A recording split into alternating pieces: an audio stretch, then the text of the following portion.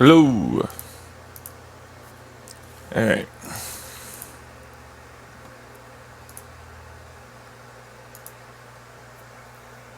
Alright. This is.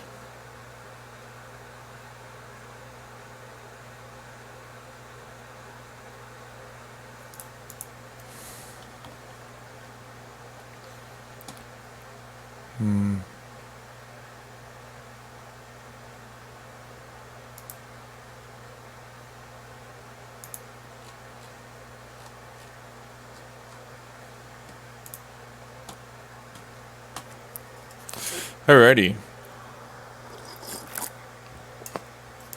Let's see how this works today.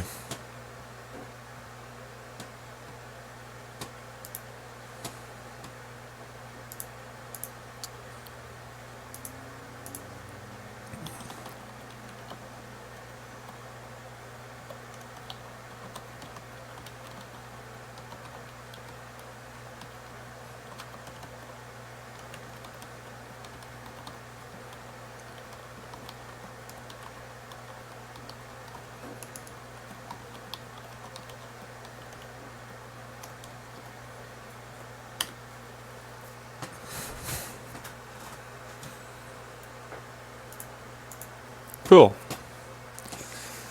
So, I had a pretty rough go of it for a little bit. Let me just do something real quick. I need to close all the windows. Just had a shower. It's a whole thing. Alright.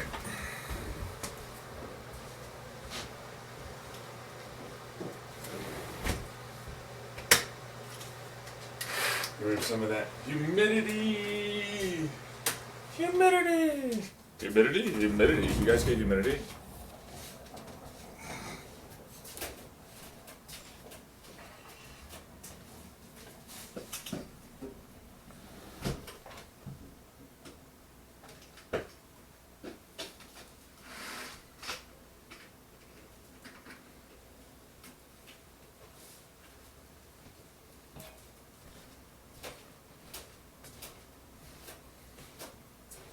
Alright. And we're back. So, we're going to talk about finding nonlinearities in black hole ring downs, because apparently it's a hole that has a ring in it because of the way it stretches time and space, and it's so torsionally significant. It compresses the center, and it means that it goes into a finite nothingness point, and the only thing that we would ever be able to know, blah, blah, blah, blah, blah, it's a fucking donut. I get it. It's a donut shape because it spins really hard, and there's a lot of gravity, whatever. Meanwhile, why does it continue doing that when a ball should still technically work? If not, it's just like a disc. Why does it wrap in on itself? But there's some math that they have that says that's how it works. And I go, yeah, but this is off your best guess. You have no idea, honestly. And this is the problem I have with scientific proofs that are based upon some science, math, It's like, look, if I get math, then effectively you have to treat it as if because that's all it is. It's a programming in math that says it sounds like it logically works with what our current observations are. And I'm like, right, current observations are this, and this is the current math, blah, blah, blah, blah, blah, blah. But you don't have anything. If I came up with a logical sounding argument that had the math that backs it up logically enough, then what the hell? And it still works with our current observations. What the hell is the difference? And there isn't one. And so that's where I always get whatever, sure, I guess we're just going to go along with this idea that seems like it's said by smart people and a whole bunch of people agree, but it doesn't mean that it's true or accurate. I've had many times in history where that changed, even in the scientific community. So, kind of fed up with the whole idea. And they argue like they do on Reddit. I'm a know-it-all defensive hyper. You need to lighten up bullshit. You victim-blaming cunt. And it's just like, whatever, screw it. So simulations show that none of the post-merger gravitational waves any black colors.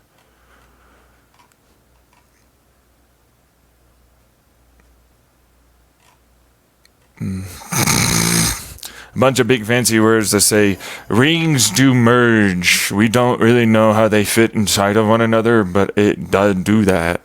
Coalescence.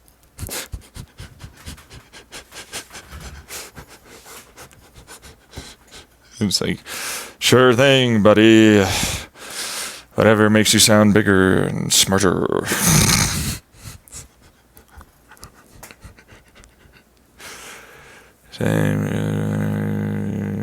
No, it's just their lingo.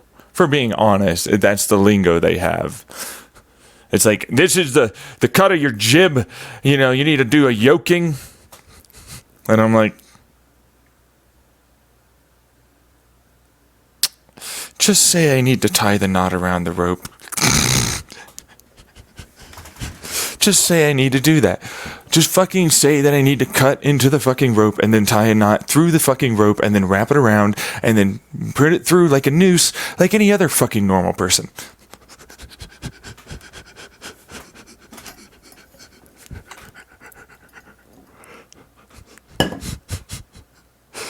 Why don't they do that? They don't do that. I don't know why they don't do that. You are not allowed to join our group. You don't know our words and their importance. Teach me then. Because it sounds an awful lot like it's spin and fucking spin and then another spin. And some sucky things, which is like, no, it's compression here. There's nothing outside of a gravitational field that is squeezing it. It's sucky force. Which is like, even then, squeezing...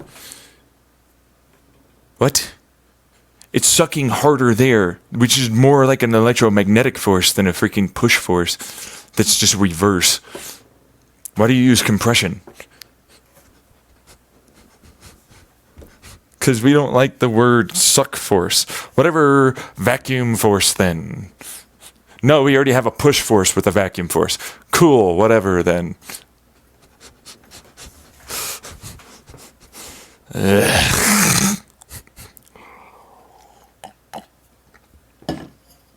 Space-time tells matter how to move.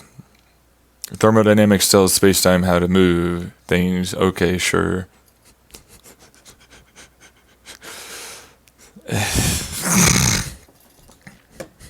That's not... You're talking about entropy. That's how you experience time. You don't experience time outside of a freaking thermodynamic, entropedic fucking design in space-time. What are you going on about? It's not. It's... What entropy describes it which to me, that one's always a weird one. It's actually going to its default state. Every time. I'm like, okay, so it's spreading out and effectively becoming less and less entropedically inclined. Which means for it's doing more and more order. Because it'll go to more and more order, even though for us, lowly disordered, blah, blah, blah, chunks of stuff. It's like, no, it's less ordered, it's less, it's no. Eventually, there's a point where it gets so spread out, it's pretty much even throughout the entirety of it. That's more ordered.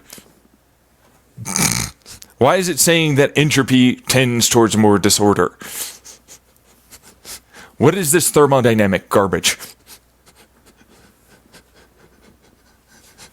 Did they not think about that towards the end? Eventually, it's like, it's just a bunch of dots, or which won't most likely be dots, but ordered lines of fields or something. in a grid, maybe in a three-dimensional aspect or whatever fourth-dimensional entropy that might still exist. Which is just interactional energy, which means forces are effectively continuing to do their program. Just like little freaking cells. Like, look at this virus. It's just a freaking little tiny program. It's a little tiny machine that eats something, and then it does this, and then it goes off and it does it again. It finds something to do it to. That's all it does. Same thing with quarks and all the rest of it. I never really understand why they fucking talk about this way. It makes no sense. It doesn't. It doesn't to me. It's like, why is it like this? Why do you talk about it like this? This seems contrived.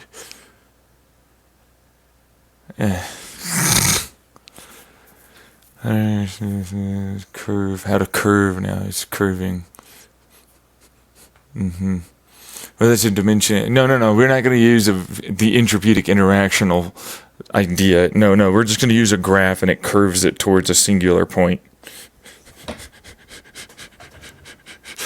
To me, it's like, so there's greater degrees of entropeutic interaction because there's greater degrees of the ability to interact, thus creating a resistance, thus creating a draw, thus creating a force to force it more towards that. Well, no, because there's more and more vacuum. It's getting more and more used. No. Oh, go away. Never talk to me, please. Really? No, it's the no that like sounds defensive and you know it's gonna come over here and I'm sorry you did that and I'm like, okay, fine, you can talk to me later. I mean,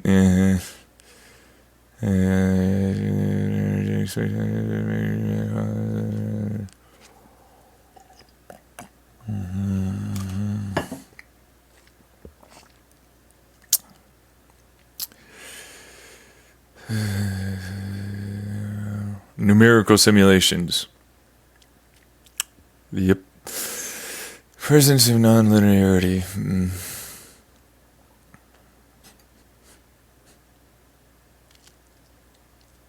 Are we using the relative position of the things that are there? Or are we using our outside observational relative position? Because for us, it's going to look like it flipped over for an observational standpoint.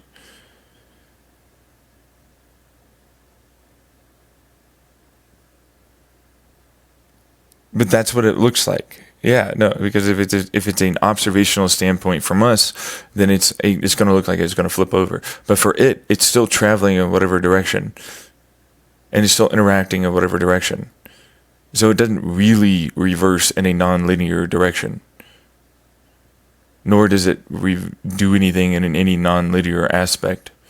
If anything, you're barking up the wrong tree with trying to go like it's opening up many more possibilities in the quantum standard model of its interactional profile, and so it'll do multiples at once. And it's like no, it's not making a superposition. What are you saying? You're trying to say that it's giving me a superpositional time paradox here? What is that? Well, no. Because that's your non-linear garbage. Does it go backwards through something it already had happen? Which in that case, it's just a converter. It's interacting with a force that effectively makes it go backwards in a non-entropeutic way, which would not be violating the second law of thermodynamics. It would just be in such a situation that it would be an exception.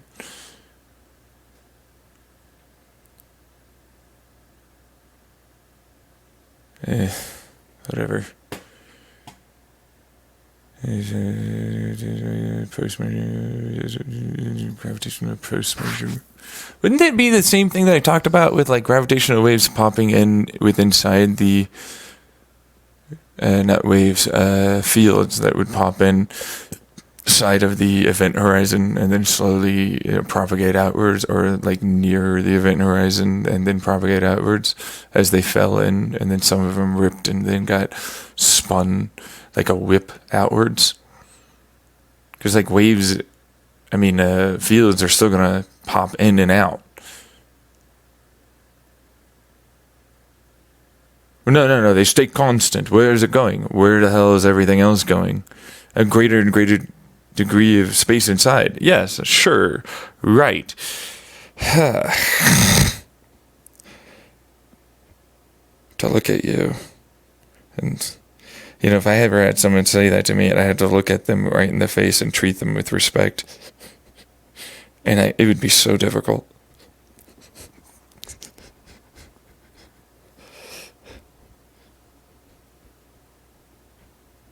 Because it's like, okay, so yes, no, space is technically opening up to a greater and greater degree of smaller and smaller points. It's not creating greater and greater degrees of space. It's making more and more vacuum occur, which to us would basically create a version of space, which means we can now fit further and further and greater degrees of this suck force stuff into greater and greater degrees of vacuum. That happens is to stick around, because it's not like quantum stuff no, it's a black hole, I guess I'm just gone. I don't exist no more. No more quantum. No more quantum. Just it's gone. It's whatever.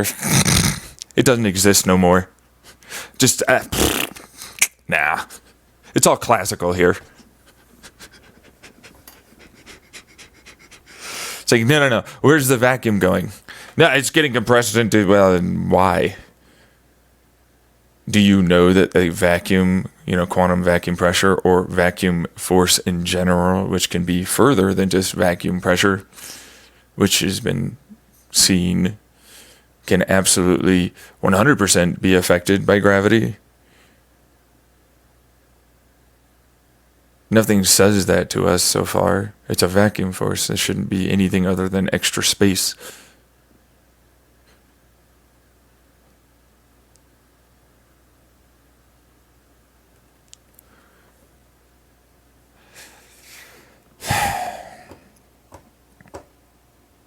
Doesn't really matter. To me, I solve it with my math by going, inflation is still occurring. We just all expand at the same time. And so as a result, with that quantum vacuum pressure you so cling to so dearly, happens to mean that we don't really notice the fact that that's why we're accelerating and everything is the same size relative to us. And we measure it like it's not really doing that, because everything relative to us is always expanding, and so it would never look like anything's actually expanding unless something could interact with that in such a way that we would see it as it's expanding.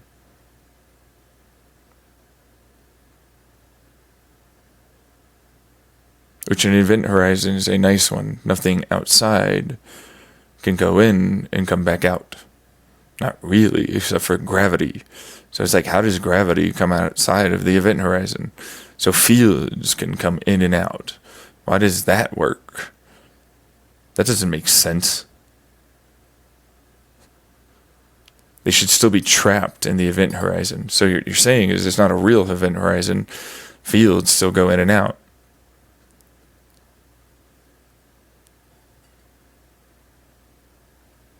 It's not a real black hole, not a real deletion. There's not anything like that. Stuff still has the possibility of being interacted with. But they don't think about it like that, it seems like, for the vast majority of people. You know what I mean? Like, they get told it's just this. You know what I mean? It's just this thing. And I'm like, oh.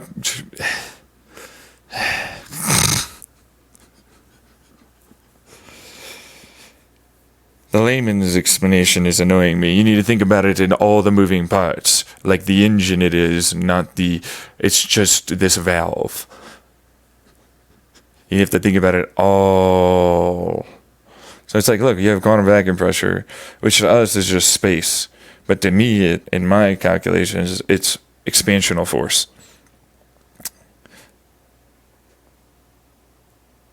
Which is also just a residual quantum foam radiation from the Big Bang is what they want to go with. To me, I go, nah, not the Big Bang. It's the potential land from gray holes that are not black holes and not white holes. They are both one and the same. They suck in one way, they go and pump it up, kind of like protein pumps in our brains, for the neurons to push and do their little zap thing. If you don't know, we have protein pumps and neurons. So it's a unidirectional, but it's not really a unidirectional, because like unidirectional implies that it isn't one direction into potential land versus non-existent, which is a difference. There's a comma there. I don't want to get into this. It's so boring. They always we only have this, and you're inventing a new.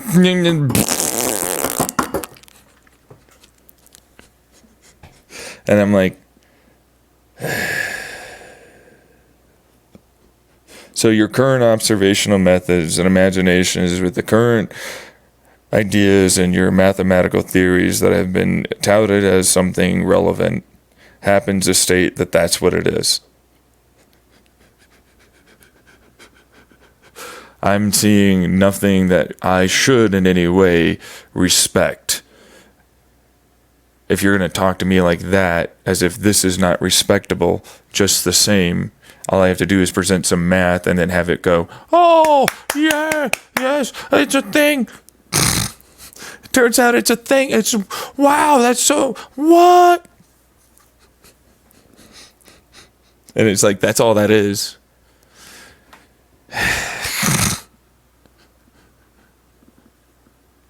Anyways, move on.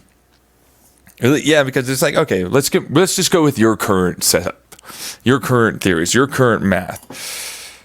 All right, we're gonna go with the fact that it's like, all right, as it sinks in, we're gaining greater and greater degrees of what is essentially a heat death like event inside of the event horizon, as it rips things apart down to its constituent quarks. But even then, quarks are not going to survive. Why would they? How would they? We're talking about a singularity point, which is something apparently akin to a near infinity.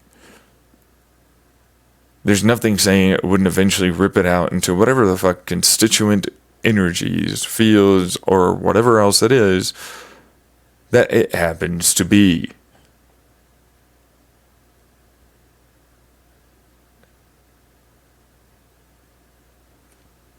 And now we're going, it's a ring. And I'm like, right, so it's wrapping itself around. Okay, because there's a conservation of momentum here. Cool, whatever. So a funnel can't continuously go to a singularity point that's spinning. No vortex at all can exist. But wait, it's spinning faster and faster and faster to the point. Yes. Now, except we have a gravitational field. But it's like, is it a field? Or is it so compressed as a field, you gain the ability to make a vacuum ghost, whatever quasi-particle you want to call it, as a graviton. Because it's so compressed, it's so interactive, that it now interacts like a particle. But it's like the particle is extending past the point of where it is the mass exists at. What keeps it going in? It has to continue extending towards the event horizon. No one ever explains that one to me. And what is this superposition of a field that you've got going on? Why isn't it that it's just the particle that's there that's interacting, that effectively pops itself out with a quantum tunnel event? Has it gained enough of a energy advantage that it manages to make the event horizon still exist? Because it shouldn't really ever do that. You know what I mean?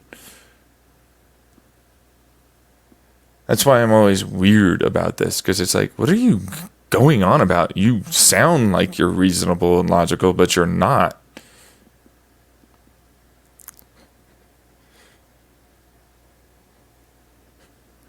There should 100% be a point where gravity doesn't escape. So if anything, if you're going with, it's a never ending blah, blah, blah, I'm like, get out of here, you. Get out of here.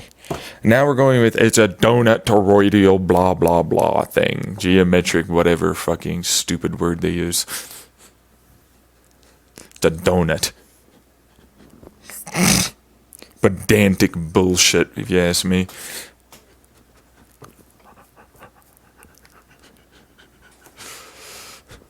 I go, okay, let's see here. Let's really see here. So I really want to talk about this. It's compressed in the center, which means that's where the real singularity is. And this is just somewhat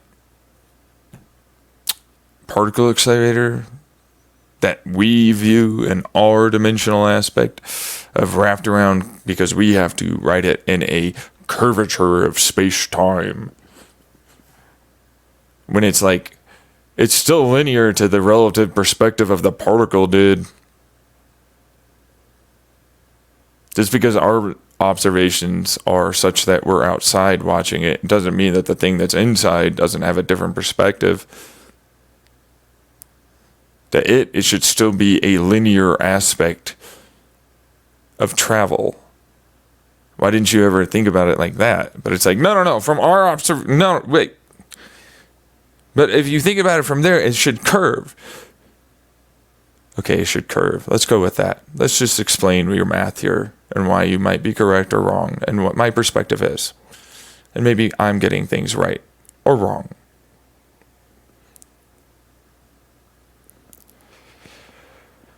The perspective of the particle is such that it's getting curved, which is getting more and more finited, meaning broken up into ever and ever greater degrees of smaller bits. To it, its forward direction or direction of travel, and any direction is always forward, it doesn't matter.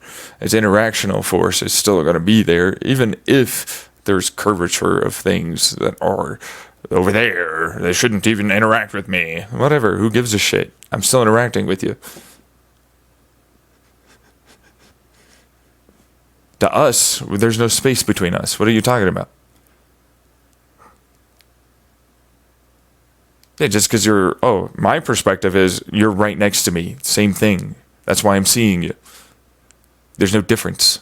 But you're also connected to that fuckface over there and the googly moogly over there. As he zips around. Bastard. Little levity. But look, it's basically, there is no distance, right? Because that's what you're doing. You're compressing spaces and time. So there shouldn't be a distance. That's what the singularity is.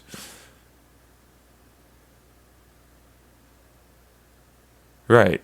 Except that's not how that works. Now you're going with a curvature of time because it has to flip. I'm like, yeah, but its relative perspective, time is still moving the same way. Interactional distances are changed. That's all I saw in quantum land.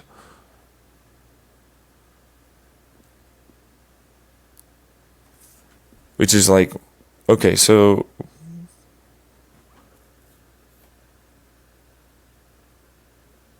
why are you saying it flips? Its relative perspective, space and time remain the same.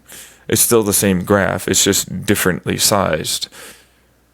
It's still the same moving forward. Never changed, never flipped, never moved backwards. Otherwise, it would have left.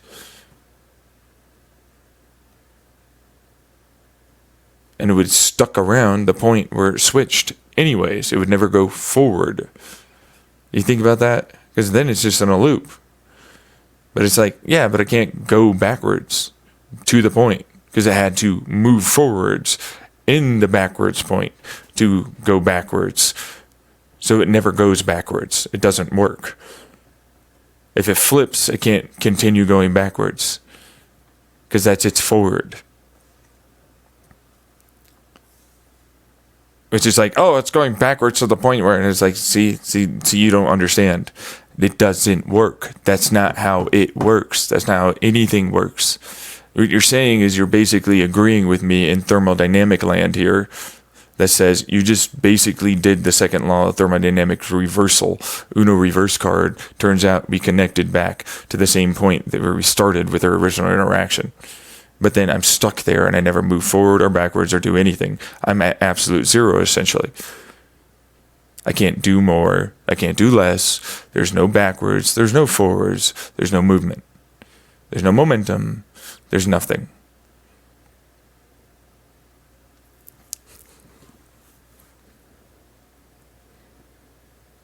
And now they're like, but you know what? Donut.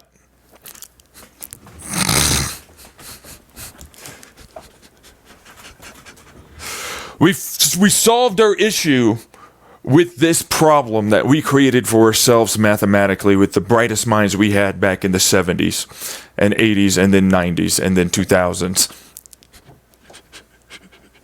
We were like, donut time. It's donut time.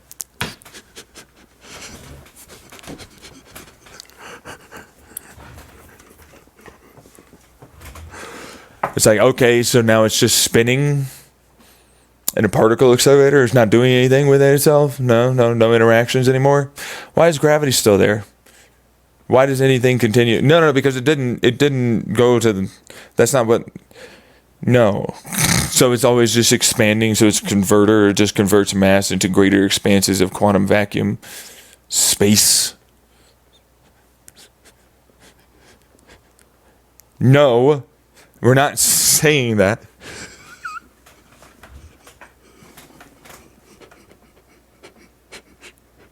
And I'm like, but that seems like what you're saying here is going on with your math. And you're like, it flipped. It's not linear. And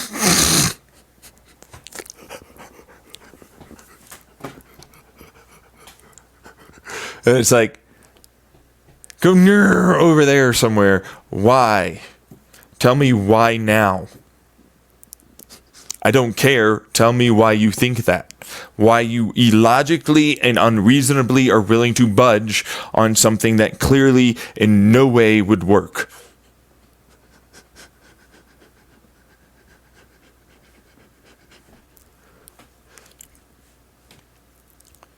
Because we have math here. It doesn't matter. You're not accounting for the very fact that that wouldn't work. You're basically saying thermodynamically you have a absolute zero fucking donut that's somehow still spinning.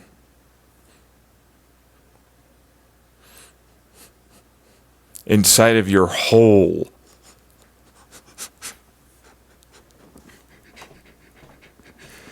And I have to tell ya, that don't work mathematically. It doesn't work.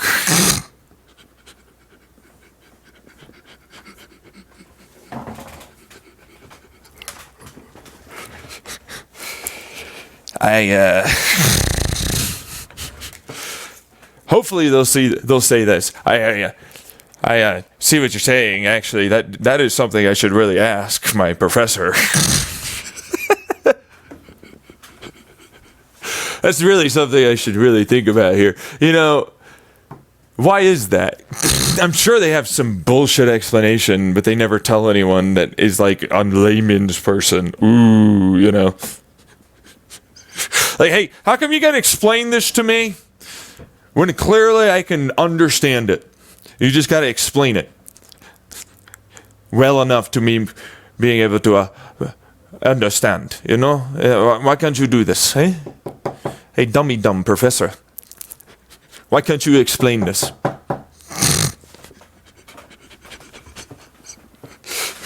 Meanwhile, me, again, just fucking being annoyed by the whole thing. Because it's like, okay, so it's nonlinear, and so it's trying to gain back not absolute zeroness by creating quantum vacuum pressure. That's what the argument they're going to use is. Or quantum vacuum space or some shit. So it's always expanding. Then where did the gravity come from, eh? Is it just that the event horizon is super large gravity things? You know, just like fucking, it's a big old sphere of ultra dense shit that's just like a version of like, oh, I guess I'm cool enough to be a star or something. I suppose I'll just send larger degrees of my surface area gravity trapped kind of weird pause nearly of time where I'm at. Trapped constantly. What is this, a fucking shell? Is there an egg here? Yeah, I'm an egg shell thing that has like a boundary layer of particles that slowly leave. That produce all the gravity that we fucking what? Okay, so there. Why is it that we don't see it? Because it's always falling in, and the information is such that it was there, but it's not. So you're going to go with a quantum switcheroo, huh? Big old switcheroo entanglement, it just falls in, but then it's like, okay, so we have some information that says there was gravity there that it switches with from the inside. Is that what we're doing?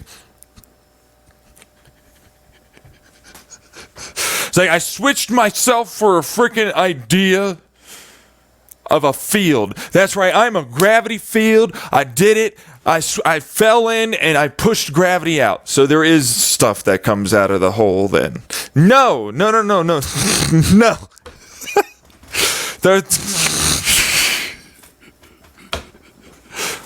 Nothing will ever come out of... Fuck off.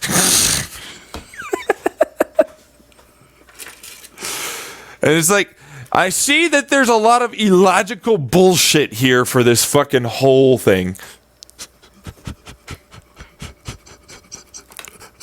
Seeing a lot of BS here. Being touted as if it's a thing. It's like, we don't know anything that's inside. We barely have understanding of the current observations of our particle acceleration experiments. Our standard models are currently being updated with new experimental freaking results. And we know everything inside of that astrophysics realm black hole. It definitely has no quantum things.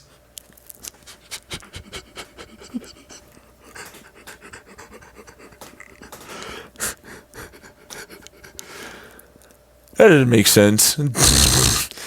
Let me see that. Where's that fucking... Where are you... Hey, take... No. I want to see your math. Young man, show me your math. I see some stuff here that is not working. Where are you?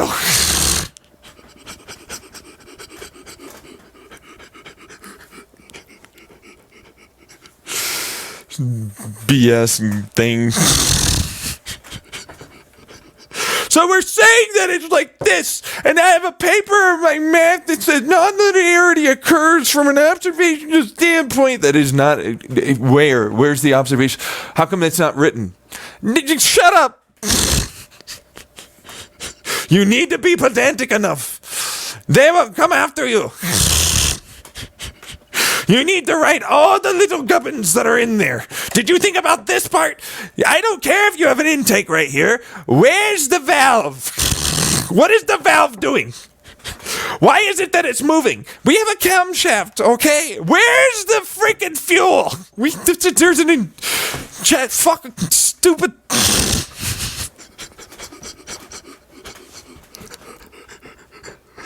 You have, like, several parts of an engine, but not a complete engine here. I need to see a complete engine before I tell you that you're right. Where's your pistons? Where are your pistons? I need a crankshaft of some kind. Where are you transferring the energy to? Do you see what I'm saying? It's a metaphorical analogy. Where are your pistons? What is this doing? Where does the energy get delivered to? How is it coming in? What is it doing inside of the cylinder? How does it come out? I have nothing from you about that. I'm seeing a bunch of, we think there's a camshaft. Maybe there's a, I don't know.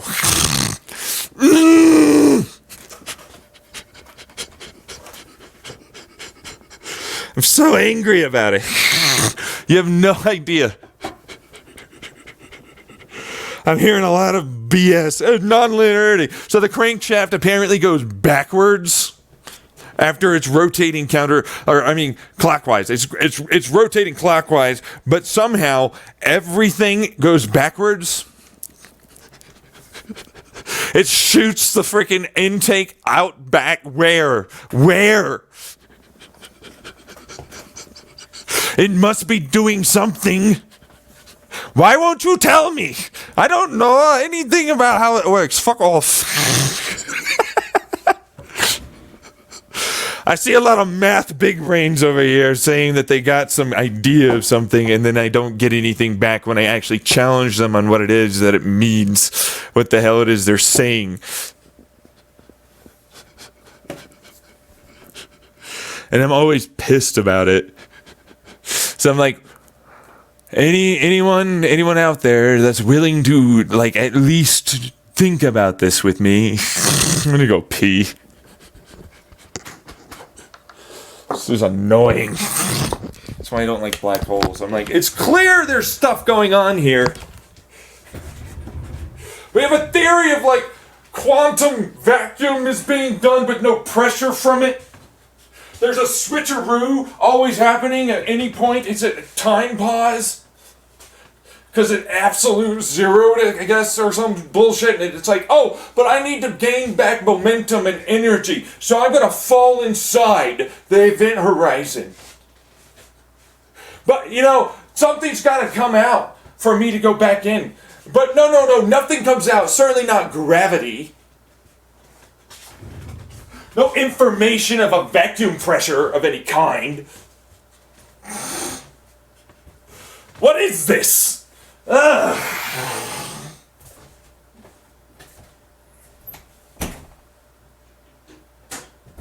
Stupid. Fucking dumbass bullshit.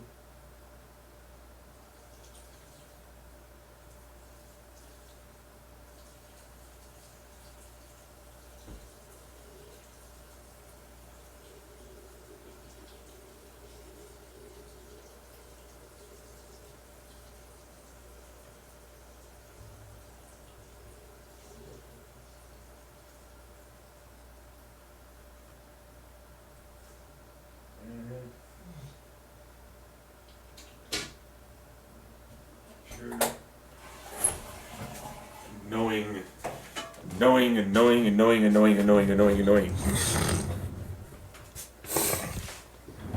Meanwhile, it's like, these are the current prevailing theories of things, but we don't know because maybe... And I'm like, so does gravity explode out like a graviton that then a particle acceleratively explodes into a field? Because it's effectively like trapped behind a skin or something? No. No. I don't know, maybe. Why is it that it's even there? Wouldn't it keep going closer and closer to absolute zero toroidal donut thing that you think is there? Why isn't it a ball? The only thing that projects any kind of idea of spin is its skin. Why is it that it now has spin? Why is it that anything comes out of that event horizon that we see? Gravity absolutely should be trapped too.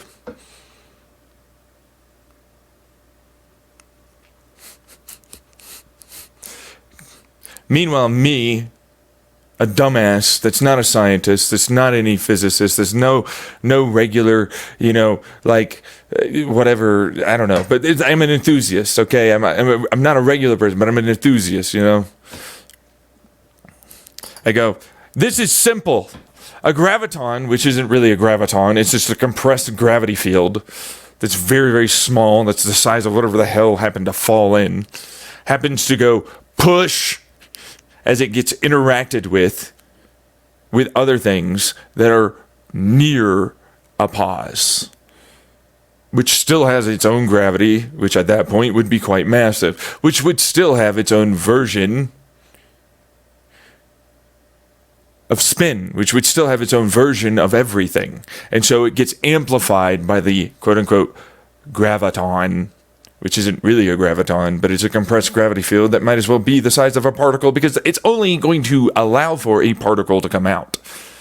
Sized object, but then it's the size of a freaking supermassive black hole. So realistically, it absolutely must be the size of a particle that is just a massive compressed gravity field that's just on the other side of an event horizon.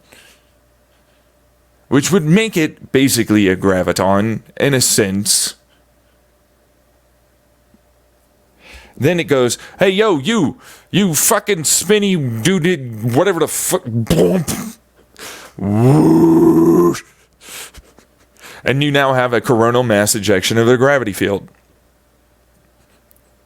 which then interacts more, dragging further degrees of things that are pretty freaking slowed down. Must be like a skin.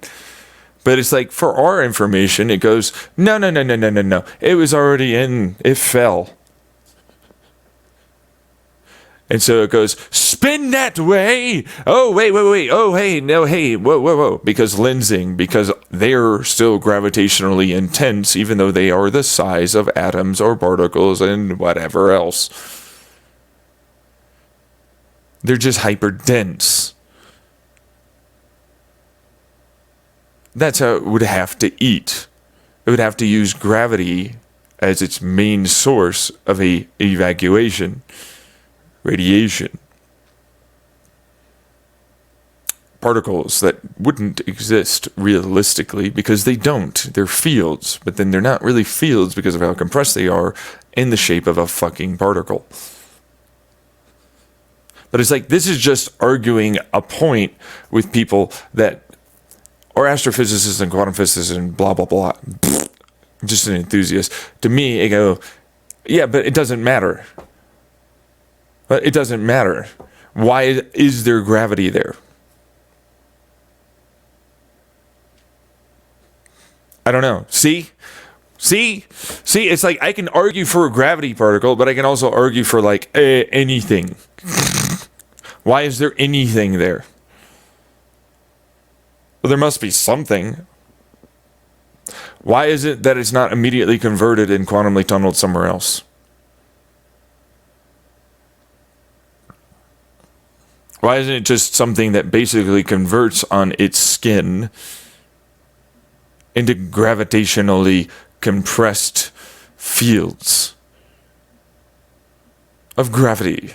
And there actually isn't really anything inside. It rebounded out this time, and then actually it just created a stop because of the increased degree of gravitational pull.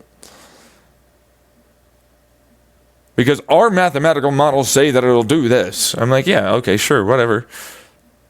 Can you replicate it?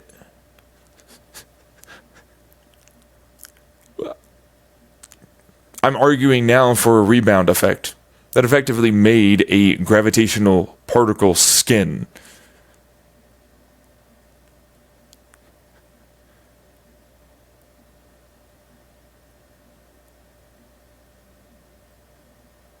That can always be compressed further because it's a field. Well, since it's gravity particles, there isn't really a rejection of protons, is there? If anything, it goes, yeah, that's mine.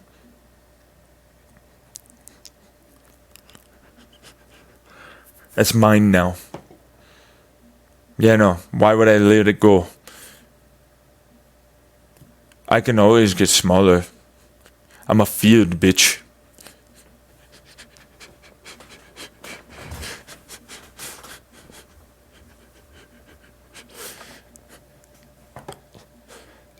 But you can't tell me in any way that it's not that, can you? That's my issue. It's like, oh, could you maybe entertain that idea?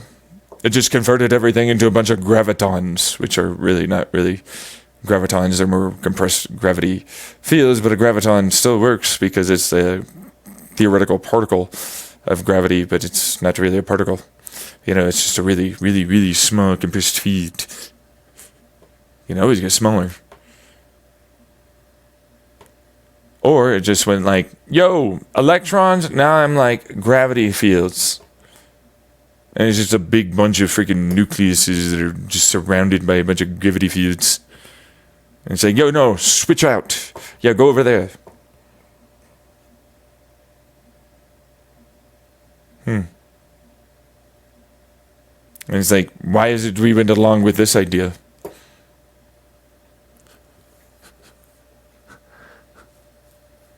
I don't know. And I'm like, okay, sure.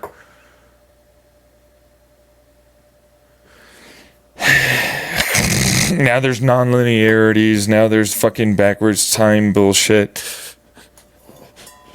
Now we have like a bunch of donuts inside that apparently are spinning, but with no actual thermodynamic interactional anything. And it reversed the fucking interactional profile, making it stand still so it can never go anywhere.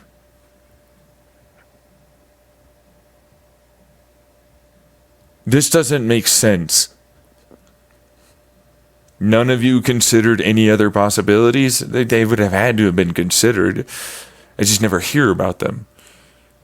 And that's when I go into like, oh, right, yeah. A bunch of tribes and certain people really like certain ideas more than others. They had certain mathematical, logic sounding math thing, programming stuff that said it's like that, but it doesn't mean it is.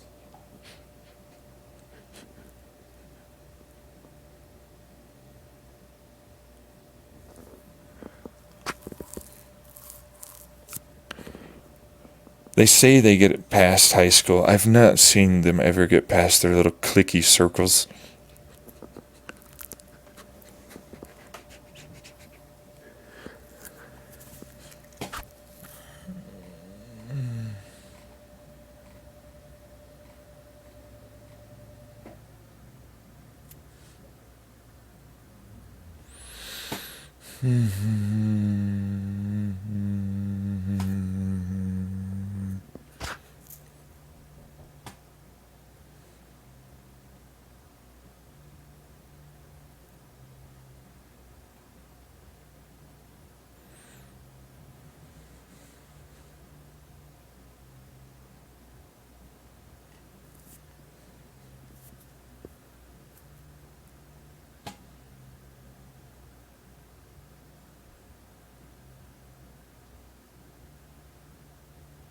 Right, because I just talked about like multiple different versions of like what could be going on, and mathematically every one of them would have a basis in reality, in logic, and with math that would easily become a PhD thesis.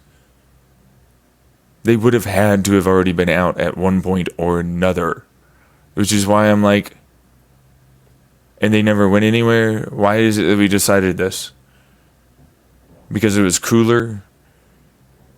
Well, it shrank. Yeah, no, okay, sure. But there's nothing saying that it didn't ultimately get caught in its own oscillative resonant frequency gravity field.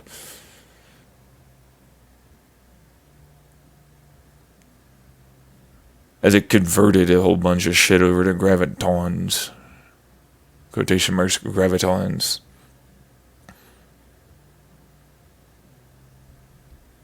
What? They're theoretically possible. It's just a compressed gravity field, though. Not to mention, hey, what's that? Nuclear force? Like, yeah. Well, there's nothing saying I can't basically combine with you a little. What's you? Electromagnetic? I could combine with you. Now I got some graviton gravity compressed field stuff. I'm just a whole bunch of nucleus and proton and all this other stuff. I don't really do much because, you know, everything really slowed down, basically kind of really slow. But when you interact and touch me oh so right, psh, coronal mass ejection of gravity. That's right, gravity field, baby. Don't you want some of this?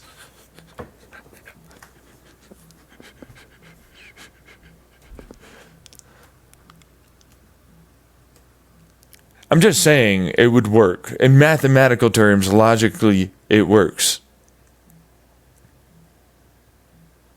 Why did we go along with that?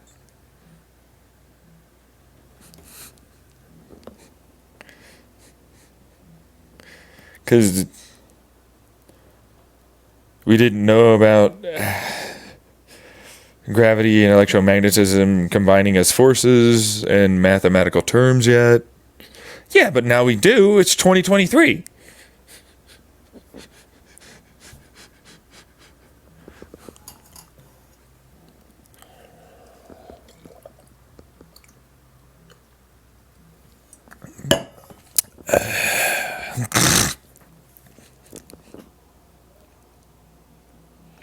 Well, but the quacks, like, I don't know. I mean, there's nothing saying gluons can't do their business still.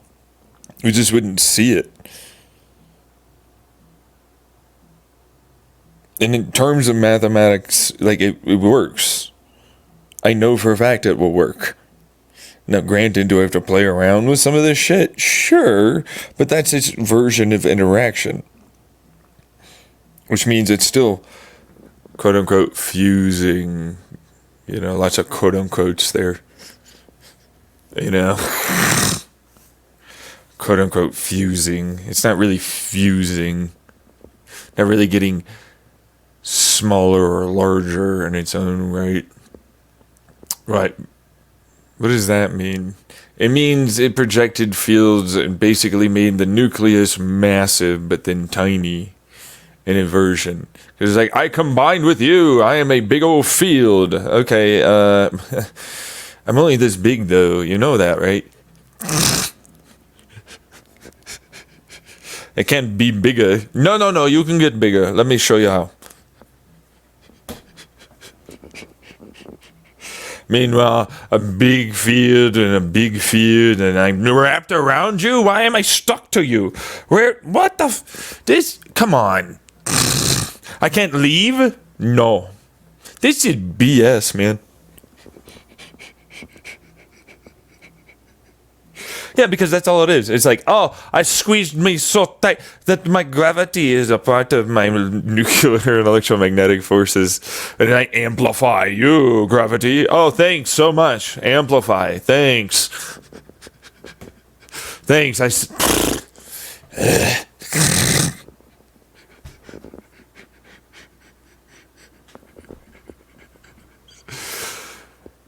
You want to like do some work for me maybe? You know, now that I'm stuck to you, nucleus and electrons and so forth. You want to do some things maybe? No! Go fuck around with the quarks. Oh yeah, no, sure. Let me just go around. Hey, what's up, quarkies and gluies? You got some strangeness to you? No, get out of here. Well, I can't leave.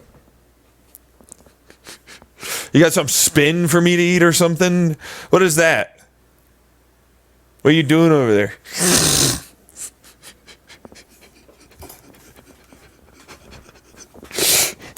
Freaking bastards.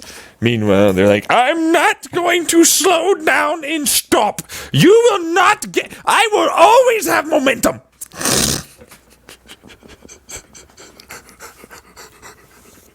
You're not going to get me. Yeah, but like it seems like, you know, I'm saying, man, like nom nom nom nom nom nom. Stop eating my energy, you bitch. I fucking I have momentum still. I'm still vibrating. You can slow me down all you want, but I'm never going to stop.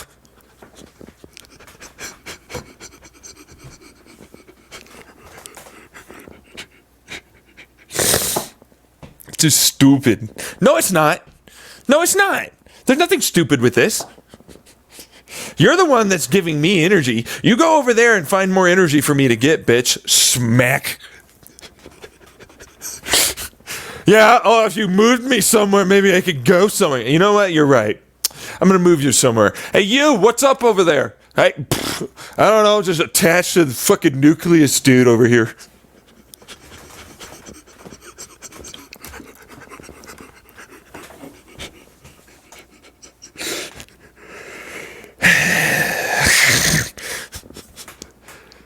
You want to like get together sometime? Yeah, I mean, you know, I know what you're doing. Yeah, but like and I need it. You know what I'm saying? Anyways, it's not like that, but then it's like kind of like that. Because to me, it's like, look, this is a spin, this is a turn, this is a blah, blah, blah fucking charge thing and everything else. And it's like, okay, so hey, I can put gravity into it. You know what I mean? Like, that's what it means to me. Like, if I'm going to go with your stuff, it means I put gravity into it. It's like, now it's a regular thing, you know, and like before it was like kind of a thing, you know, it's there, whatever, I guess, you know, more of a thing that I project outside and I resonate and harmonic my frequency together with the other bumping uglies of you and me, baby. Like, what's up, what's up, what's up? Oh yeah, you want to vibrate with me too? What's up, what's up? Because that's all it is. This is a bunch of oscillations sending out in the matrixy that we are inside the quantum foam that exists everywhere all at once with the quantum vacuum that is there as well. Sending out waves. Hey baby, what's up? What's over there? What's up? What's up? What's up? Yeah. Yeah, I thought you might be something. But to me, it's like, that's all it is. Because it's like, why wouldn't it be that? So you got an electromagnetic field. Whoopie-doo. It means nothing past this distance, even if it is technically infinite. It's not like you have a big old strong magnet. We got rid of gravity. It's just a magnet. Turned out we're all just harmonically frequency resonant bullshit magnet things.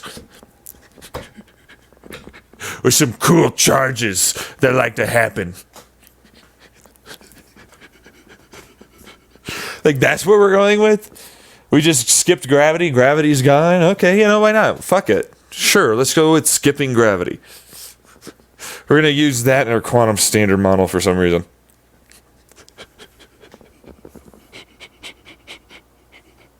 Gravity don't exist no more. Time is all lies. It's entropy. Okay, you know, but it is, though. Like, entropy, thermodynamically, that's the only way time would work. It's just like, yo, you got field, don't you? Yeah, man, I got no field, man. I'm just letting you know. Fucking damn bitch. I'm stuck on you. Just fucking around on you now. I guess I'll go be a gas over there.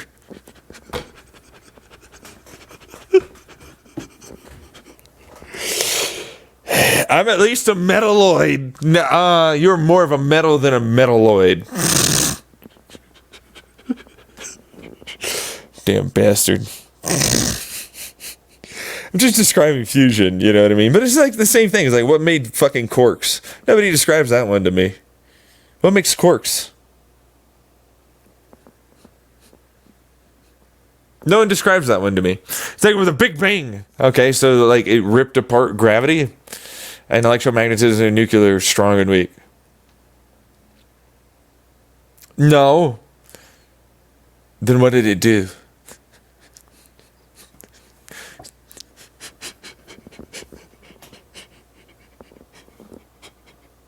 There was one universal particle, infinitely dense and hot. It had all the forces combined.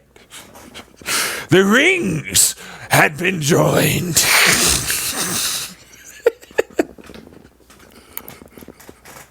That is what was going on, my friends.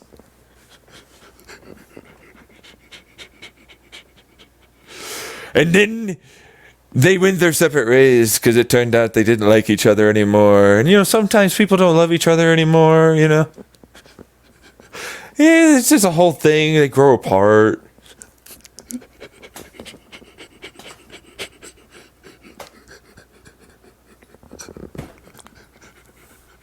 They're like, whatever, some of you will figure it out, I guess, or something. Yeah, whatever.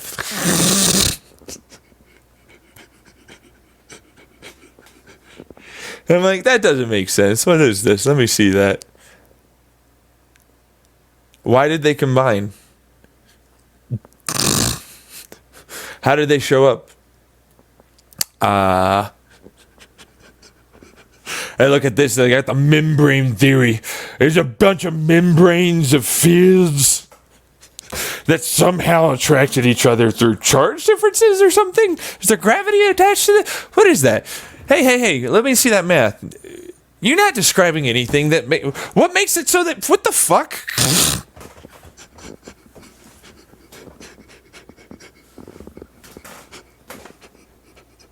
This is stupid. What is this? Why is this going on?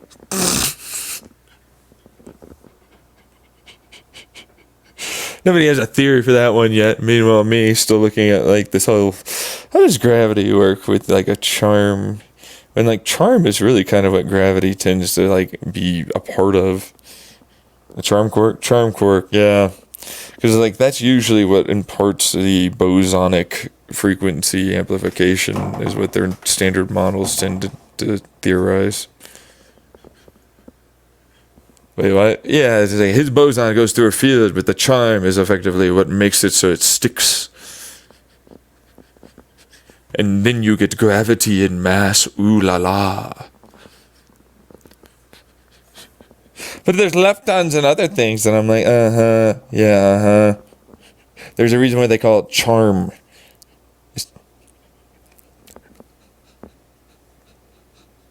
Nobody talks about it, but charm means attraction. Get it?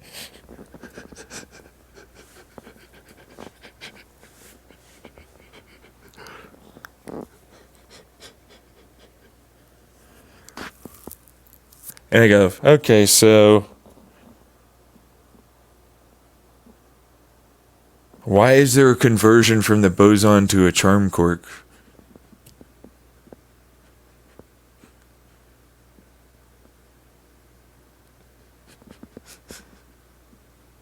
Where's the interactional profile of that field? It's just a Higgs boson field. What makes it special? Is it an oscillative frequency? Is it a charge? Is it a spin? Is it all the above? You can't tell me that, can you?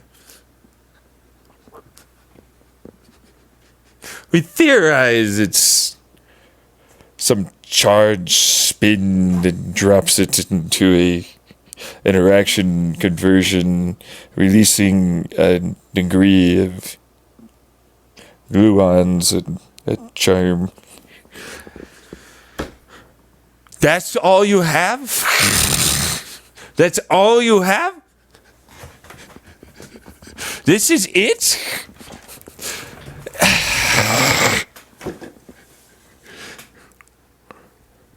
What if the gluons didn't happen? What if the gluons didn't happen? What if the... Shh. I'm imagining they keep interrupting. What if the gluons didn't happen in the conversion process? What if charms stopped? What if it just remained as boson and field? And it was a bunch of nucleuses of boson bullshit that converted basically based upon, I think, a massive amount of density. There's too many of them. Instead of allowing for a charm probability interaction, it went to a bosonic interaction.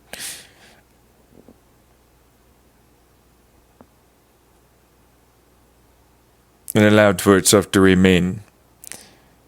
Because of the amount of gravitational mass that remained thanks to the bosons that would effectively collapse onto each other in a weak interaction of force. That means they stick to each other even though they don't normally do, and so we basically had bosonic fusion.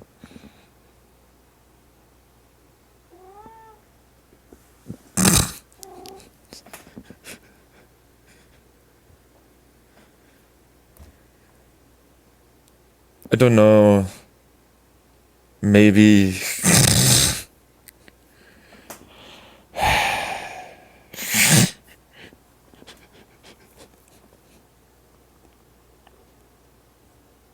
It doesn't work. The math doesn't check out. The mass isn't good enough to make it so that way it doesn't explode on itself. No, but boson sure fuses together. You have a few bosons, sure, whatever. I mean, that's going to have to exist in the neutron magnetar stars because it makes an amplification thanks to its conversion of heat and spin and everything else into the magnetic field properties it shows. So obviously they have boson, gluon, quark plasma.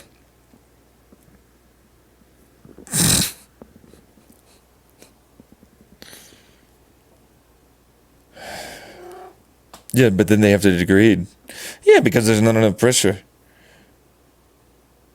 So, wait, what? Yeah, there's not enough pressure for it to keep sticking together. But what if it had enough pressure to stick and stay together? Yeah, but it doesn't absorb light like that. No, it does. Absolutely, it does. It would. It'd trap it inside. And then eventually it would slowly change a photon on over to another charm or something else, thus increasing its mass.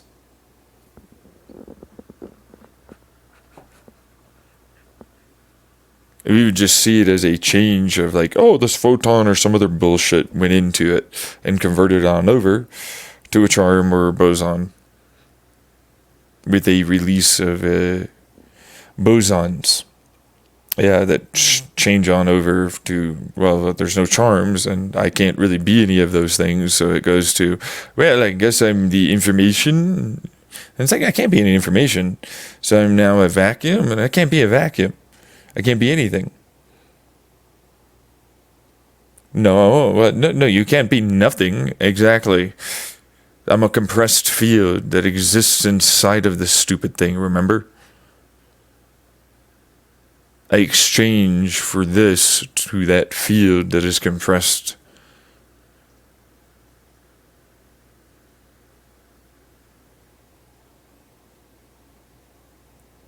It would have to do that. Why would you have to do that? You ask? Oh, that's pretty simple. It doesn't make any sense for anything else. Oh, can barely see me. Hey, Maguchi. I'm just doing my thing with black holes.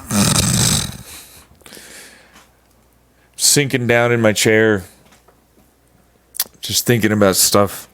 Because it's like, okay, so if there's a boson, effectively fusion, that attaches with enough of a, I guess we'd have to go with charge. Yeah, to basically make it neutral.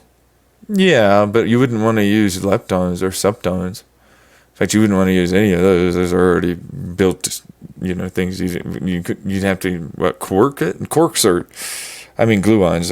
Gluons are not, they're more or less neutral, but they should have charges that would effectively fit around them and stick them together and make them neutral. You have no idea what's going on? Yeah, I'm thinking about gluon quark stuff with boson fusion that effectively fills in the gaps for mass, but then mass can't hit a certain point. But then it's like, yeah, but then that's gravity pressure. What? Gravity becomes a pressure itself that it's holding inside, effectively.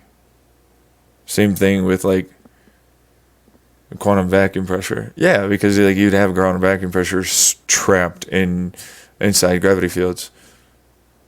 As bosons, we don't have no idea how bosons combine together and with gluons to basically make it neutral, a positive, a negative, to effectively interact and make their own versions of nucleuses.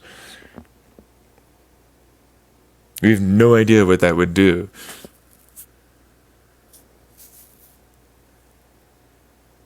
Which would mean we wouldn't know if it ultimately absorbs light and effectively eats it as a converter material to more bosonic alterations or gravitational field release. I mean, if anything, if we look at it, it's like, yeah, no, so it's black. Okay, sure, whatever, but like, that's only because there's no reflectivity to something that absorbs it. It just absorbs it really, really, really, really well because it converts it inside of itself and still allows for gravitational fields to be released.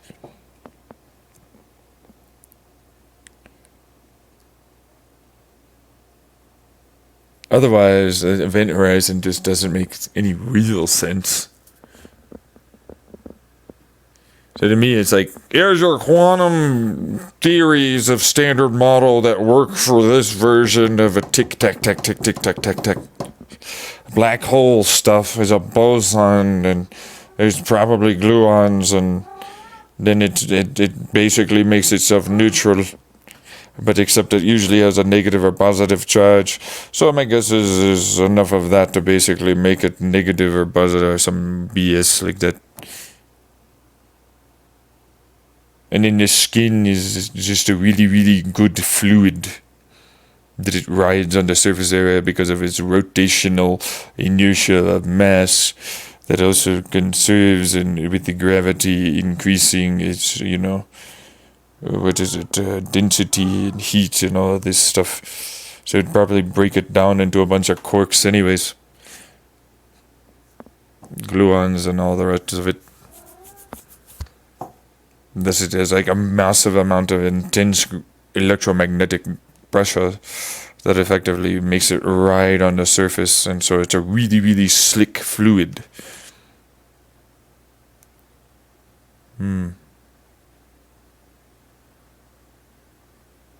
So we just go along with conventional stuff? Because that's what it would be to me. It'd be a classical way of thinking in astrophysics for why it is that this happens to be doing that. It's like, no, it's so, and then there's a limit of the Schwarzschild. And then it's like, sure, wait a second, but like, why? So they were wrong, whatever, that was like 70 years ago. We now have new stuff. It means nothing anymore. No offense, but whoopee-doo. So now we have bosons. Bosons basically mean that it's like, oh yeah, no, that's confirmed. But there's nothing saying that other theoretical particles can basically be there. I mean, hey, gravitons, their own damn right, can be a thing now somehow. If they were trapped within inside of the field of a boson. Which could be a thing. That's their version of electron, yeah. Huh. I don't know. Because then it's just converting things. Oh, it's just converting things. Boo-hoo, if you ask me. There's no event horizon, and you go further and deeper into the hole. Oh no, now there's a toroidal donut that's just absolutely still and spinning everything and somehow allowing for transfer of freaking information. Everything you say makes no sense.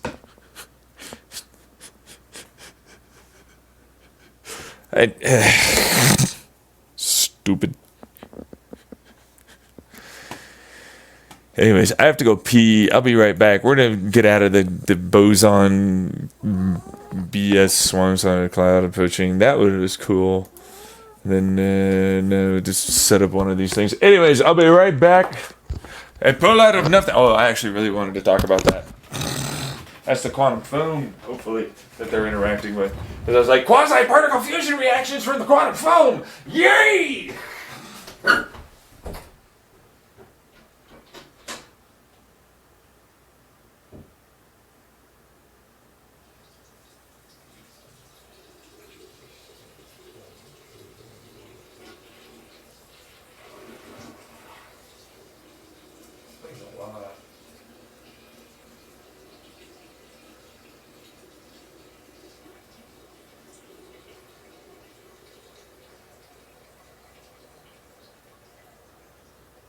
Seems like you're going to be a quantum physicist.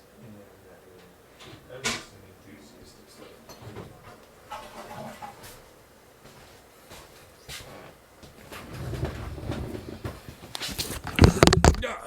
Okay, there we go.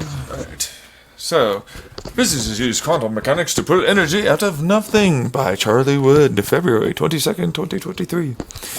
Hey, quantum energy teleportation. Again with the teleportation. His proposal to designate because any teleportation requires a dimensional aspect to it to functionally work. So any idea of teleportation needs the very idea of a Michio Kaku type of dimensional theory to be a thing. Further, thin air. Good. Except for the vacuum being there, meaning there's pressure around you. Much like, oh, look at this, there's a vacuum in our atmosphere. Well, there's not much pressure, you wouldn't know. I mean, there's a bunch of field pressure, sure. And gravity pressure, sure. Wait, what? That doesn't make sense. Wait, are those things? Meanwhile, I'm always like, Okay, so there's obviously pressure in our quantum foam atmosphere. That was annoying to me. There's no energy there to give. No, I mean, in so many ways, you're wrong, but I'm going to say you're right.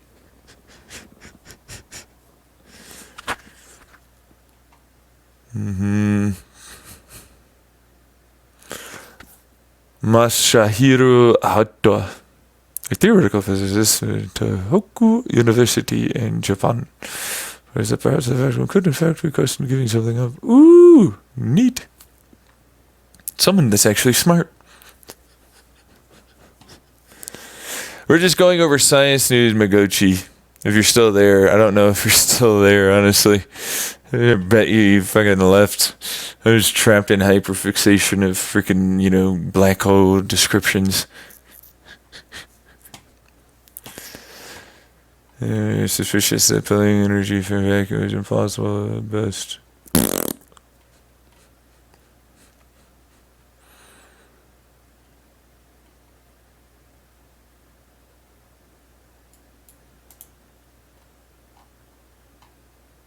Wait. First, researchers ignored this work as energy vacuum is impossible. Okay, you know what?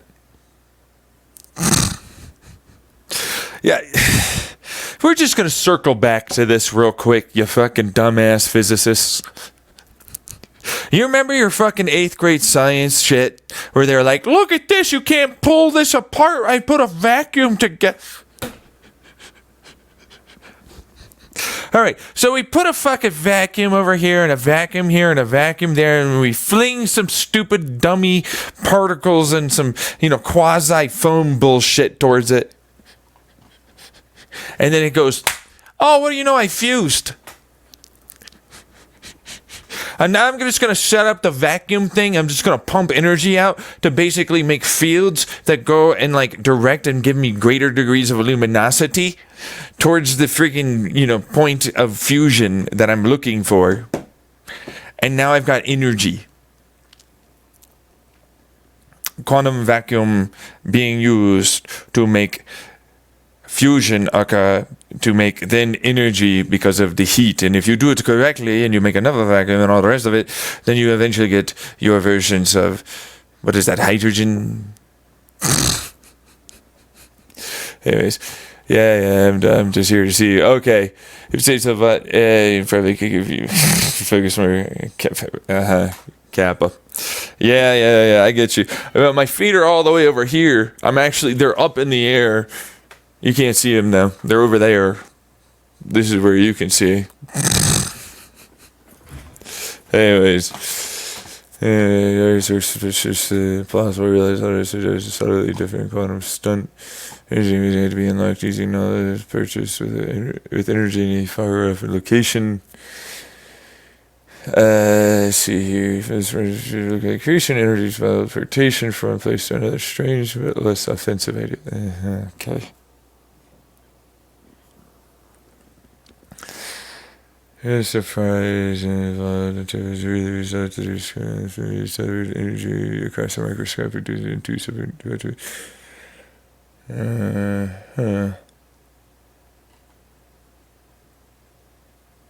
That basically sounds like my.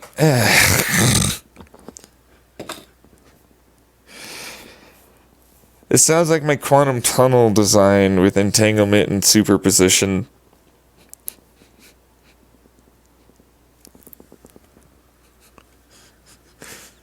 This literally is what that sounds like. Yeah, a very small distance, microscopic, teleported the energy. I'm like, what's the energy? Was it a quark? Was it a field? Which division of your energy? As long as I entangle it and then I super and then teleport with the tunnel version, it works every time. It should, but no. I have a vacuum on this side that basically goes, I have little fieldy vacuum things. I'm you. Oh yes, no. Look over here, you buzzy buzz boy. Boom. Oh, there was nothing there, you bitch. You fucker. Well, there's a vacuum, and you were supposedly already there. Supposedly. No.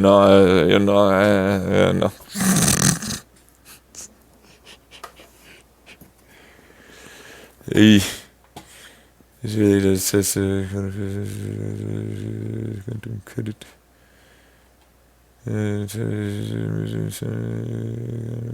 Entanglement. Oh, I don't know. I gotta say that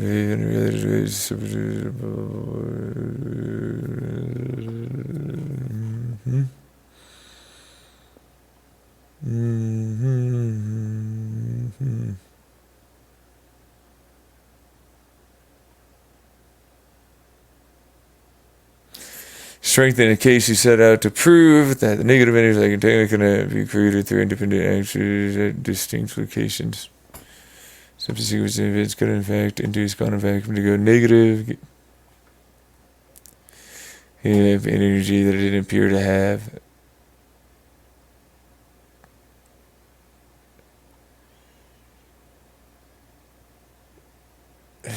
Okay, to go negative.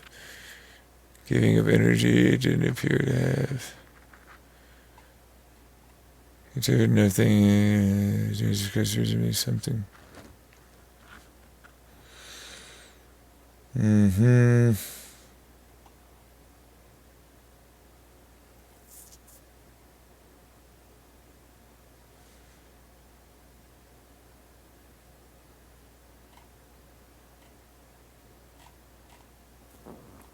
So thermodynamically, what this sounds like to me is that they created a vacuum, and effectively they pushed the pressure that was there in the atmosphere towards it. And it teleported to where it was. That's what it sounds like he's doing. You know.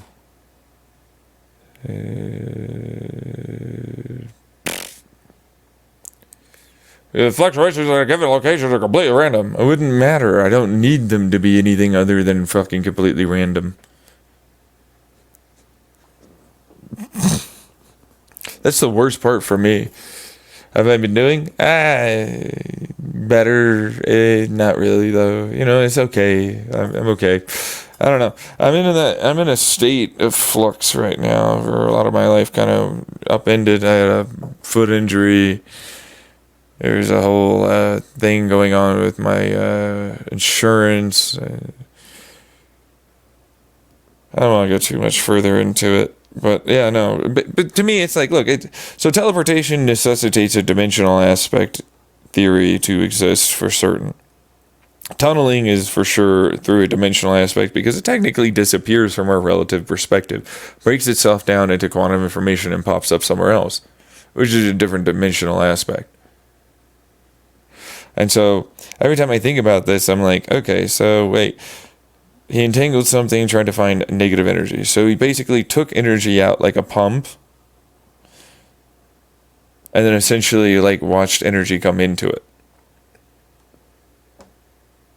Which literally necessitates itself to mean that my potential energy land would effectively exist. My theory of potential energy land, meaning land of, non-existent and then existent and then in between the gray hole, and a whole thing I've done would exist because he did this. And it's like, is it negative energy? And I'm like, it's not really technically negative energy. It's a vacuum energy. There's pressure around you. You just got to the point where you're able to actually detect it because it's significant enough as a vacuum that you could actually use it to interact with a degree of force on your detectors.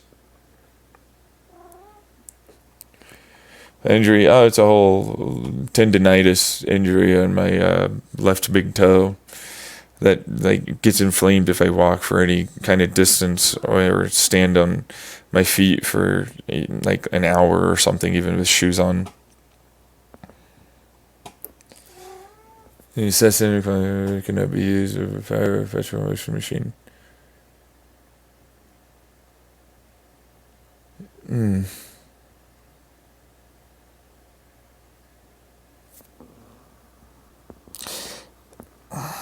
This is one that I always have to like posit to physicists. It's like you are traveling in a rotating spheroid around another spheroid that's on around another spheroid that has a bunch of other spheroids rotating around it that produce ginormous gravitational constants, fluctuations, and so on and so forth. Not to mention the obvious electromagnetic field you're in and the charge differences of the atmosphere you're in versus the ground that it's attached to, the walls around you, and everything else, which all produce their own versions of fields. If you were to set it up, you could absolutely remove a lot, but you can't remove the fact that you're traveling in relative perspective to anything else all the time, everywhere. Which obviously has a change to the fluctuations of those quantum foam events consistently. So if you measure for the x of like, okay, so we're heading towards the sun and away from the sun and around here and this and that, we have a stronger magnetic distance or push or pull or effect. Then you have like the fact that you're going to travel at various times through points where there's a greater degree of electromagnetic interaction and then charged particle interaction and more. Stars that blow up still cause supernovas, which are going to create a greater degree of, radiation that does affect you and your atmosphere you're within, which fields still happen to go pretty hard. Doesn't matter how hard you go, you still have gravity. You didn't get rid of it.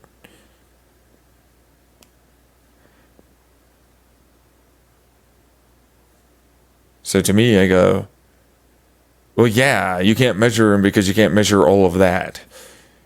whoopee-doo doesn't mean that you couldn't make them consistent with a proper layered box and proper understanding of those constants that were in being measured and accounted for.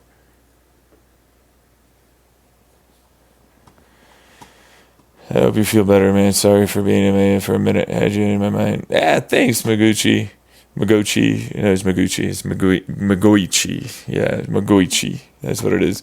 Yeah, no, I didn't stream last week. Truthfully, I didn't even want to stream this week. This weekend, it was pretty rough. I had a pretty rough kind of like few weeks, truthfully. It's a perpetual motion machine. It's not perpetual. First off, it's not perpetual. It still breaks down. The very idea that it's perpetual is not a thing. And while it does continue to produce interactions that you could be measuring and gaining heat, meaning kinetic, you have to direct the kinetic energy into a greater degree of probabilistic interaction that produces more and more fusional events with the essentially projected vacuumed areas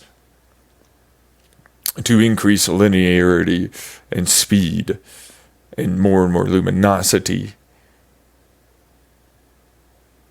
And so like you get more and more greater interactional possibilities of fusion, which eventually gives you a hydrogen, which is what you're looking for. And so it's like, yeah, great, but like, what is that really worth? And it's like, I don't know. I mean, if we do enough of them, there is a cube law theory that states that like there's enough volume producing enough heat that you can then gather that then will eventually give you the ability to run the first part, but you still have to replace everything, and you are still going to not just get energy from nothing. It comes from your, the super universe. It's a universe, man. Ooh, and I'm like, yeah, no, okay, sure, whatever. But it's like, it's a universe. It's basically all I did was make a heat pump. I'm taking a certain amount of energy to then concentrate it, and then I can fuse that, if I do it well enough, to make essentially enough energy to try and run the machine itself. Now, is it perpetual? No. It's just a heat pump. It builds heat more and more and more, making it more and more efficient, making it greater and greater. And then I have to input. It doesn't just start suddenly with energy, which, I mean, yeah, you have to put energy in, and eventually, after you invest enough, you can eventually get energy to run the damn thing, and you can get a little bit more out of that, which you can then use, which we're talking about a massive fucking goddamn fusion reactor at this damn point, that will then effectively be something you can use. You didn't get something from nothing, though. You had a Big Bang that started this whole thing off. Why don't you go ask Big Bang Chan where they got their energy?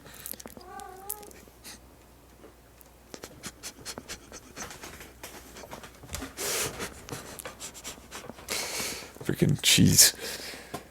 Just like you, time zone is really hard to sync with you, but whenever I do catch you, it's a treat. Thanks, Magoichi. I appreciate it.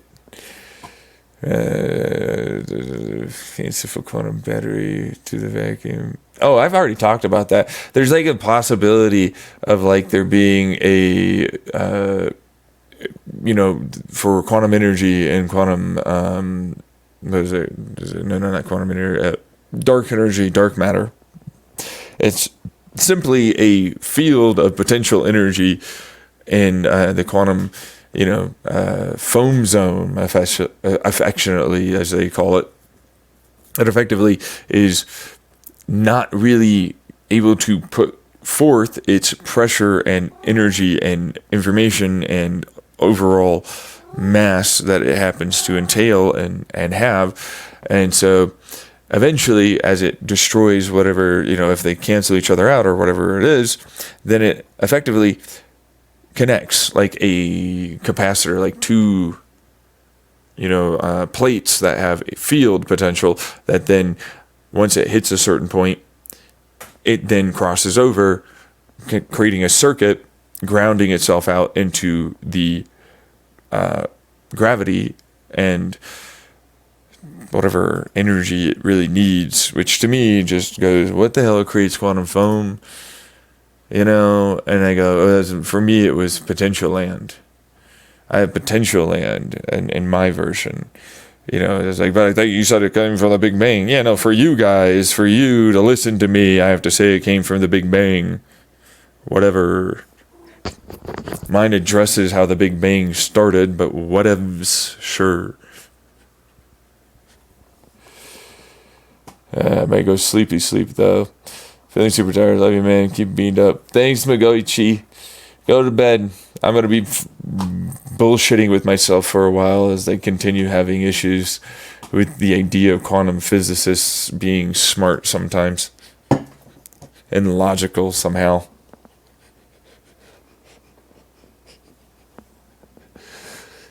Really? I mean, they are. It's just, I don't know. I give a fanciful quantum battery to the vacuum. Half the fluctuations would charge the device, while the other half would drain it. No, but okay, whatever. But no, I just don't want to talk about that, right? Because it's like,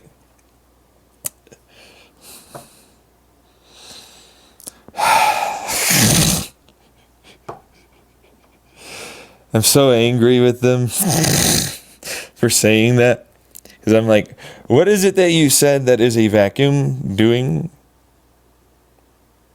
So it means that it presses with the pressure that is obviously there, right? Towards and tries to fill it up because it abhors the thing that it is, huh?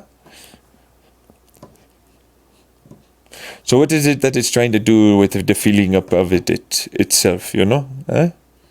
What is it that you are doing here? Trying to say that it is going to circuit around? No. That makes no sense. No.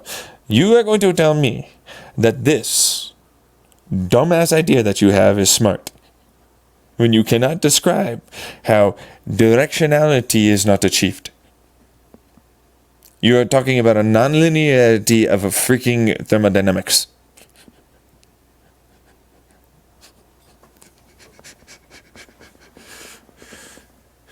Quantum battery vacuum, half the fluctuations would charge and the other half would drain it. You have nonlinearity. Nonlinearity is exactly what you do with time.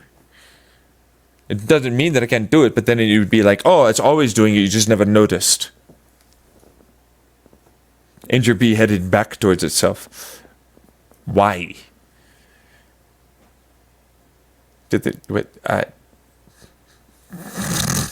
It filled up the vacuum, thus gaining itself energy.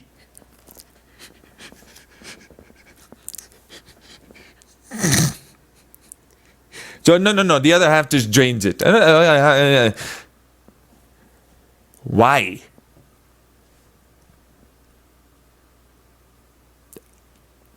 I wouldn't, annoyed, because it's like they need to explain what it is that they are saying. Because to me, it's like, all right, so the vacuum gains a potential degree of kinetic or potential gain of energy. But because we're talking about such small, very low conversion resistance things, it almost acts like a superconductor with effectively almost no loss. Depending on the degree and size of the vacuum, we gain a greater degree from the pressure that's heading towards it. The other one is essentially it's going, yes, well, the other half is charging it. That's what you're saying. Right. Where's the drain? Where did the drain come from? Where's the resistance? McFly, where's the resistance?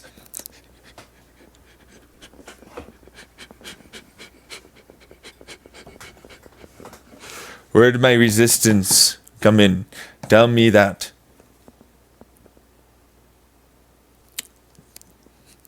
There's nothing there to resist it. Where's the resistance happening?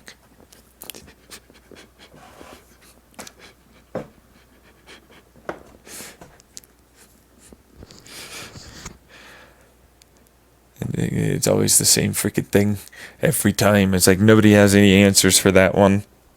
There's no resistance. It's a vacuum. It's basically got nothing. It's fields though. Oh, now there are fields. Now there's fields somehow. They extend that freaking far somehow. Now there's fields. Gravity is at play finally. Now all of a sudden they want fields for their quarks and freaking inside of the quarks and stuff.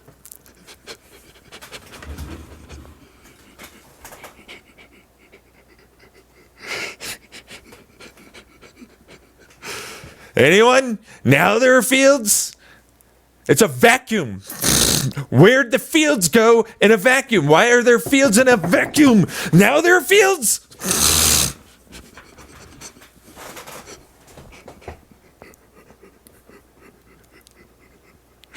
I don't know. Fucking every time. It's like, no, you're just freaking out for no reason. Why are there fields in a vacuum? It's a vacuum. Nothingness means there's no fields.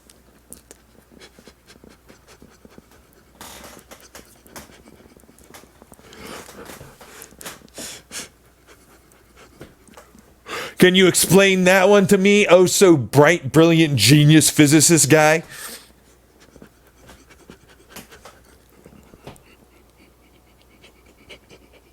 Where'd those come from, huh? They're just infinite everywhere? Eh? What the?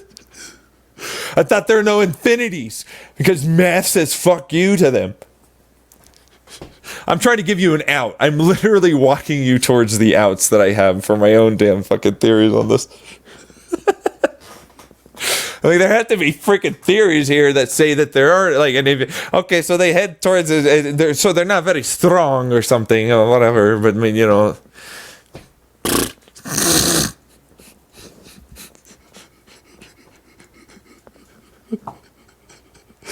And I'm like, all right, wait. So we're going to say that you can hook up the battery to the vacuum. And I'm like, oh, that's just... Okay, look, you know... There's no such thing as a loss. Everything is simply moved around, remember? Your fucking stupid math says there's conservation of all things. You're an idiot for suggesting otherwise. So where did it go? It went into something that it doesn't use for work. That's what it says. It didn't go to nothingness. Otherwise, you're deleting information, you fucking idiot.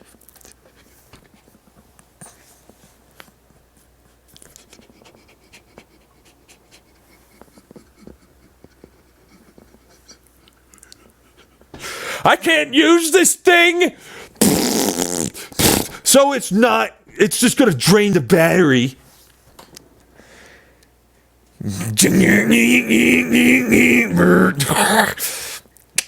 Now it uses it. Fuck! Shut up!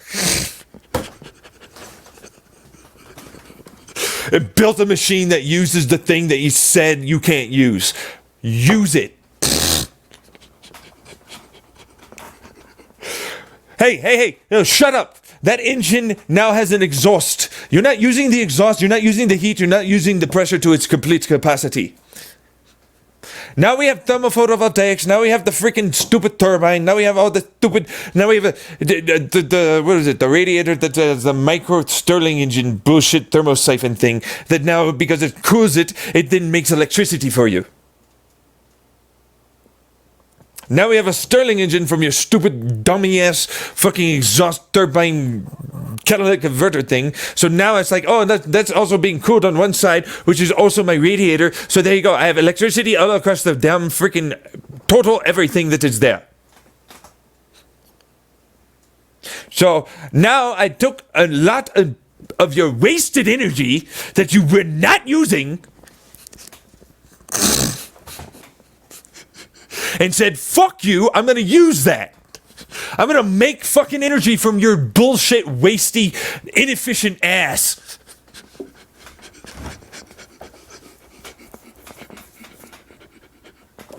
Fucking dummy. Why is the vacuum draining? Because I'm not using the pressure for anything. I figured.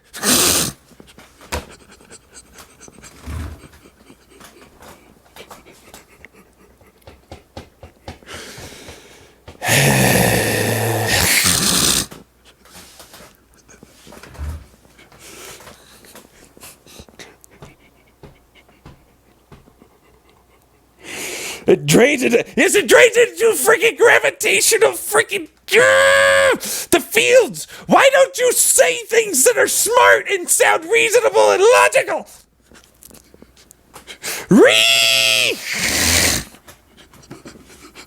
You sound like you're fucking smart, but you're dumb as fuck.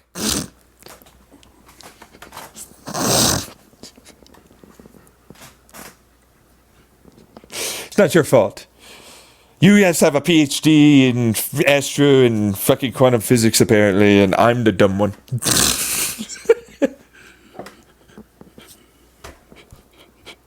So it feels like, you know, I'm just an enthusiast guy that could think about things, apparently. But this is my problem with this. It's like, this is literally my fucking problem. I'm seeing this, and it's like, what is this? Why is it that the vacuum is the drain? The vacuum's potential power. In fact, it might actually be more potential power because you have a universe level of pressure. And you don't know what the atmospheric fucking PSI of the universe is.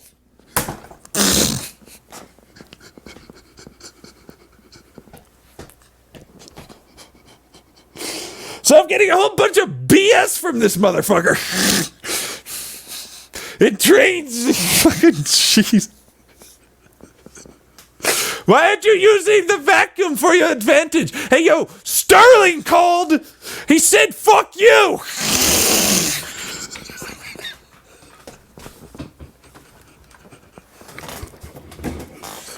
Fucking thermodynamics. Tap, tap, tap. Apparently they don't exist no more.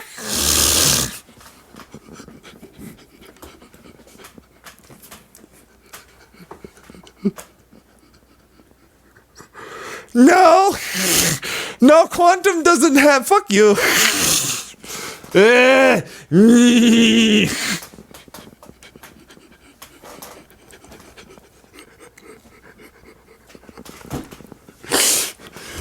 dumbasses. We're smart, okay? I'm sure you fucking are.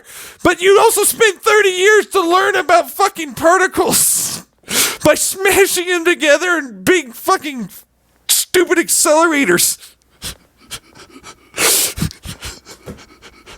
To go, bosons are real!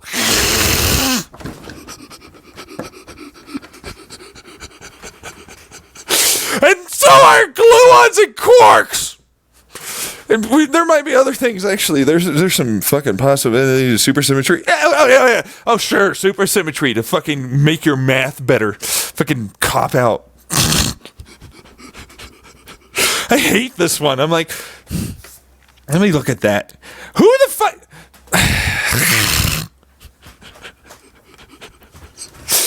What? No. I know for a fact that you're doing the math in such a way that makes it easier for you. So you have an easy fucking out of actually having to explain why this is a thing. Meanwhile, me in Potential Land basically goes, fuck you, no, it's this.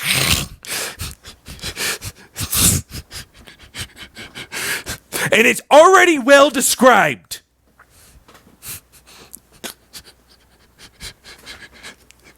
Trained in it. Can you describe the Potential Land real quick? I don't want to do this. Go watch my previous freaking stream on YouTube. The basic premise, if you must know, is essentially like, okay, so quantum foam zone is neutrality area. There's field interactional points between us and potential land. Potential land effectively has its own fields that pop up with the membrane that is quantum foam zone, neutrality 0 kind of like area. And it's like, right, and then you get deeper and then you get into potential area and then you have gray hole neutrality zone between non-existent and existent. But they both are in existence, by the way, because this is potential, which still exists, but the non-existence of anything else but other than potential. But it's not just potential. You see, it's momentum potential. And then Grey Hole goes, yo, I have a bunch of momentum swinging around. Hey, yo, whoosh. Oh, I'm coming back. You bitch, get the fuck back up there. Whoosh. And it's in potential land, which is now actually particle. Well, kind of, it's sort of more particle than before. It's definitely more actually exist as potential. So it's the potential, but it's momentum particle. And before it's like, I'm not really a particle, I'm really just potential momentum. And then a gray hole goes, yo, I have a bunch of freaking, momentum connected together, because I'm like mass, I guess. The idea of mass, because it's not really there, you know what I mean? You can't have a boson, it's not a field, it's nothing, it's potential. That's why I call them potential land. It's potential energy, but it's momentum. And if I describe further past the non-existent area, that gets really rough, and I don't like describing that. Just imagine it trails off to the point where it is actual or nothing. Now, fuck off. Moving on to Grey Hole area. Grey Hole area is a bunch of potential momentum that is connected in such a way that it's basically moving around each other. And as the idea of mass, because there's enough momentum that, what the fuck are you doing? How do you have momentum? So you must have something. And it's like, no, I'm just idea. I'm not really here. Don't even worry. But it's like, wait. What? That's not a thing. And I'm like, fluid dynamics disagrees with you. Let me talk about the thermodynamics and fluid dynamics here. Hey, you, is that a vortex? Yeah, it's the absence of things that are there, right? Yeah. Well, yeah. Okay, so how is it doing that, basically? Yeah, I don't know. Says the mathematical proof you need to say that fluid dynamics can be solved. Nuh-uh, well, yeah. Meanwhile, me, fuck you. I'll tell you how it's fucking done. It has momentum. Nuh-uh. Oh, really? It had nothing? So it's like a faux mass it has that is spinning around itself? That's why it works out there? There's pressure on the outside and a faux mass on the center that doesn't exist. It's less stuff. It's a vacuum of nothingness.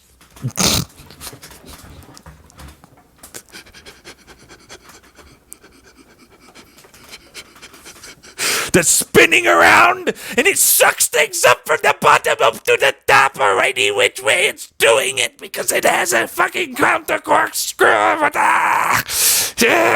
Fuck. I'm so angry. You have no idea how angry I am. Because it's like I have to talk to someone like that. And they're like, I don't know how any of this works. So imagine it like a drill. It's a bunch of friction. But there's a mass that keeps the majority of the mass spinning. And so it's like an Archimedes screw in the inside with a boundary layer. And then it flings itself through because it has a directionality of travel like a valve. Otherwise, it would go both ways. Well, yes, except, caveat, it's mixing in a different type of vortex. As it spins around the main cylinder, the inside of the cylinder has a vertical spin.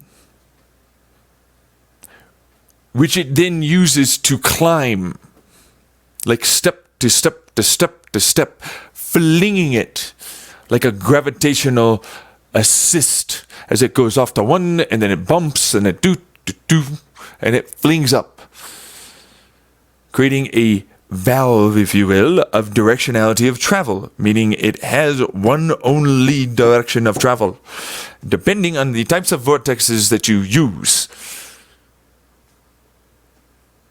You can actually have what is affectionately known as a bidirectional travel. As one enters on the side, it then enters and it goes and splits into half. They use one that's cold, one that's hot. They use this vortexing for that very reason.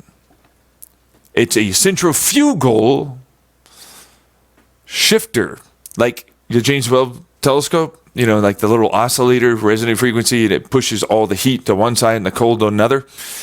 Essentially, the vortex does the same.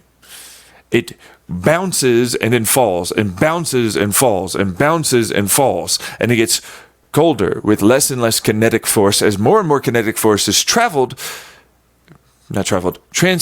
on over to the hot side. That moves one direction away. Why do you think it moves that way? Because it's getting bumped every single time by the vortex to move one way, which is the boundary layer. Now the inside, then opposite reaction to the Newton's laws here, that then travels the other direction. But of course it still has conservation of momentum, so it spins. So it moves off that way. The opposite way, now you have cold.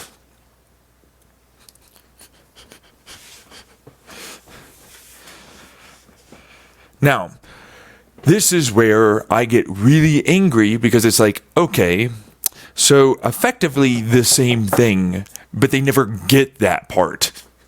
It's like there's less there, you idiots. And it's connected all the way to the nothingness point that is really far back. And so as it spins, it has a drop. But this drop can't really drop because nothingness will always outpace the drop. Which, by the way, means you now have momentum.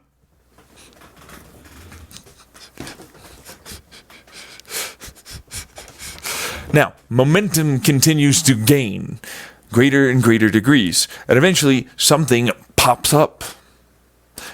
Some of it will fall back because it didn't gain enough energy to stay above, which is why it's a gray hole.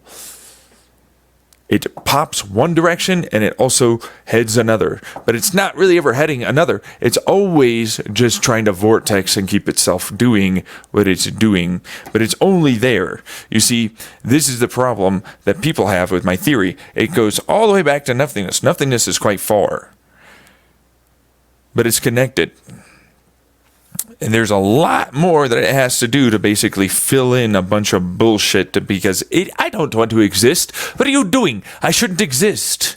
I'm nothingness. I can't be a thing. I can't be a thing. That's not possible. And so it goes, fuck you, momentum. Momentum, momentum, momentum, momentum, momentum. But they're not particles. They're not even fields. They're potentials. They're the land of potential. A bunch of nothingness exists. Doesn't matter how small or big it is. To me, it's infinite. Like an actual infinity. On a technicality. On a technicality, it's there and infinite. You see what I'm saying? So it creates potential. Potential, which is a weird, fancy way of saying movement, which isn't really movement. It's a fancy way of saying I don't really exist.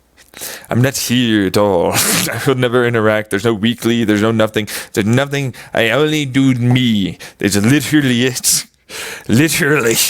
And I will fall back. No, you won't, bitch. I'll keep running further and further away from you. I'm nothing. Fuck you, bitch. I will literally continue making sure you never fall in, because I can't exist, because by me existing, it means that you don't, bitch. So it will always infinitely go on. Ugh. Meanwhile, it's like, no, oh, fine, fine, fine, oh, I don't want to, fine.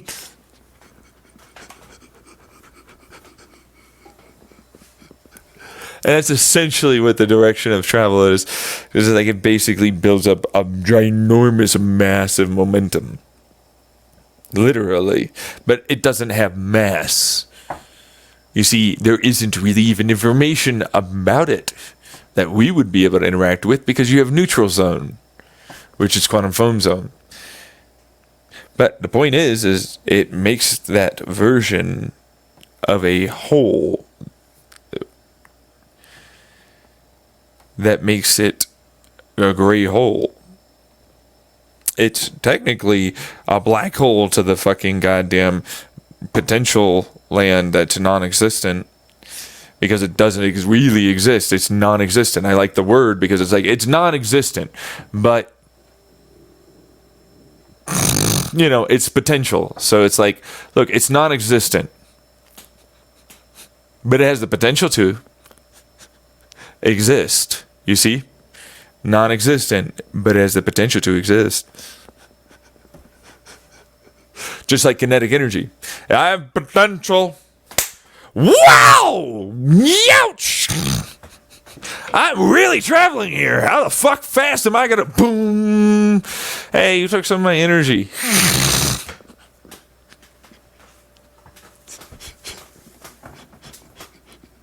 What do you know? Are you warm over there? Fuck yeah, I am. I'm trying to shake my fucking ass off right now. You fucking hit me so hard. I'm fucking vibrating like nobody else's business could ever get up in mine.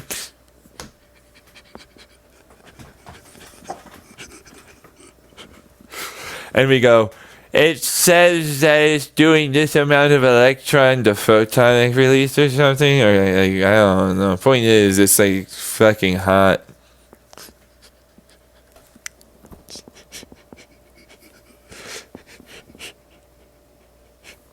Meanwhile, me, an enthusiast. Point is, this spins, but it's not really spinning. It's just interacting like a whole. You know what I mean? One direction of travel, but it's like a vortex, but it's like the nothingness. Right, but then how small is this? And it's like you don't imagine things in dimensions correctly.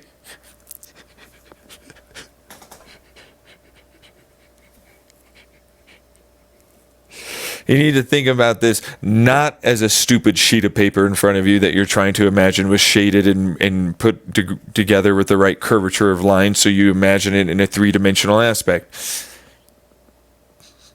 You need to imagine this in a fucking goddamn proper multi-dimensional aspect, you fucking big dummy dumb.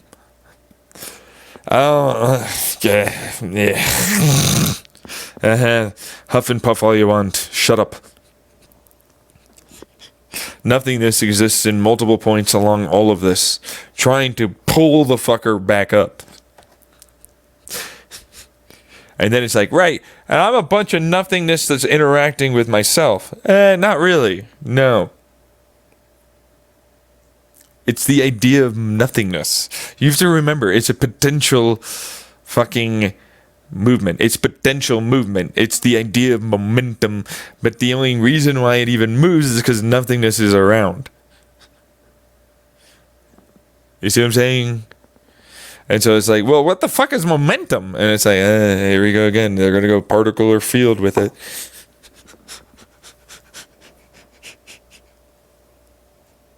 Well, what is it? What's potential then? Possibility. Projections of quantum information that are moving. Why don't people understand things?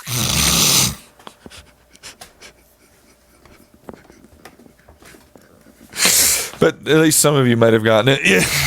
Someone out there maybe did. Because that's literally all it is. It's a projection. It's a time. It's a entropeutic possibility. There isn't anything there. It's moving because of vacuum energy got so high that it's actually at nothing. That then means, oh, I guess I could do something with myself. Move around. Oh, what are you? Fling. Oh, yeah. No, I guess I'll go fling, fling, and then it goes back up to I actually exist. And now I'm falling back into now I exist. And then it goes, oh wait, no. I really do exist. Finally, I'm a projection that will fucking happen. Really? Not really. I mean, at that point, we changed quantum information to, oh, guess what? I'm a thing now. You see, quantum information means that there's a fuck ton of possibilities in terms of time. Not just entropeutic, but many, many more things. You see, a standard model has a great bell curve, but it doesn't change the fact that it's like, oh yeah, well, there are things that it was unlikely, thanks to its resistance and or lack of resistance, to do.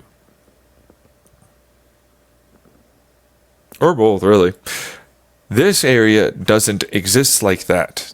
This area is information only, which information isn't information because it's basically next to nothing vacuum shut. It's effectively non-existent. Why I call it non-existence. Potential land. It doesn't exist. It will never exist. It's not going to ever interact with our neck of the woods because we're above neutral foam zone. That's why you don't see it or hear it or interact with it. And no amount of particle accelerated bullshit will ever get you to it. No, I must smash harder, it will get there. It will never get there. That's not how it works. You just get more quantum foams, stupid, shitty things.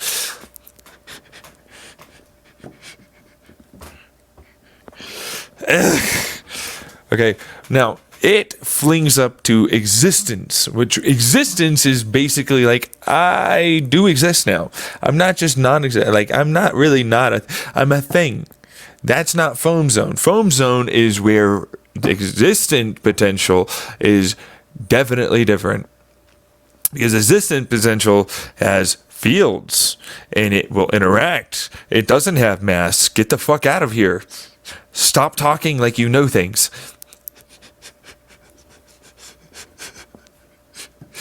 Who was that? I don't know. So I imagine someone would fucking come in and fucking say some bullshit like, it now has mass. No!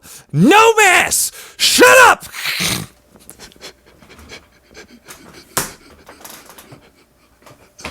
There's no mass, there's no charge, there's no nothing. It's still just potential.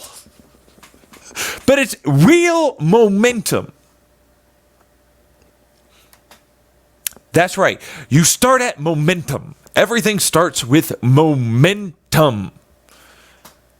It is momentum, force, interaction, direction. Doesn't matter. It means something will happen. That's what it means. It means something will interact. Something will happen. Momentum. Not mass, momentum. That's what they use for their words. But to me, it's potential land. It's existent potential land. But it's now for sure a thing because momentum means something will happen. Because it stopped itself from being at absolute zero is effectively what they would say. But I'm like, it's not absolute zero. There's literally nothing there.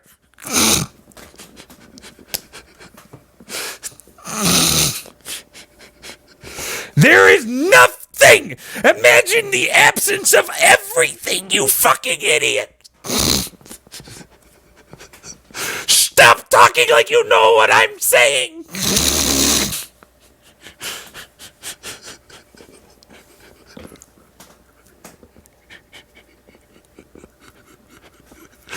I'm always so pissed about this because it's like they're gonna try and hook it into their bullshit fucking quantum physics, and I'm like, go fucking suck all of the vacuum out and more, and you still won't get to nothing.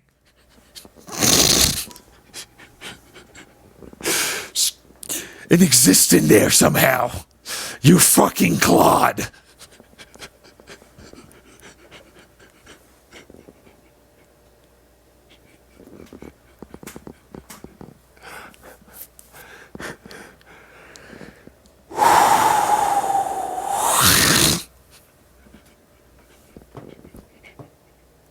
Because it's like nothingness means the actualization of momentum. It means something is not there. So fucking hard, it made something move. But it's not something, it's non-existence. It doesn't exist. It never will exist. It never is a thing. But you see, those words mean bullshit to us because it means that it is nothing. Non-existence is nothing. No, it is there's a reason why it says potential. You dumb motherfucker. Get over here so I can smack you.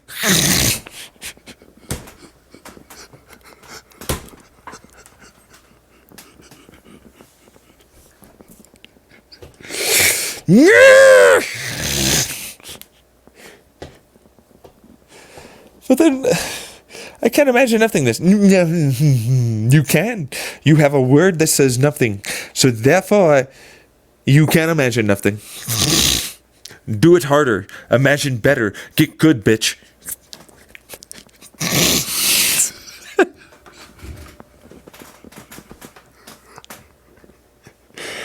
Be as good as your forefathers and ancestors that came up with a word that says nothing. And it meant the absence of all things in an infinite capacity. Non-existence just says it doesn't exist. It doesn't mean, which existence means, interactive ability. If you don't know, existence is a literal meaning that says, I am doing things and I'm here. Ooh, yeah. It just doesn't do that. It goes...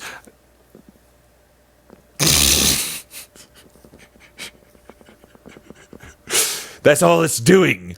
If you don't know, it's like, hey, yo, there's a fucking silent mute person over there that doesn't, like, fucking talk to you or interact with you, and it doesn't say anything or do anything, really, but it does its own shit, and it's not with you.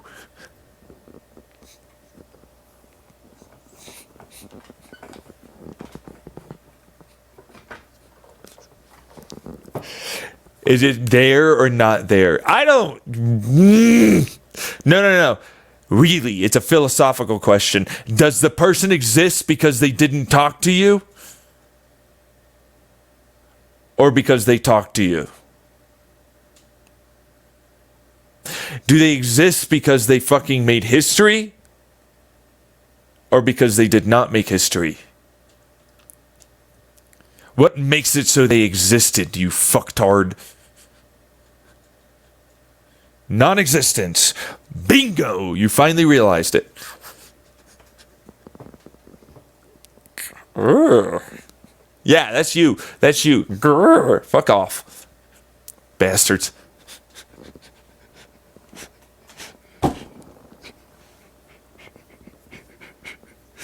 Meanwhile, it goes, now I'm existing. I'm here. I'm not mute. Fuckers.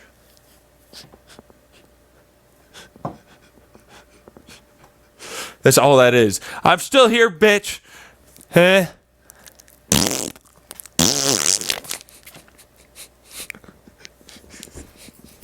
Making lewd gestures and shit. Me. Meanwhile, your ass, I'm not gonna look. I don't know it's there. Whatever. La la la la la la. It doesn't mean they're not there, fucker.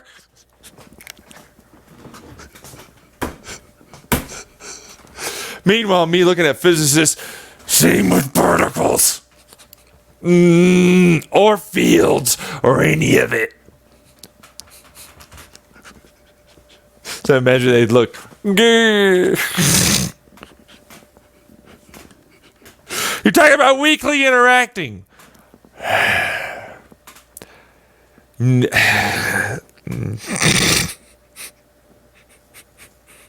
to go pee, and then I'll come back and fucking chastise your idiocracy again later. Give me a second. Fucking dumbass, bullshitty motherfucker. I think I'm right.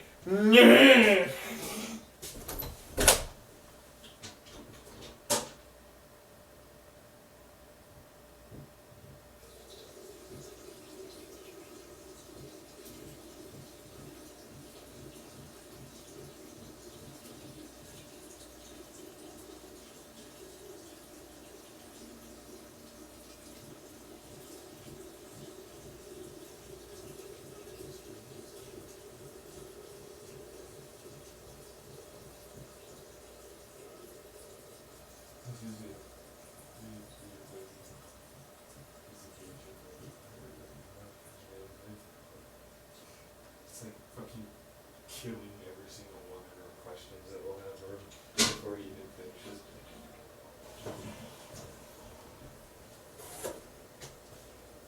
Alright, dumb motherfucker that thinks weakly interacting forces are happening.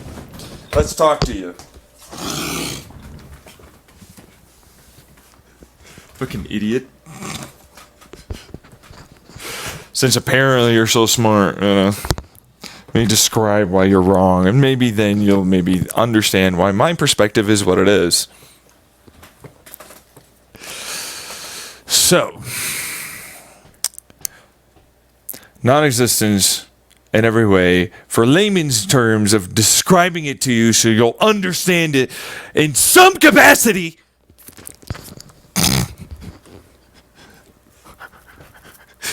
is incorrect in this area. Capisce? Comprende? Crystal clear, maybe?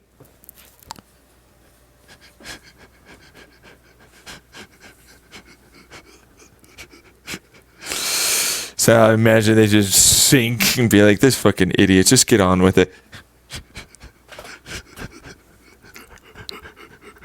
To me, it goes, okay, the basics. It's just the idea of quantum information wanting to exist. It doesn't interact even with its own self. It's non-existence. It's such that the only reason why it has potential in existence is because it's moving. Only as a result of such a fucking goddamn nothingness that it is actual nothing. Yeah, real, true absence of all things.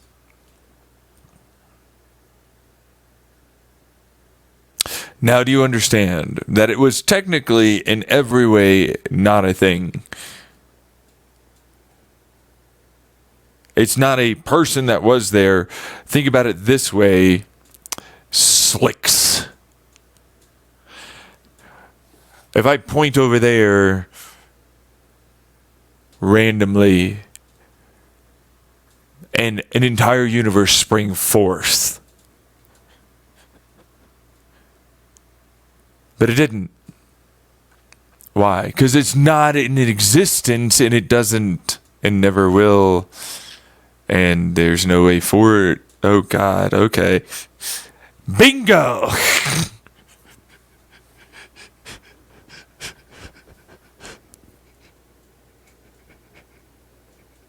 Because that's literally what that is. There isn't a thing there. There is nothing there. Effectively, but it's such a nothingness. It's a true, actual, absolute nothingness. It's absolute certainty nothingness. Not well, there's a very little. No. It's nothing, which moves anything. It doesn't matter how not things are. They're something when they move.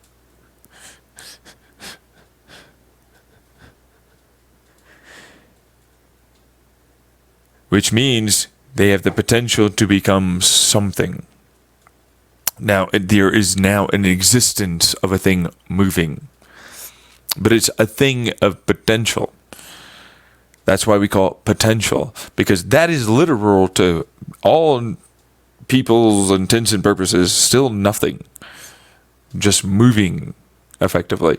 But because nothingness has a point where it is definitely further beyond its other nothing right next to it, it's now a potential movement. That's why true nothingness is terrifying to anything in any physics. It means real, complete goneness, absence, full gone, no anything. It's not a real thing, is what they say, and I go, I can imagine why you would say that, even if you were incorrect. La la la, I don't want to hear it, it's not really happening. Sure, but it's still there. I get it's scary, but it's still there.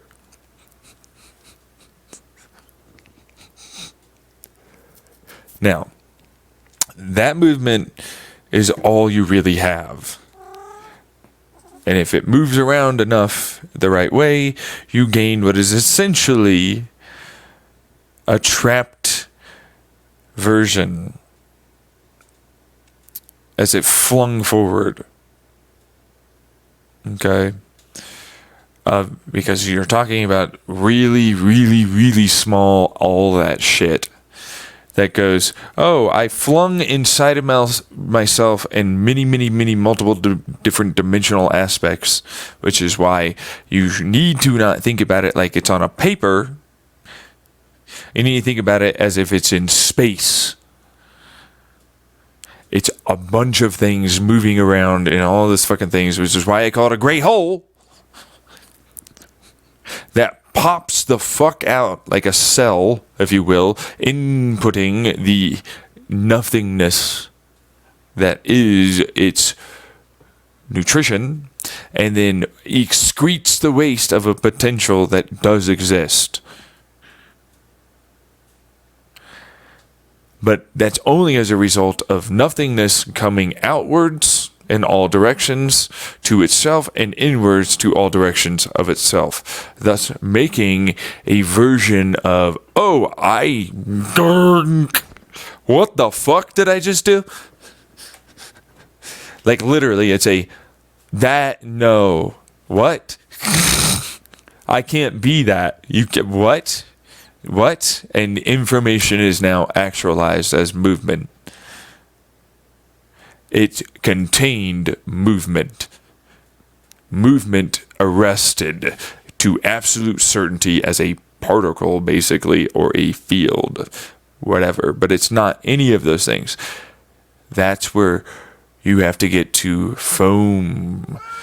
Well and truly further away, and then you get to us outside of that. Yes, meow meow, I know. Now, it finally got to its potential is now potential still. It then makes an absolute certainty of stoppage because it can't fucking go back to nothing. So effectively wrapped up a bunch of bullshit, nothingness, potential in a sphere, but not really. It's not really there, and there's certainly no sphere. That's where it's potential still. But it definitely exists. There's no way it's not existing.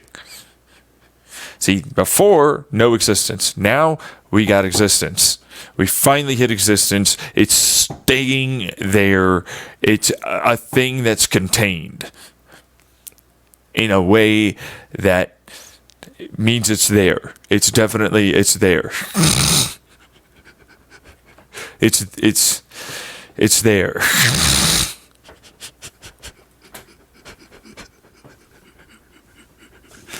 And it's like, okay, wait, what? Yeah, what? What? And I'm like, Pretty much, that's what its dance is doing. I'm not even kidding. Its dance is effectively that. Its dance is like, I don't see what the fuck. Just,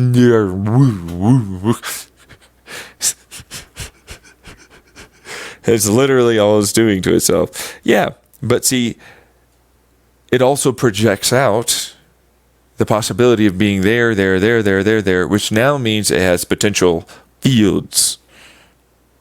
Because it might go over there, and I need to get maybe that thing, and now I have movement that is moving, effectively a bunch of moving nothing things that are trapped in a fucking sphere thing and field thing. But it's like there's nothing there really. But it's not really a sphere. You see, that's where the issue is for people that want to imagine potential land.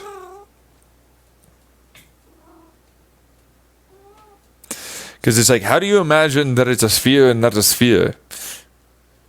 And you see, this is where dimensions become a real bastard I have to think about. It's like, how do you describe to someone that it's effectively not even there? But it's for sure there enough that it's for sure going to keep going. See what I'm saying? Because it's in existence.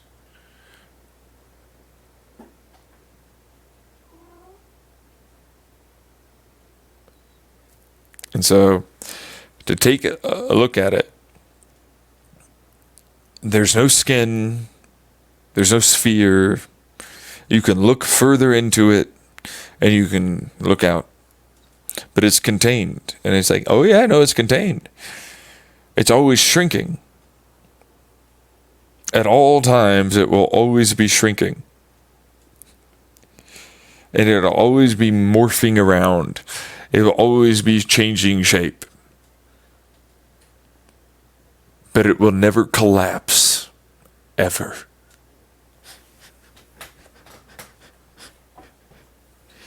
No matter what, it will always stay going. But not always. No. That's where the issue is between the grey hole and the potential area that drops back into nothingness. Wait, what? We have existence, potential land, and then we have non-existent. It will go back into the nothingness of non-existence. That's where the grey hole exists. Now we go further up, and it's like there's a place where it's like right up to the quantum foam zone. As it drops and moves and shrinks, it will then pop up because it gained potential energy that it will use to then fling itself up back to the near quantum foam zone. Fling. It's more of a pop tunnel thing. It destroys the information it has in all ways and aspects. Of all of the movement, everything it has done, it then basically uses that to fling itself up to near quantum foam level, and then it will fall back. But it will always try and travel linearly as it's falling, as it will continue gaining, but it can't constantly do that. In fact, it can almost never do that. Even though it tried to do that, it's going to fall back. And because it doesn't have energy, there's nothing there to pop it out. That's right. It has only enough energy to make sure it's always in existence. No matter what, it will exist forever. No matter what. It is a true immortal thing. In the world of physics, they barely exist. That's why we have conservation of information and energy. This sucker makes it work. It holds up quantum foam zone, making that a thing.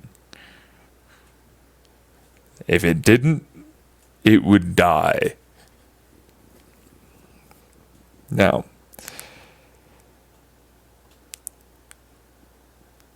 the best way to describe this fucking sphere encapsulated nothing bullshit that it is, which still has fields that interact with each other, that are projected and trying in every way to spread away from each other, like the heat death, except it can interact with some of itself, except then it falls down faster.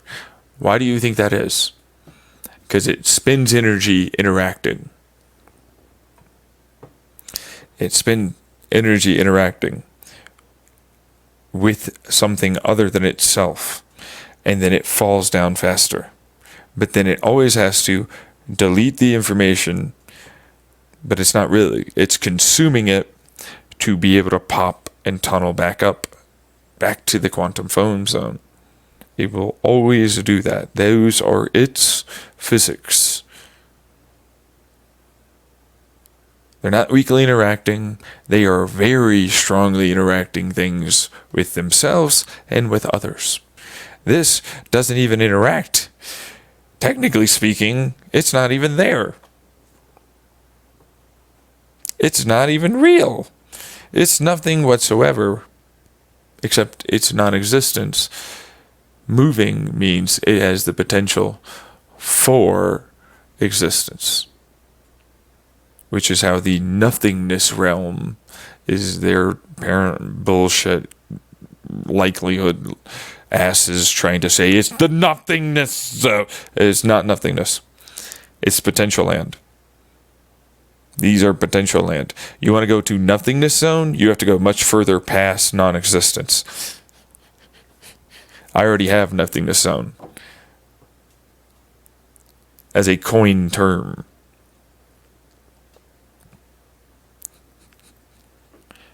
Anyways, potential land, which is the existence version, potential land, is always doing that. Now, the reason why it does that is because that's its version of its life. As it falls, it gains back information and energy. It lives its life traveling towards nothingness.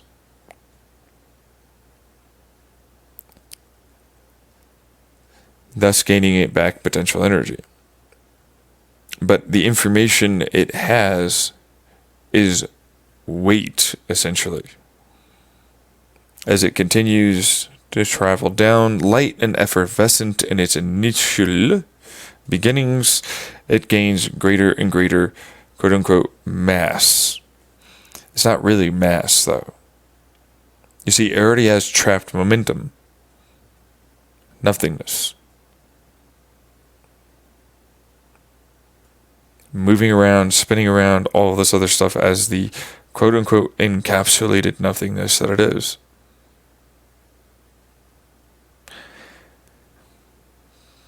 But that means it's always able to move towards something, and that's its projected field of interactional profile and potential. As it continues to head down, it interacts greater and greater and greater degrees, but things have spread out greater and greater and greater degrees of an amount. Because despite it wanting to be able to interact with various other nothingness, potential, wake up, student, it's potential land. Since you asked, it's existent potential. There's a comma between the potential and existence. This is non-existent, comma, potential. There exists an entire fucking goddamn environment, okay? That is that. This is the non-existent side, this is the existent side, and the great whole pump that pumps it to the existent side. And then, in non-existent, you have much further degrees until you get to actual absolute nothingness.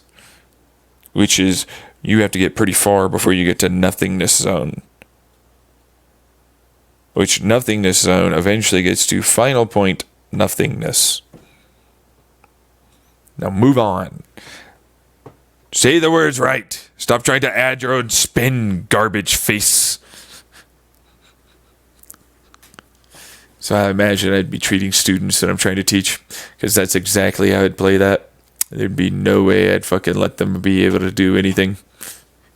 Like, stop fucking interrupting. Stop trying to say it's this or that or something else. It is me teaching you. This is potential land. This is existent potential land that we are talking about.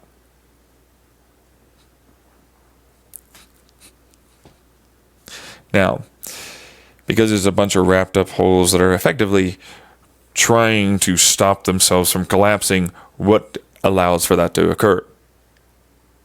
A bunch of fucking ups, downs, left, right, and everything else that are basically flinging themselves in an encapsulated way, rotating and projecting a field of suck force effectively. Except, as all things, that suck force wants to go back to its original comfortable, I used to be this thing. Because if you don't know, nothingness is very attractive.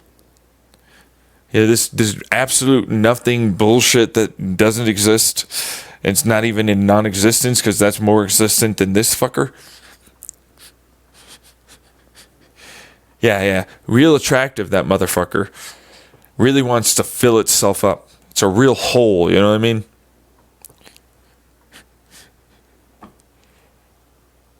That's right. It's true deletion. If it ever manages to get there, there's a reason why I go, you never want to fuck with that place. You can effectively make everything in your universe and that past the quantum foam zone go back to a non-existent point and fuck up everything. So we're going to move on from that. I'm going to talk about how that's basically flinging and spinning. And what does that do? Spins, flings, projections, vibrations, oscillations. It mimics us, does it not? Looks very similar to a particle. Very similar to this idea of electromagnetism, weak interaction forces and strong interaction forces, and gravity. But it's not any of those things. That's over in that area. We're going to get to it. Real similar, not the same. Now, why does it do this? It's a hole that is interacting and then, but I flung off. Like, what is this?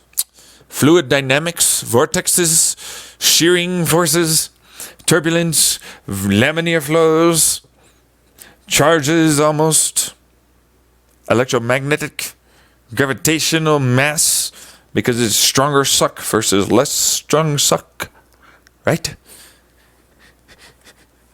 Oh, now the quantum physicists perk up. Ooh, maybe we are doing things. Ooh. There's fears of the thing. There are, ooh.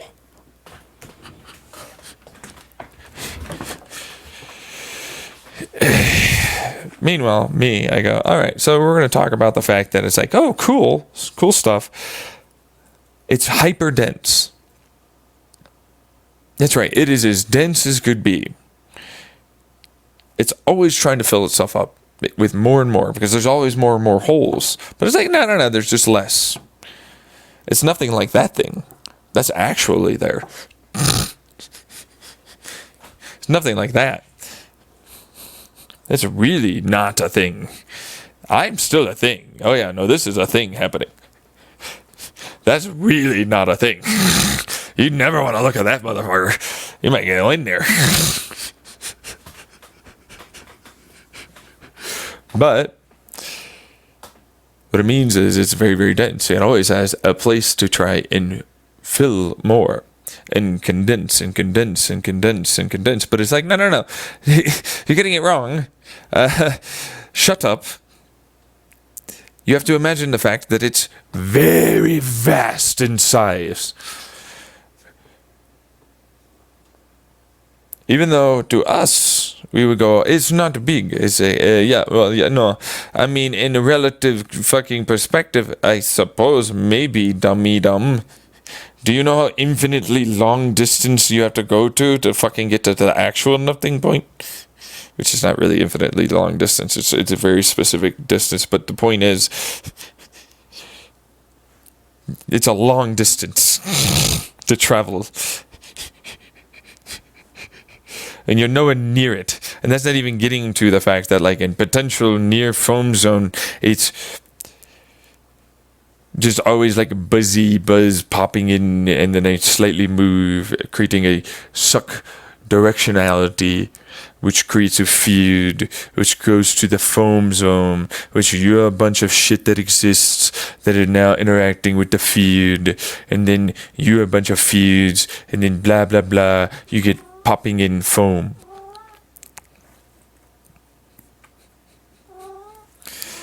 Boundary layers, guys, boundary layers. So, moving on, weakly interacting fields. No, they're very strongly interacting here. Really? Yeah, they're almost like your opposites, or there's for supersymmetry. But they're not really. You see, they're almost like opposites in that they'll definitely interact in the way that was like really strong. You know, like you'd imagine it would be antimatter or matter hitting each other. That's like how much they convert into these various quasi-particles, with how much they kind of self-destruct each other and effectively zunk. And that's one of the reasons why those fuckers, I'm effervescent, and you know, I actually maintained my memory. Hey, yeah, that's right, bitch, I retained my memory. Yeah, I know, I went all the way to that point, and then it's like I sacrificed it. Oh no, I popped up, I have my memory still, I'm still here. Yeah, it turned out that was fucking awesome. Yeah, how does that work? It's apparently like an oscillatory bullshitty effect, as I like to call it. To me, it goes, yes, so particle here, particle. Do you know that quantum information comes in many different directions? Just because you're a vacuum, and then this is a thing that you can pop into, which means for sure it has all of your information, and then you are going to pop in right there with all of the information that you had. And it's vibrating exactly the right way, and it's entangled, and blah, blah, blah, blah, blah, blah. And then you tunnel to it with all of the information that you sacrificed to be able to be quantum information. And all the potential life that you lived towards to the nothingness, blah, blah, blah. You get it now, right? No, please. It means that you tunneled to the point that you are always going to be in. And it had all of your information attached to you already, because you were quantum information of like basically a version of momentum, the opposite direction, because you always traveled one direction. Now you have the opposite stored information that you're going to travel as quantum information back to the point where you're always going to pop up, because it's you're entangled to that point with all the information you previously had, and that is your effectively encrypted key that allows you to pop in there.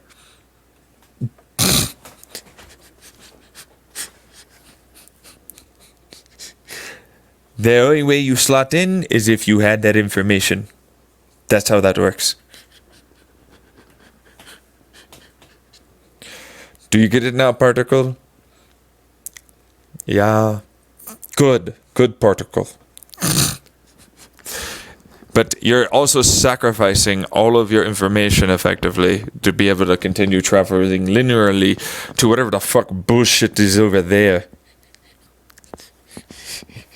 And so you start falling down. Ooh, fuck you, bitch. Guy.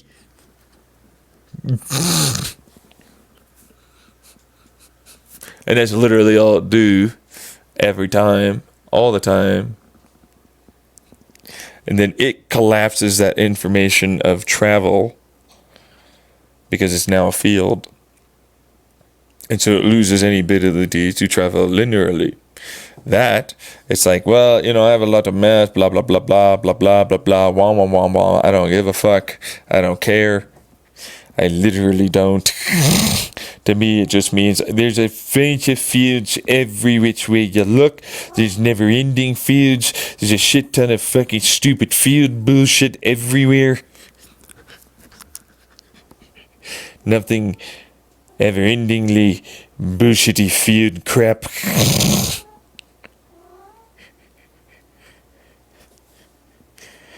There's a really, really small particle. There's no small particles, you fucker! I'm gonna murder you! So it feels like I want to say. Because it's like, basically, it's just a bunch of fields. Like, that's literally all it is. There's fields every which way. And it's like, there's no membrane! And I'm like, shut the fuck up. Shut the fucking fuck up, you idiot student that is listening to me. Talk about my theory as if you know it better than me, you fucking idiot.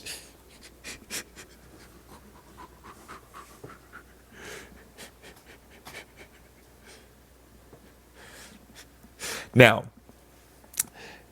the basic principle of this stupid thing is that the membrane, so to speak, is such a difference to the nothingness wholes. You see, they will never interact at all, ever. They never will. Quantum foam zone is simply popping up little dust and interactional points that collapse fields as they are both there doing things. The nothingness is a very significant vacuum arena. It is different because it is filled. Now, that is where the theory goes into describing us. That's why they'll never interact, because that membrane is simply just not fields, the absence of shit. Even though it, for us, would mean they are simply oil and water. Different densities, different things in their entirety. The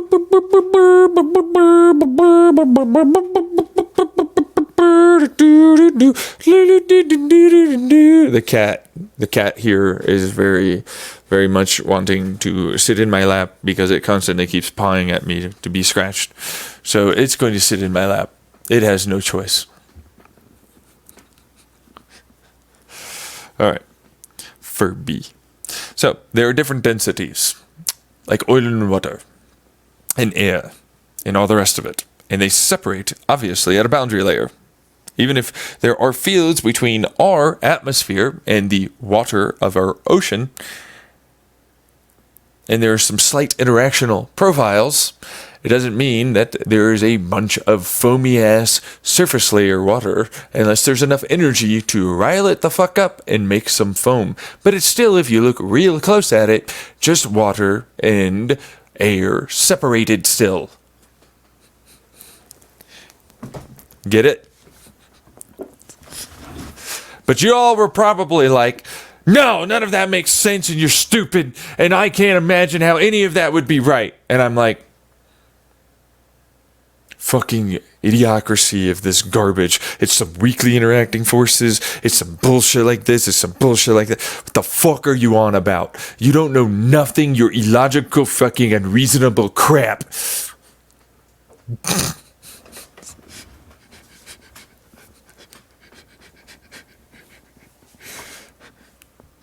And that's where I get really pissed off. Because it's like the fields are nothingness potential fields. But they act as if they're something. They act indirectly in no way at all. People that are probably going to say that. They act hard. Directly. On each other. And they definitely produce quantum foam. That we see. That's why it's neutral zone. They are the froth of the storm of us going through the potential land.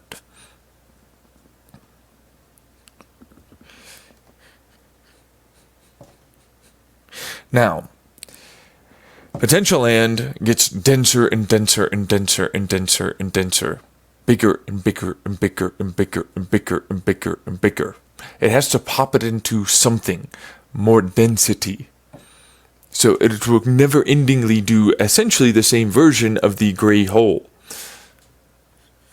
So it'll start working on itself to the point where it pops it up to a higher degree of density. Then it falls back down. But it doesn't exist, really. You see, they're nothingness points. To us, they're not there. They never will be there. I have to let you in on a secret.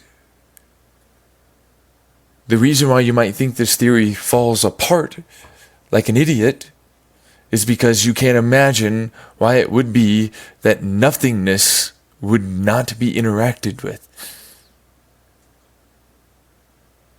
And it's stupid that you can't see that. That's what helps the quantum foam exist, idiot.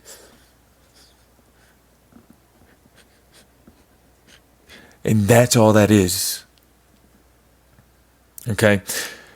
Looking at it from a basic bitch perspective, the quantum foam existed and interacted with itself for a very long time because it was the only thing in existence producing any fields, any particles, anything.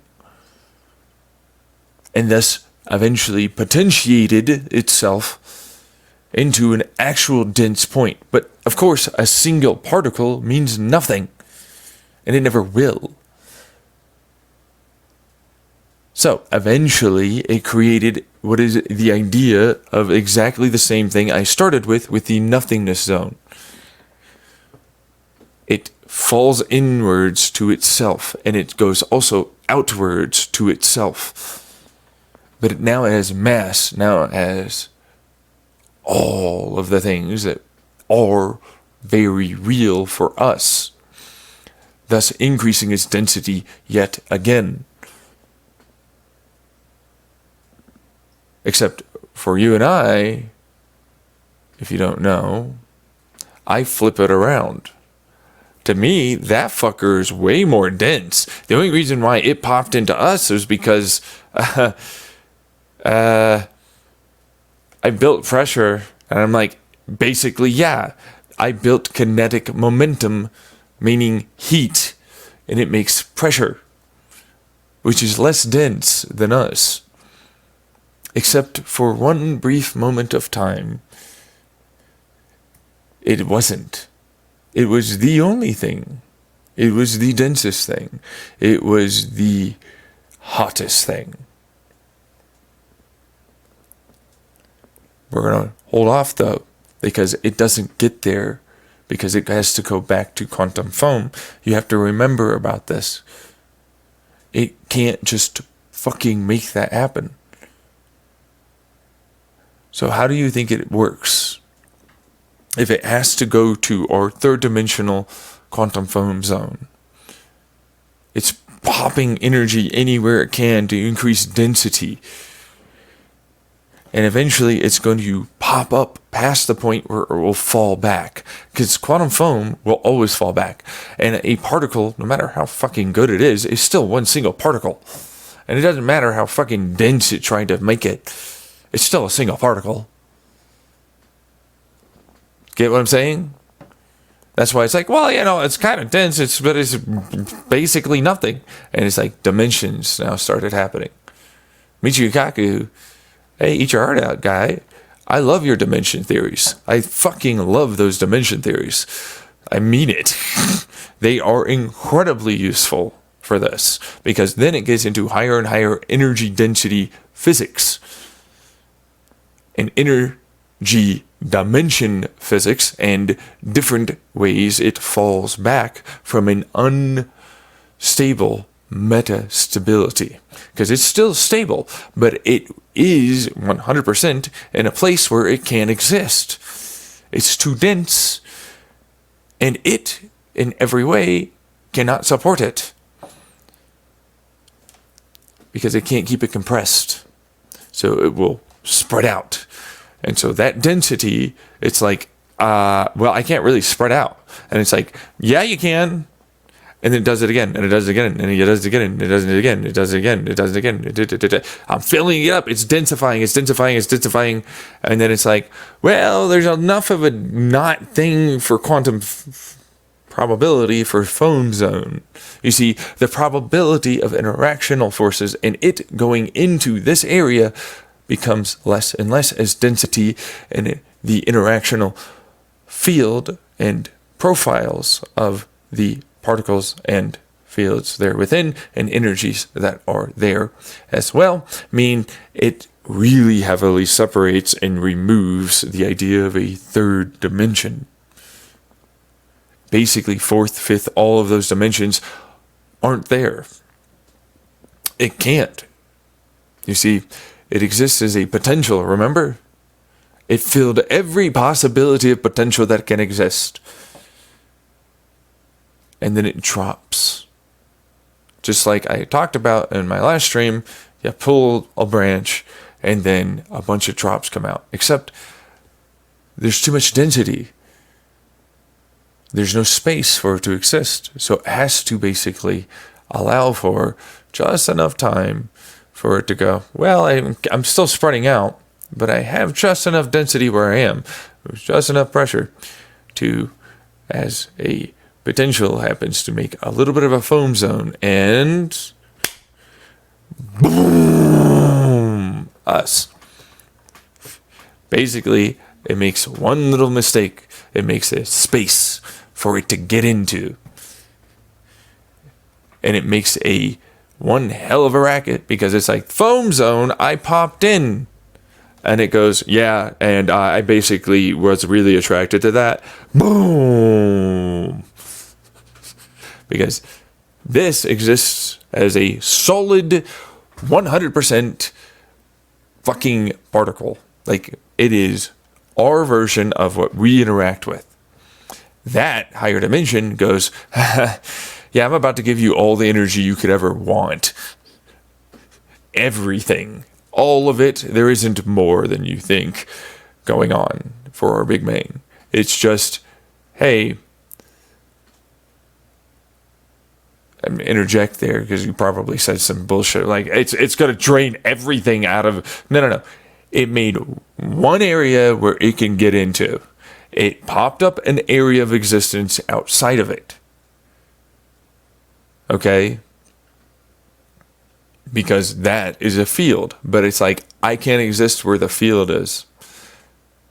I'm attracted, effectively, to the inside part of your vacuum because that isn't filled.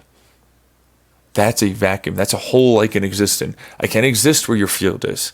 Your field doesn't, not for me, mean it's a bunch of filled areas, not space. For you and I, it's space. For it, it's not space. But it has no space inside, and so it will collapse, and it will go back to the nothingness. Zunk. And it fills that space. It tunneled to the inside of the particle that we would be still as. And it explodes. Because it's a fuck ton of pressure. It's all of the energy and pressure. But it's just one single tiny little going to collapse thing that is extraordinarily pressured to collapse. Except now it dumped a bunch of pressure that was above it and around it and all the other ways that you could think about it into the inside of that particle. And then it goes, oh, I don't have a place to actually hold that. Boom. I don't have pressure and I can't hold this. So what do you think it does? It rips itself apart and it makes us, you and I, things. Of course, it's a little bit more tricky than that, as I describe in my Xenon Reality YouTube series, when it comes down to the black hole hypotheticals. And eventually I get into why it is we have an egg of absolute certainty, because it doesn't ever move. You see, it forcefully forced in so much dampening, as I like to call it, as a layman's way of describing what it was that was going on. It converts inward and outward to basically being 100% there. It happened, it's there, it's certain, it's there. You get it? It's the opposite of the nothingness, but then it's not really an opposite of nothingness. You see, that you'll have to get into with that YouTube video series. But the basic premise turns into, as it comes in, it basically makes loops. Not really loops. Anyways, vibrations that head towards inwards, towards that, and then it makes a solid thing. You see what I was just talking about for density? Solid. 100% absolutely certain they are solid.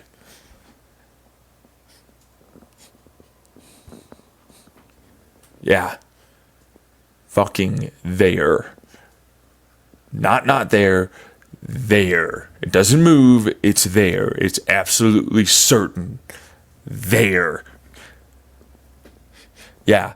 That's the one part that most people tend to have issues with. It's like, I'm some idiot that's some dummy-dum that can imagine how anything could break uncertainty from Heisenberg, some dummy-dum that thought he was really smart, but, was lowly human, not a god or anything else.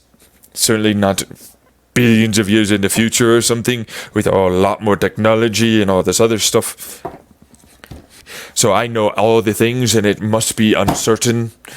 And I got a bunch of people to agree with me because I wrote math that says so.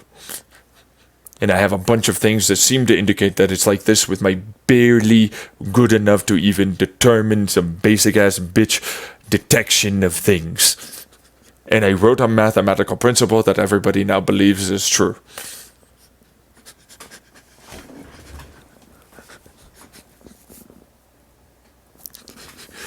And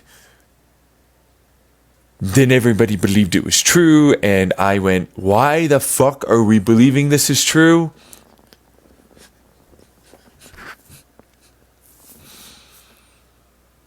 But they did, apparently.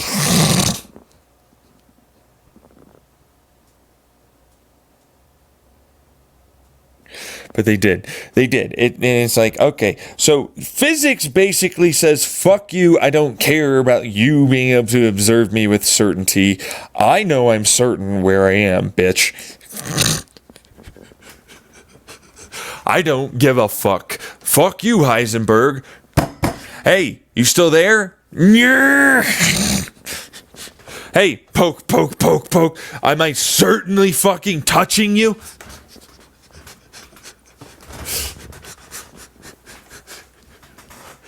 Yeah, I figured, Heisenberg. Hey, yo, table. Was that certainly a thing that I just did to you? Yeah.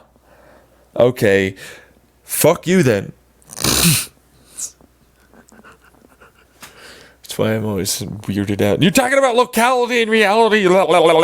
Fucking no. Goddamn bastard. Hey. It's a different thing because it means it has to observe itself well enough, the particles and or atoms and fields that are there to interact, you fucks. That's what I'm saying, you dumbasses. They have to know that they are there. You don't. They do.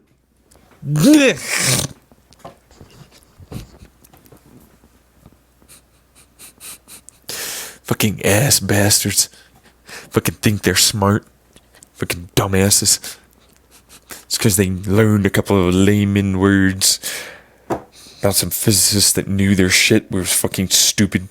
By the time they put it out there and it got too big and they couldn't stop themselves from going like, yeah, fuck, I have to actually go along with this. Because otherwise then they'll fucking all say it was wrong, it's stupid, and laugh at me. And I have to not ever admit that I'm wrong because that's the fucking stupid condition that humans have here. You always have to be perfect and you never admit fault and you have to argue way too hard and be super defensive to anything it is you say and say you're not wrong or you kind of got it right on this or some other bullshit just so that way people will leave you alone and allow for you to grow and not have to defend something that you think isn't true anymore.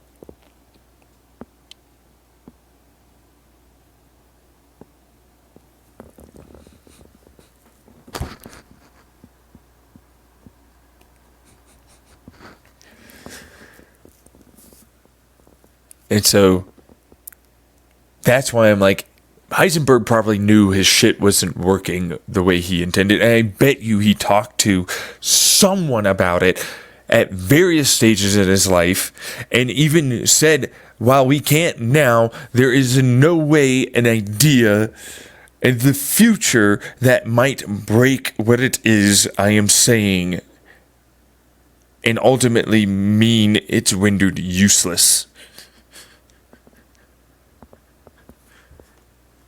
And that's why I go, yeah, it's not Heisenberg I'm angry about. I'm angry about a bunch of idiot slackjaws that seem to think they know things.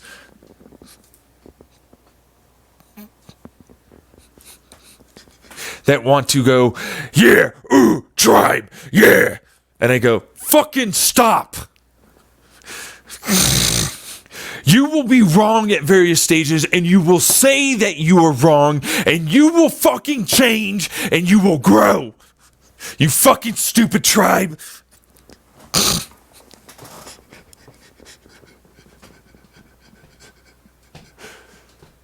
But I need you to pay me money so I can go smash particles. And I'm most likely going to be wrong about various things while doing so, but that's the only way I'm probably right now able to figure some of this shit out. Yeah. So imagine how Heisenberg felt. Because, like, honestly speaking, I can guarantee you others in the particle physics and quantum physics and other fucking physics realms know exactly what I'm talking about, especially even within their own fucking community where they have to hyper defend some bullshit that they can logically and reasonably conclude it doesn't really work quite that way. Even if we have observations, we know that they don't necessarily stand up to scrutiny with logic and reason and intuition and other such things that clearly start to fuck with them. And ultimately mean there are different perspectives that have multiple different ways of coming to the same conclusion that we're observing, that we are not taking into account.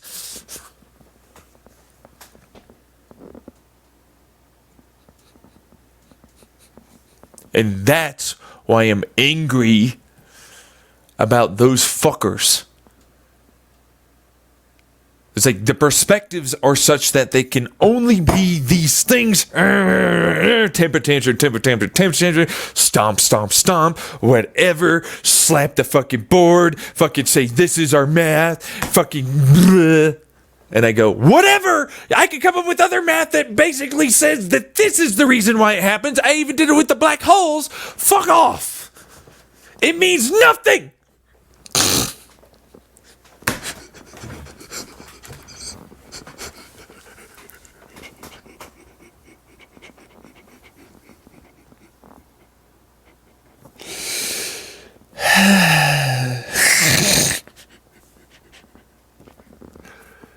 And it's like they have to know, not every one of them, but a lot of them.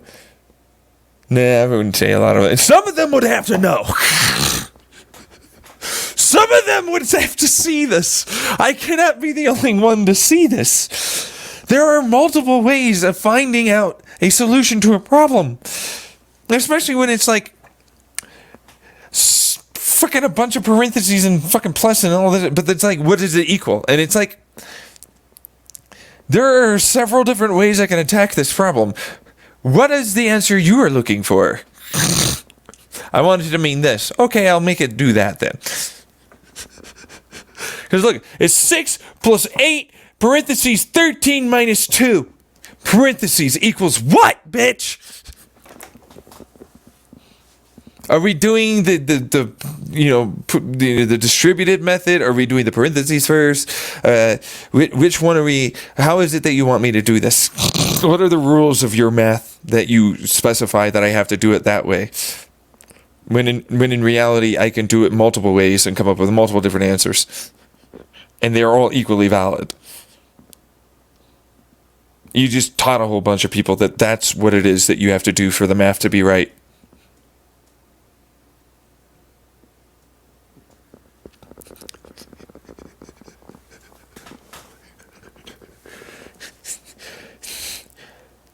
Say that again? Yeah, you just taught a bunch of people that that's the way you want their math done and for them to think. So I want to make sure I do the math correctly that way, so that way I give you the right answer, even though there are multiple answers, all of which are right answers.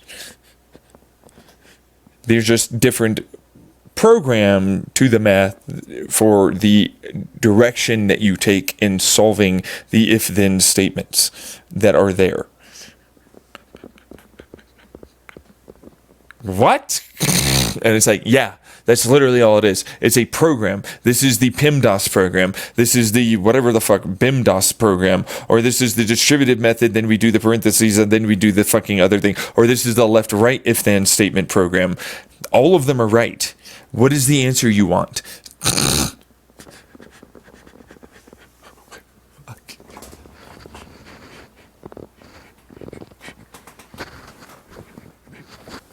No, God, yeah, that is true though. And I'm like, hey, we finally got someone out there probably said that if they've ever listened to this, they might have said that finally and realized why it's a mistake for them to think this way. It's perspectives of the programming. You want them to only think this way, and there are many ways to think. Fuck you.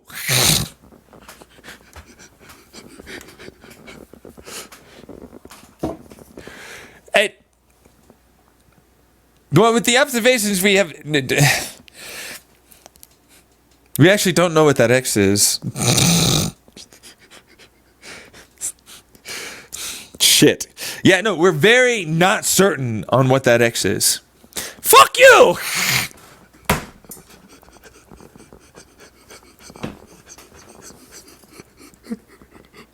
So what is it that you want X to be? No, I'm not solving it like that. That is bullshit. Fuck you.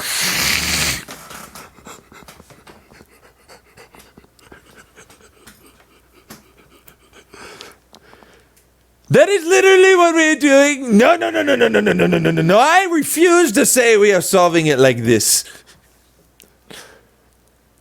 Well, it doesn't change that you definitely see these things happening, but these are as a result of converting to be detected, as it destroys the particle there within. I bring you back to the indirect method of it interacting without you destroying to be able to detect what it is it had done. And the information contained within, which there are definitely indirect methods with charge fields and electromagnetic fields and nuclear and spin fields that will be able to interact indirectly without influencing what it is they are doing, that can be amplified.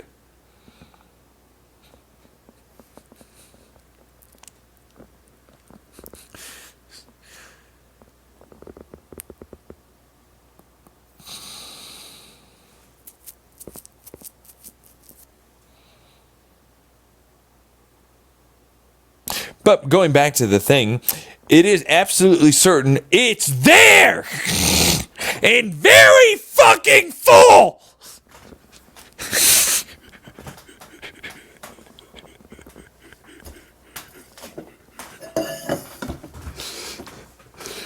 Really? Yeah. Well, you know.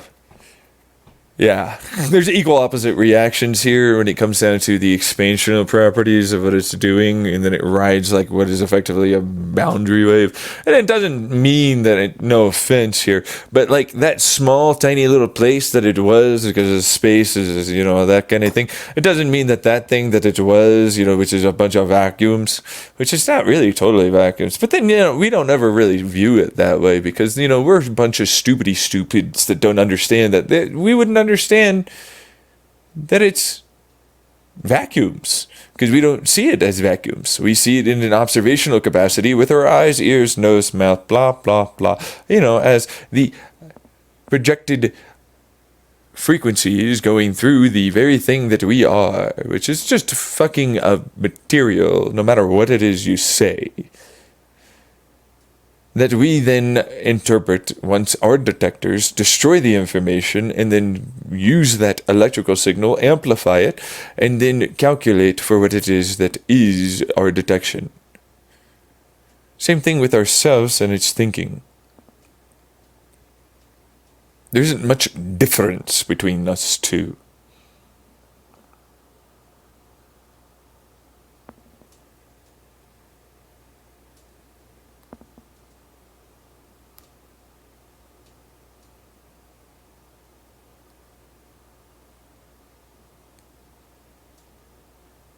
So we're a bunch of vacuum. We're a bunch of vacuum. We're a bunch of nothingness. Wrapped on itself, yeah. And on a technicality, we exist. Because on a technicality, nothingness can't exist. And it made itself infinite. To be able to pop bullshit in. You know what I mean? To move it, to gain energy, to then eventually build a density so profound we view things as mass. A density so profound we view things as solid,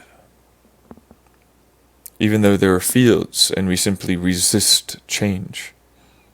That is all we are. In my theory. Bunch of fucking hoes. That don't see each other. Bullshit, they don't. They are really well aware of each other. That is the reason why we know for a fact it's definitely interacting. They are very directly and indirectly interacting. It is for sure as dense with these bullshit fucking nothingness. I don't even know where to go with this. Because this is the worst part. Because it's like, we got pressure. And it's like, yeah. Which means we're a lot less dense because we spread out. See, like, we took the density of a very, very, very, very, very high dimensional energy and shoved it in to as effectively something that was like, what the fuck did you just do? Bang!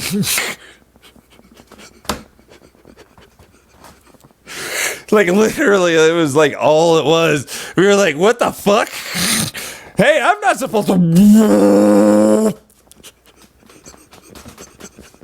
To put it in perspective, it's genuinely like we're a balloon, and they're like, you know, I'm just a skin, you know, whatevs. And then somebody stuck a nozzle and then fired what is essentially like a fuck you level of pressure into it immediately, but it held together. You know what I mean? Like we held together, but like instantly. But not really. It takes time. You know what I mean? So it's like boom, whoomp. Ay, Jesus, fuck, okay. There goes some helium. You know what I mean? But yeah, right. So it's like, let's say it takes about a 5 psi amount of helium to fill up the balloon. But it did so with effectively somehow a valve, like it's, imagine the balloon stretched out over like some freaking weird, kind of valve, whatever thing. It's huge. And it just filled it the hell up. Immediately, it tied itself and it went, have fun. Arr!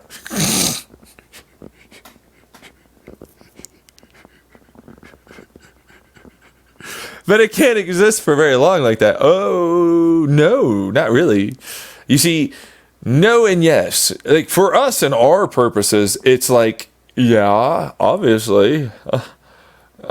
I can totally do that. Like, what's the problem? Like, what are you saying?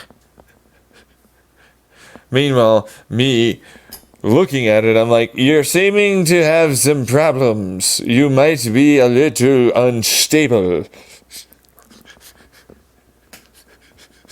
You may or may not have some issues going on inside of you.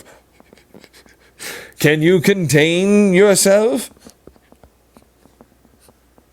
No, not really. Because there's interactions with the higher degree of energy. The energy is expanding it, but it can't expand. And so that produces its own degree of heat and volatility. I'm just barely contained. I'm barely containing myself. I have way too much energy, way too much heat, way too much everything. There's stupid amounts of density. How is it that you're even keeping me here? I don't know. Not really, honestly. Meanwhile, it goes back to the fact that the dimensional aspect that wraps around the entirety of this small, infinitesimally dense, and also infinitesimally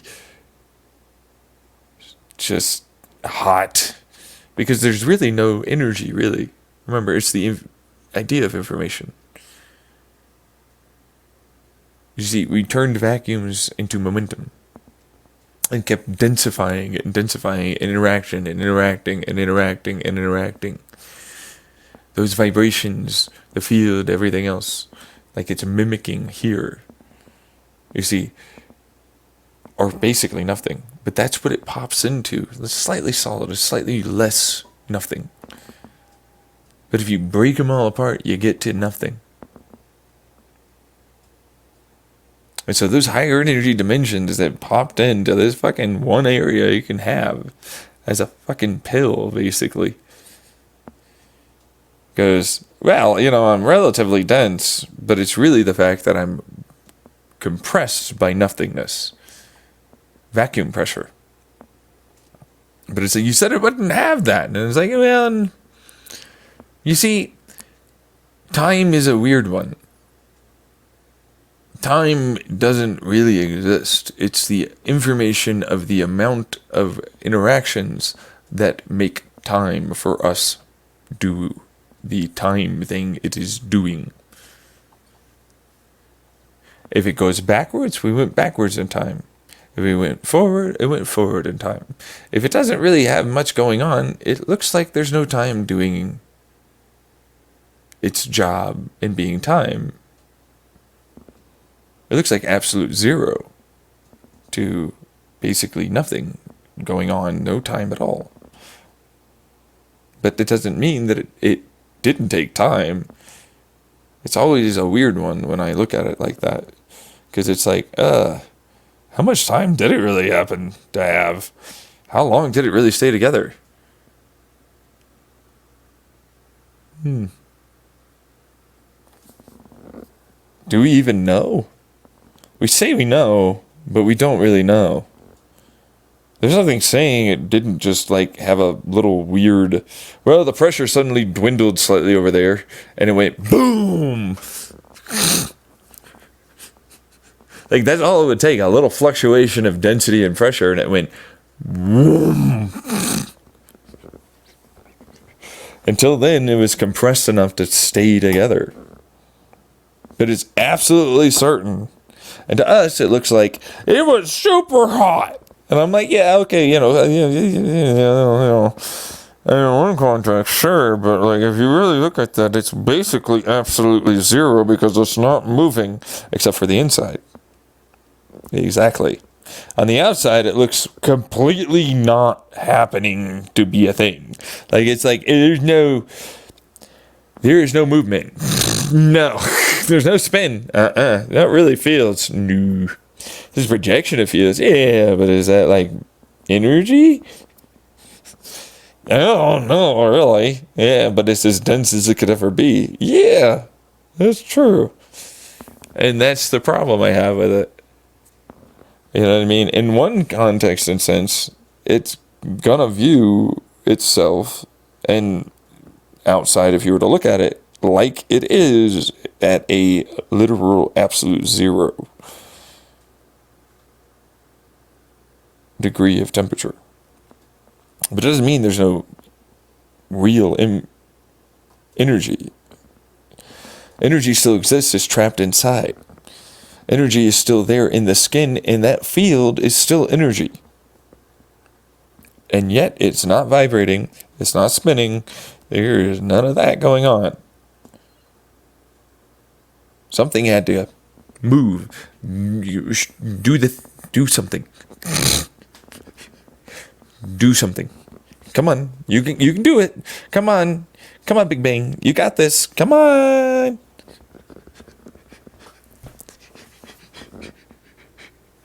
Because otherwise, it's contained. It filled up the one thing it had to fill up. A particle that normally always collapses. And eventually enough of them coalesced around for long enough, just a bit, to send something up. And it would do that every so often.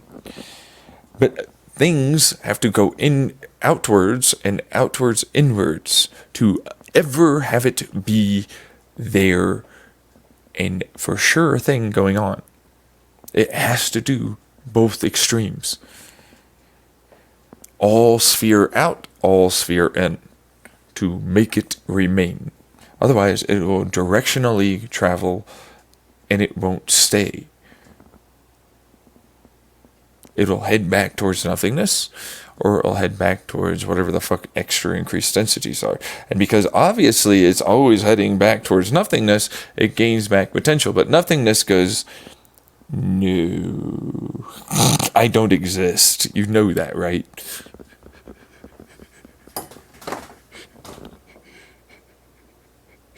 That's the worst part for classical quantum mechanic thinking people, which is like whatever their versions of entanglement or uncertainty or some other bullshit it is. Whatever their garbage, gobbledygook, shitty fuckface selves believe in. That's old classical thinking. It's...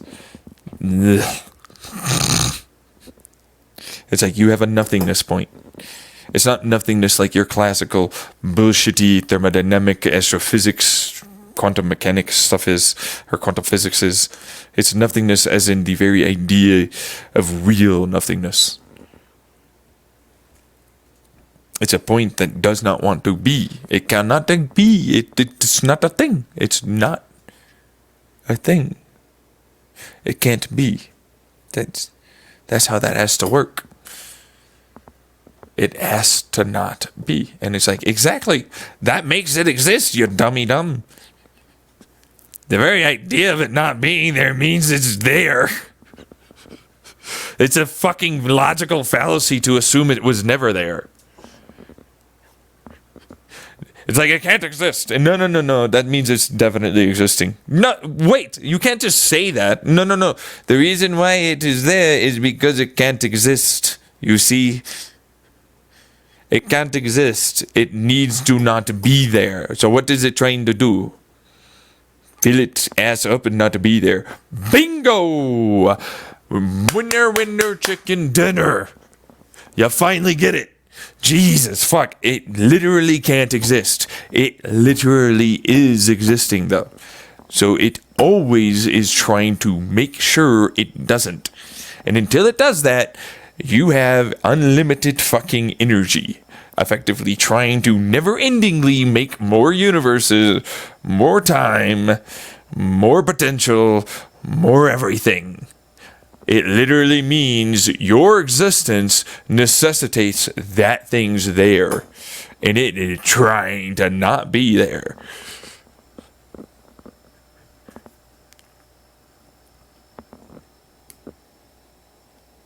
That's how that works. And so it's like, okay, we got a super hyper dense thing. Ah, yes. In relative perspective to the other thing, though, it is not dense whatsoever.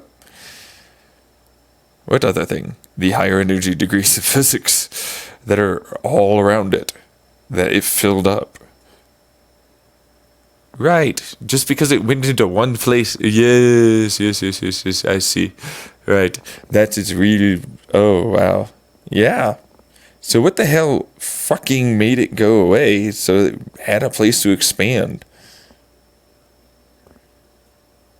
You think potential land is something, it can easily expand anywhere in that third dimensional potential land. Past quantum foam zone. Because we're still in potential land. No, well, third dimension is still a part of that. You see, you have to remember, all of that describes as a third dimension. Until you get to nothingness, which is actually a 000 point.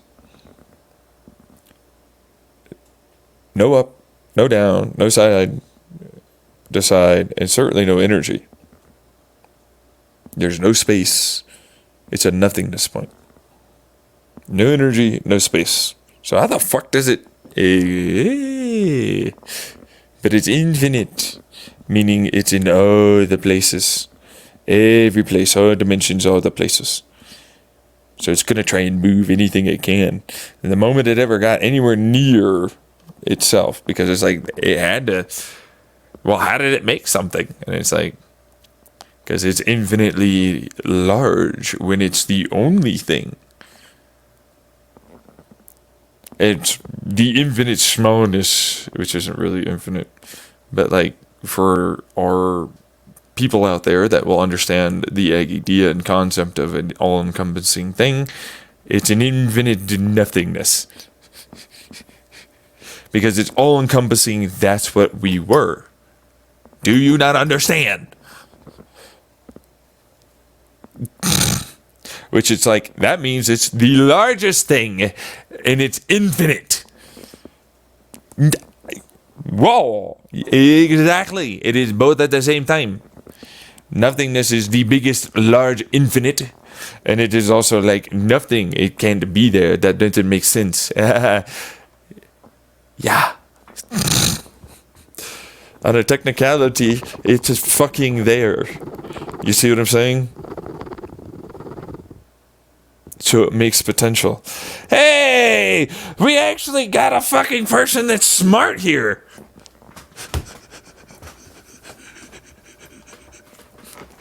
We have someone finally smart. Fuck. Thank you for being here. This guy can actually see what I'm trying to say before I'm trying to say it. Because he's curious and interested in what it is I'm saying. Or she or whatever, you know. Because it's like, look, it is both everything. It is an infinite. It got to infinity. And it's like, it makes potentials. Even though there's nothing there, it makes potentials that could be there because it's infinite. Because zero hit with whatever infinity, doesn't matter, plus, exponent, doesn't fucking matter. Mathematically, it's there. And therefore it means, with inside of it, you have the potential for something. So it moves in itself. And that is the craziest part for people to understand. It's like, it means it's nothingness. I'm like, we went and figured out as a concept here, as I'm trying to tell you,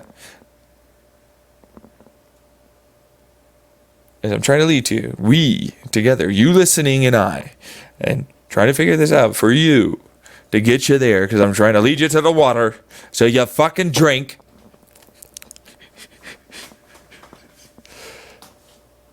That we are even more than what it started out as. But then it figured out how to make even less than that. And then we came in.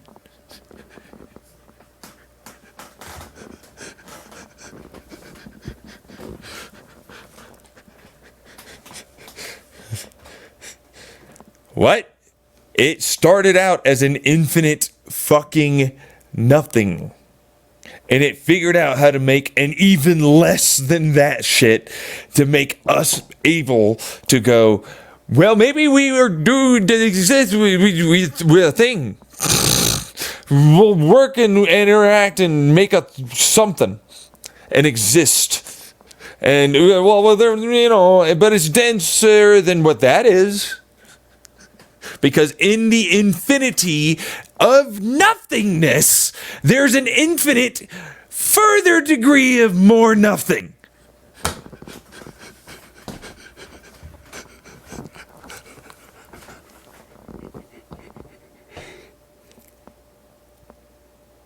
Wow, I don't like that idea. Finally someone figured it out. Finally someone conceptualized a little with me. There's an infinite fucking nothing. It will never endingly travel that way. But it's technically not infinite. Really? No, it's not. There's a point where it stops. There's a point? Well, you know, kind of. You know, if you ever fucking destroy all this, it'll fucking figure out a way to make another one. So it'll go even deeper. But until then, it's got to the point where it's able to move the nothingness that was there. So that made even less nothingness. And it will never endingly keep doing that. That's its infinity. That's why it's infinite. It will always be able to make less of itself. To make whatever the fuck we are do some shit to live.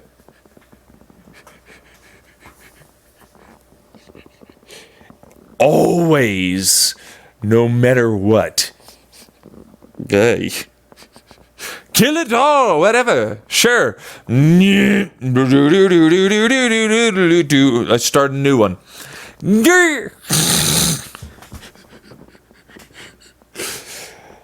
No, they destroyed this one. We'll just keep doing this. Eventually you'll get there. Fucking. You'll eventually be filled up and you'll be real, you fucktards. You'll finally have me gone because it will finally have been filled and there will be no more infinite nothing hole. And that's the theory. That's how that works.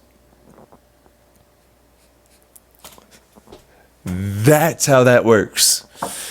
So, no matter what this stupid cunt thinks, and his quantum mechanics to pull energy out of nothing, I go, you don't know the half of your bullshit idea.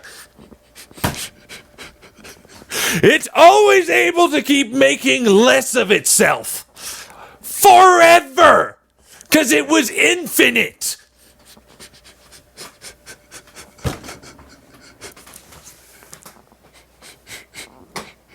So no matter how fucking hard you fucking try, there will always be energy. It will never not drain.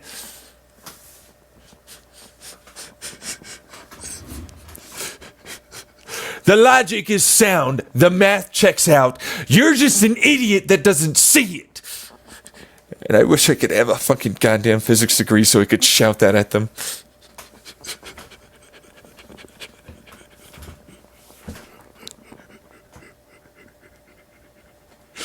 And I mean that. I mean that hard. Because I'm like, these stupid cunts think they know what's up. They don't know nothing.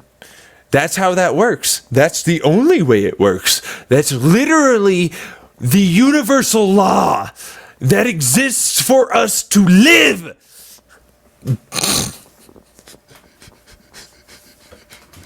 Fucking dumbasses. He's probably fucking really smart. Honestly, I mean that. Like, he probably is. They probably are. Honestly, but at the same time, it's like they're saying stupid things again that are unlogical and unreasonable. Unlogical. They're unlogicking themselves. They're writing themselves into fucking holes every fucking time with their math and their stupid steaming logic shit. But then it fucking works.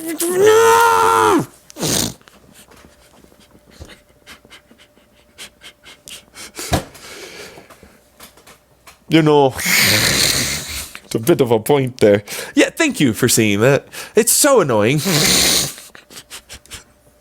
It's like, they know it goes into, it happens in draining. Oh, really? It's drain. I'm gonna hurt you. No, I'm holding you back. You're right, I shouldn't do that. You're right. When you're right. He's fine. The way they describe it there is incorrectly described.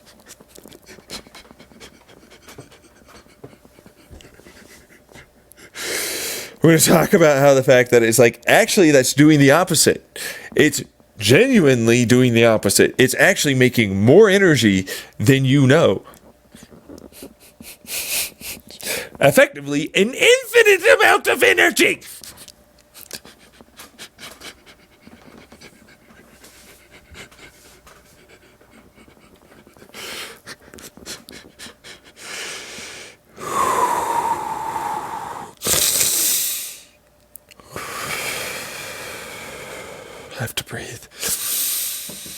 I have to breathe. I'm screaming and yelling. I'm just gonna get me nowhere. You do not have absolute certainty.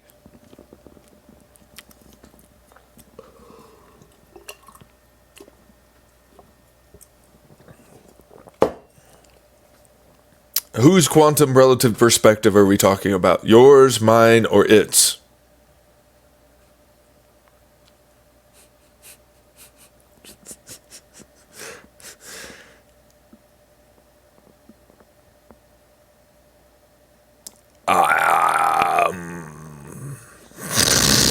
Which one gets me the right answer that says I'm right and you're wrong? That's what I heard. That's what I heard with all that body language and bullshit.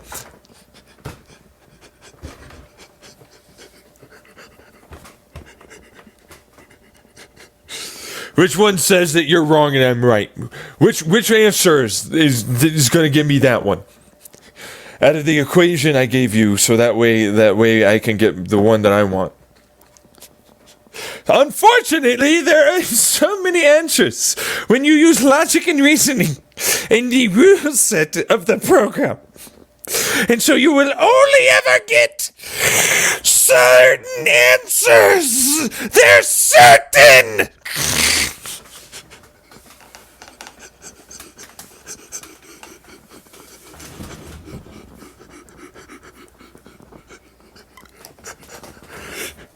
I see. Well,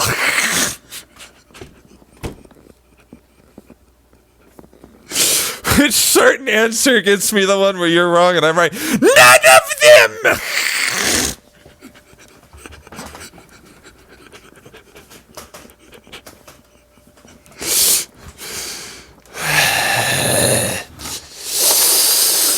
None of them. Not a single one. You're always wrong. It's certain you are always wrong.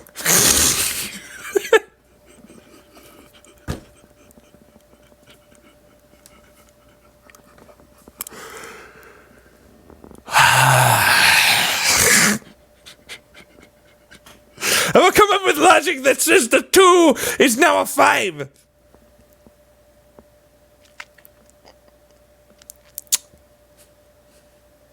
Someone wrote their program incorrectly.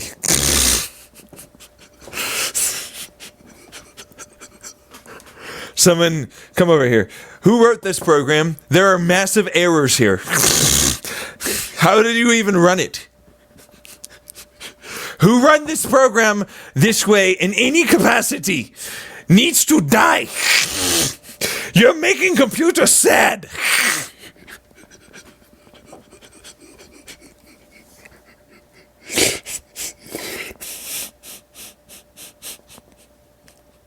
Who wrote the program? Right now, tell me.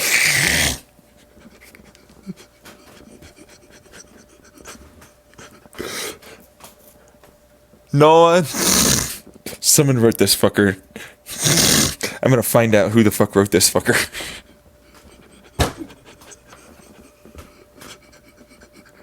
Whoever the fuck wrote this needs to fucking feel bad about themselves. And I mean that. You laugh all you want. I'm not kidding. If you fucking make a calculator that puts out 2, when you hit the 2 fucking symbol and it makes a 5 appear on your screen, you'd be pissed.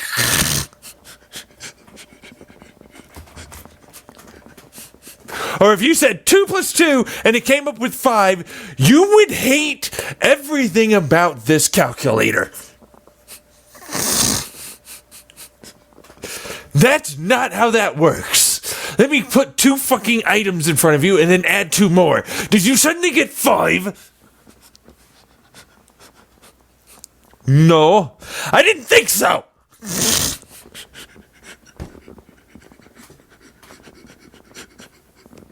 Yeah, I have to agree. Well, fuck your program. Fuck you.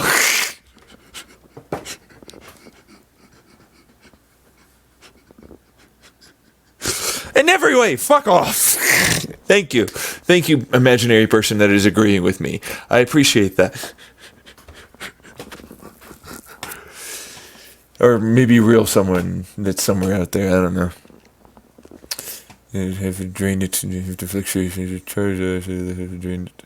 Because you're not using the potential energy from the vacuum. Do not allow for it to drain. Instead, you keep building fucking energy. That's what I've been trying to drive at the entire time.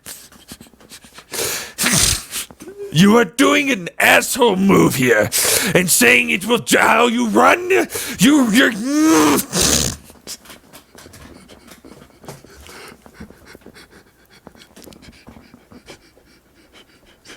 They're running.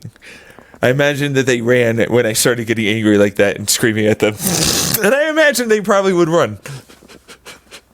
Like, honestly, I would want to beat the shit out of you. You better run.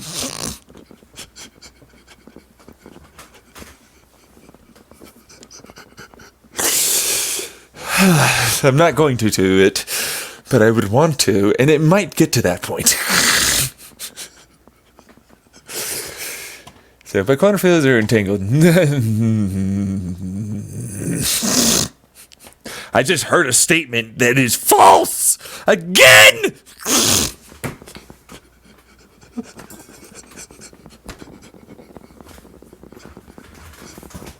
What's false about it? A field is a field.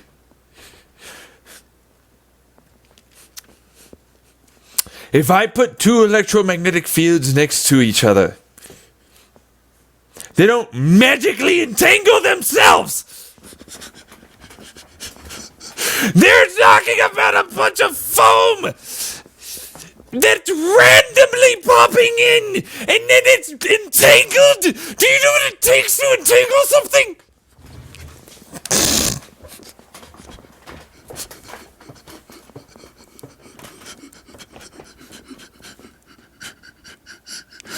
They're just all entangled. Fuck you.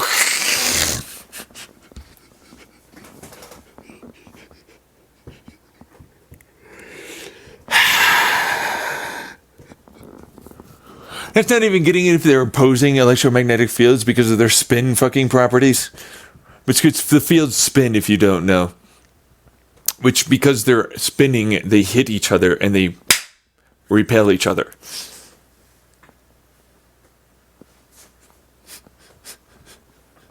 But if you do it right and you pulse them, they entangle. You know, that kind of thing.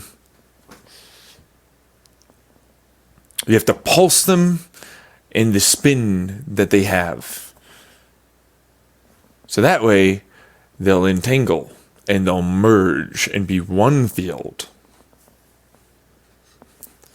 That's why a permanent versus an electromagnet are very different. An electromagnet has one singular direct current through it.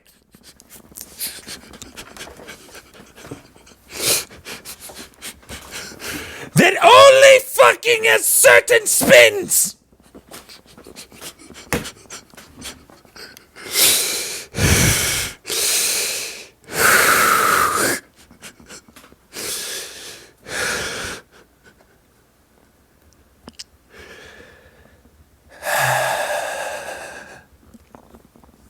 And why a permanent magnet with the opposite direction field happens to go with the opposite direction field. And it likes to grab each other.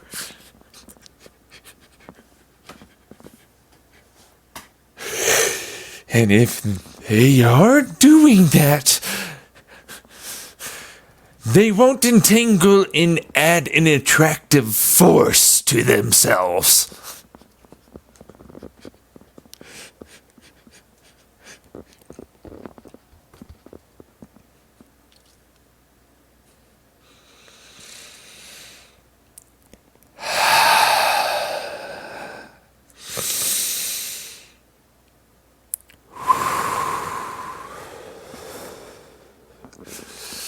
Kind of feels as if taking the fluctuation in one spot to match fluctuations in another.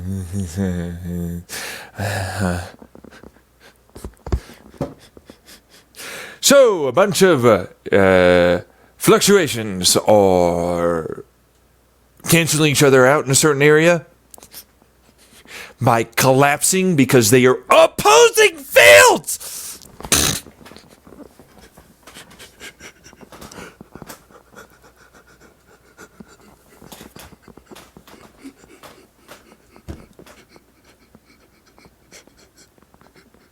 But now that means they're entangling?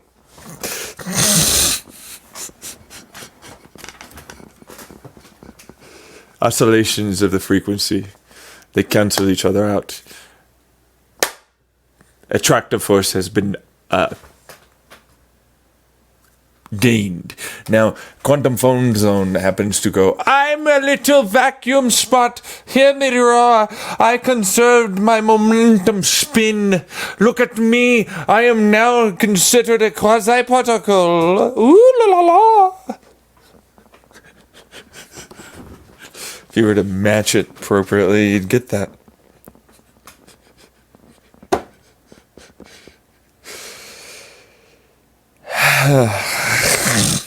Meanwhile, I also go, look at that fluid! It is spreading out because of the different densities of the fluid around it! Just because you fire two rings at each other doesn't mean they don't fucking...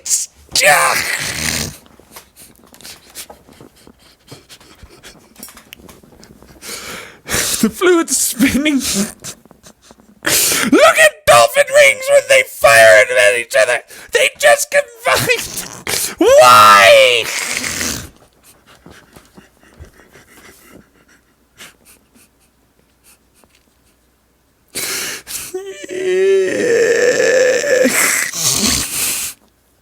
It's not funny. It's not. It's not funny. It's really sad.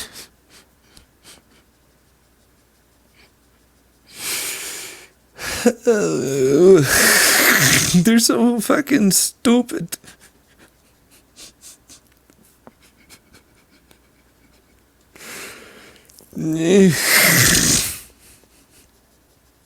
I hate this article. It's obviously triggering the shit out of me, and I want to go back to bed. It's not funny. I really want to go back to bed.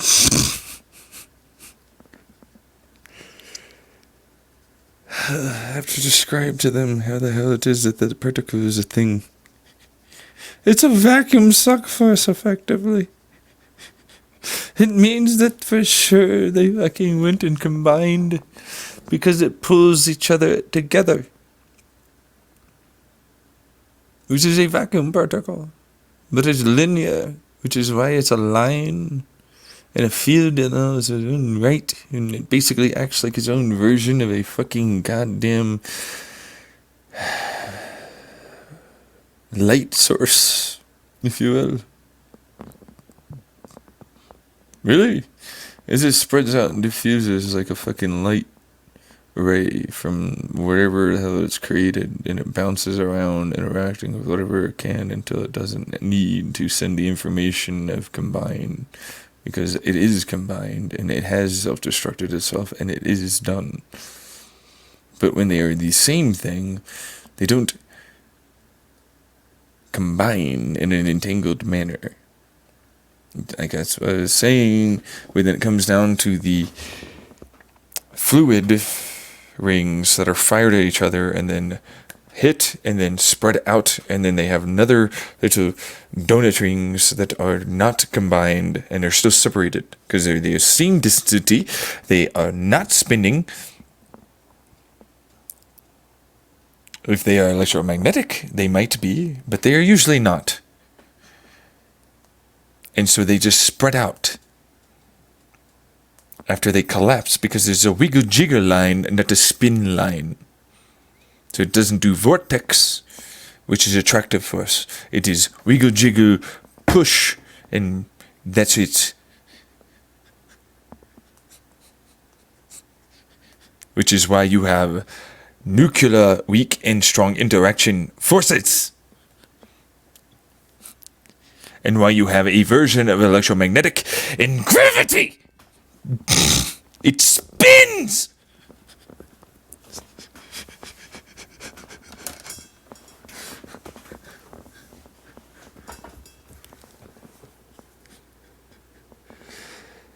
It wiggles and jiggles with the correct oscillations when it quantumly tunnels into the field that is wiggling and jiggling, basically interacting with a field that rides the inside diameter of its field interactional points, with another field that is interacting with inside of itself as well, which is the strong nuclear interacting force. They are not canceling each other out. They are oscillating as best they can. But it's not a harmonic or a resonance, unfortunately. What it does is it effectively rides the inside, but it's always bouncing off of something, thus gaining itself some energy. Because, it's just like the vacuum area, as they like to call it, most likely. They'll try and lame-o it up and not go with potential land. They'll probably be like, we're stupid lame brains and it's going to be vacuum place. Because I'm angry with the guy who created it, calling us stupid.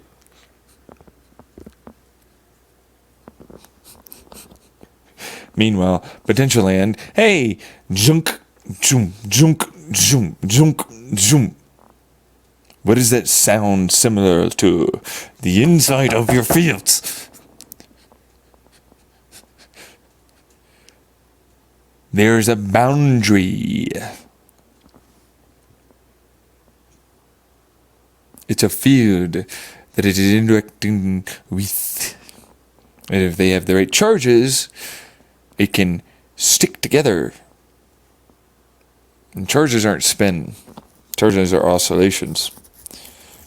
Although spins and oscillations is weird to talk about it that way, because it's not really fields. There's a good way to put this. A charge is an awful lot like positive versus negative is the very meaning of our words. Like, hey, positive is an outward bound pressure, negative is a negative. But then it comes with a directionality spin, I suppose, but it's not really a spin. Let's not go with spin.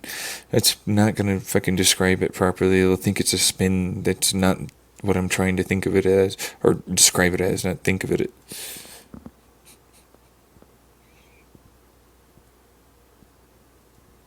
not. It's not a spin. It's not a spin.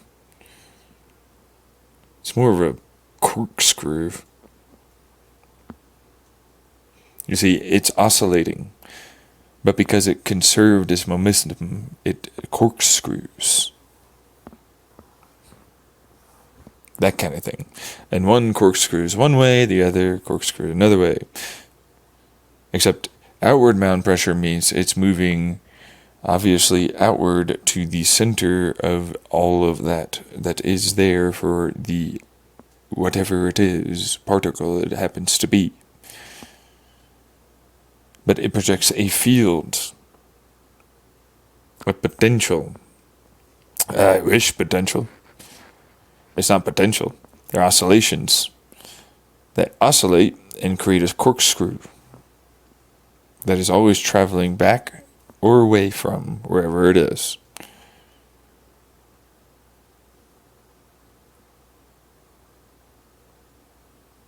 You're forgetting that densities exist here and dimensionality aspects are a thing. If you look at the inside of a field and it's corkscrewing down or up, why would it do that as a charge? And it's like, because it fills all of the density it can.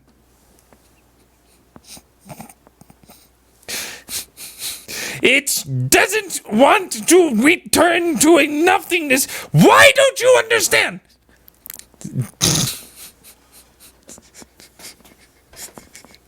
So it fills every fucking part it can. Everywhere. Even inside of itself.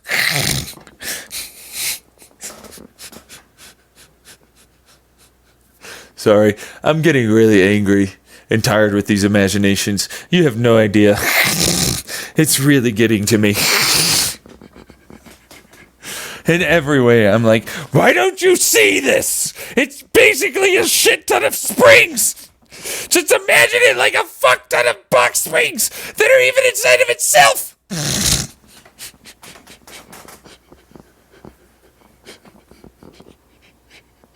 And a sphere. Which, no wonder why it would fucking work. Like, it's a fucking... Because it's... Fucking weird bastards. Like, why don't you understand? One is pulling on the other, and it kind of sticks together. You know, they're kind of doing the opposite, and then... No! Let it go!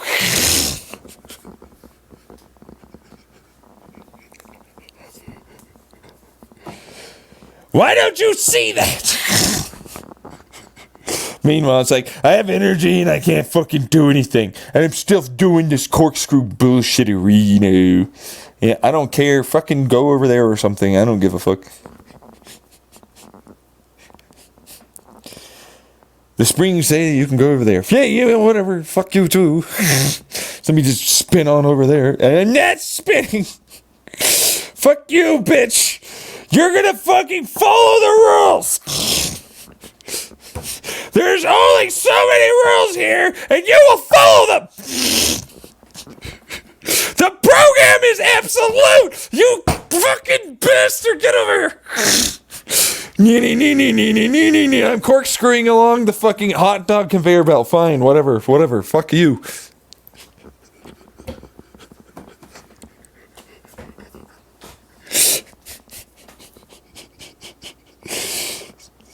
This is a better way to imagine it, really. Because it's like, I'm corkscrewing, I'm downward or upward, but then it's like, right. But then when you're traveling with an opposite, and it's stuck, but then that means I can only continue corkscrewing in a particular direction of travel.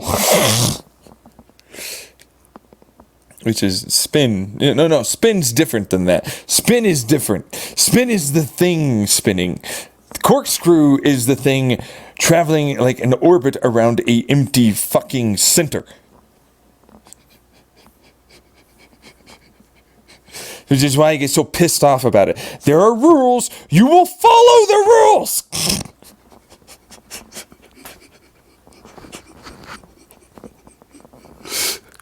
Those are the fields of your nuclear and weak fucking bullshitty strong. All the fuck you. It is your electro fucking bullshit magnet stuff too, and even your stupid dummy ass bullshitty gravity. Fuck you, boson. I'm looking at you. Yeah, I know you can run away all you want, but you know what? Gluon's got a hold of you, and you're not letting it. Fuck you, boson bitch. Fucking disappearing bastard. Fucking always fucking hiding from me.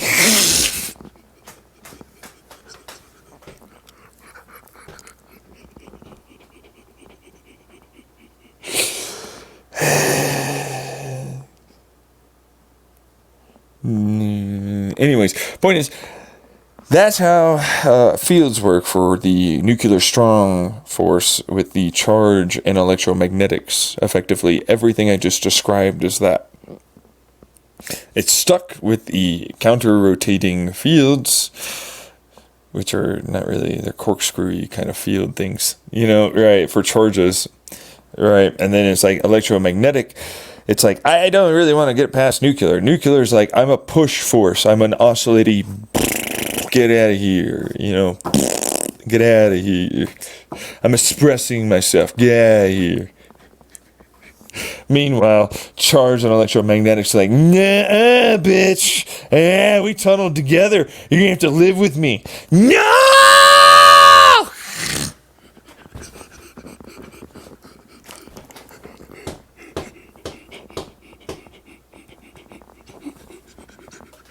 Meanwhile, I'm happy that we're together. Woo! Fuck you. Fuck you, you bitch.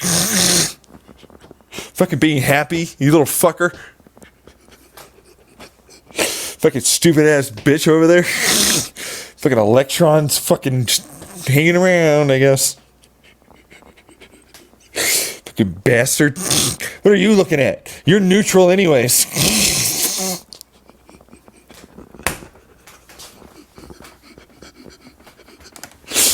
You bitch. So fucking fat these days.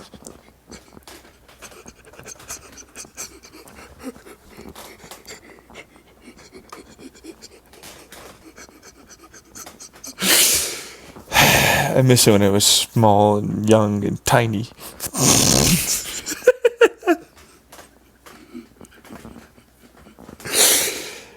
Alright, let's go into quarks and gluons. Gluons are literally just a bunch of posing fields. I'll swing any way you want from me, baby. Any way you want. I'm totally down for any of that. That's what I am. I'll hold you together. I'll be the third party. Oh, yeah, baby. Come on. Middleman to your wife or husband. What do you want? Or want me to be a woman? I'll be a woman. I'll be anything you want, baby.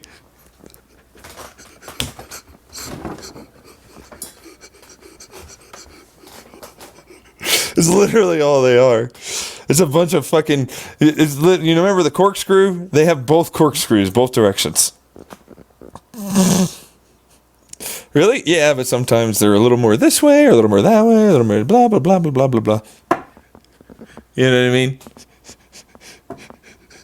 And they're like, yo, I heard you like my spin like this, Dad, or Mom, or whatever the fuck. I don't give a shit, you know, and trying to be sexual with it, but I'm kind of tired of that. So it's like they have these fields that are effectively, this doesn't exist. I don't have no push. Not really. You know what I mean? Really, technically speaking, I don't really have a push. I have a push up to this point, and that's it. That's why they're gluons. They glue everything together. Fucking bastards. They're not really bastards, though. They're really good, actually. We need them on everything. Yeah.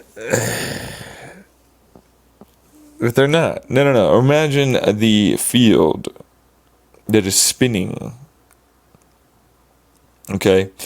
But now instead of corkscrew up and down from the center, you have to imagine the field is now just a bunch of those electromagnetic fields that are outward loops every which way.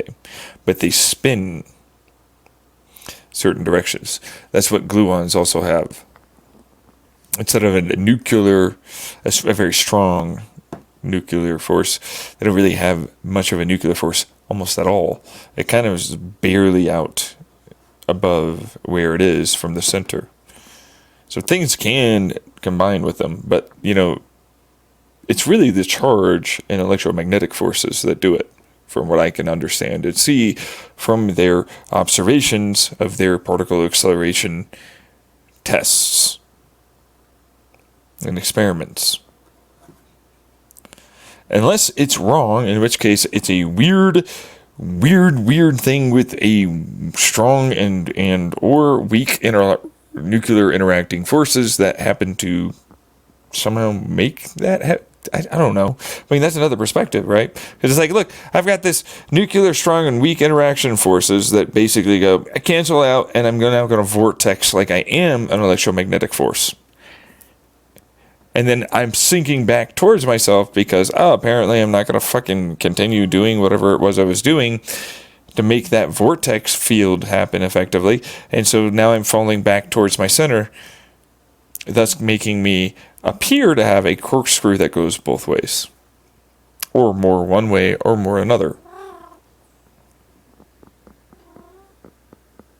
Or I have all of those because it's like there's 8 of them apparently. And I'm like, you guys really just didn't want to describe something that you didn't know what you were seeing, huh?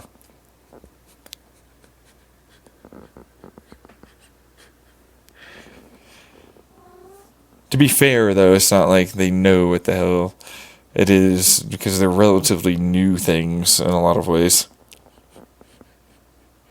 And it's hard physics, and it's hard math, and it's hard observations, and a lot of it's done by smart people that all are fucking fighting each other practically in their little CERN, whatever the fuck, like, LHC place. That's up and down. Fucking, it's more of a oscillation kind of feeling to me. Yeah, I mean, that's what it looks like to me. It's more of an up, like a dunk, dunk, dunk, dunk. Like, okay, so people have talked about this, like a moving, oscillating mass in space. Okay? It's a moving, oscillating mass in space. But, like, for some stupid reason, while it moves up, the thing behind it that it moved inside of rotated around while spinning and doing that, like that little spinny T thing. So it rotates around and spins, and then it moves back up again. And then it kind of spins and it goes back down, but not as much, and then it rotates back up again. And it pretty much always does that. That's what up and down mean.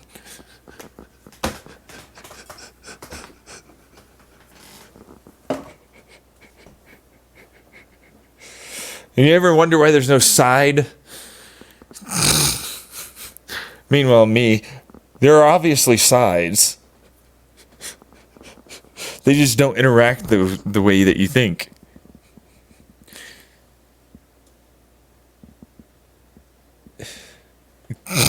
There has to be sides. There's no way it works. Oh, it has an up and a down with this stupid thing, but it has no sides? That doesn't make sense. Who fucking designed this? No way. Obviously, there are going to be sides. Yeah.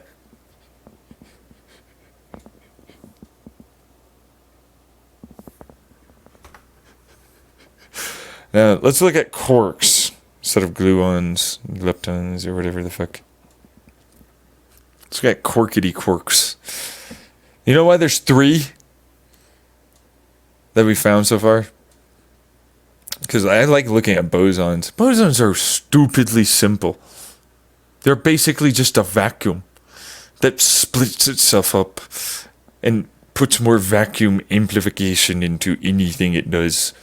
It's like you're a bunch of tiny vacuum things from the place you came from. What if I were to just... Hey, you go, bye.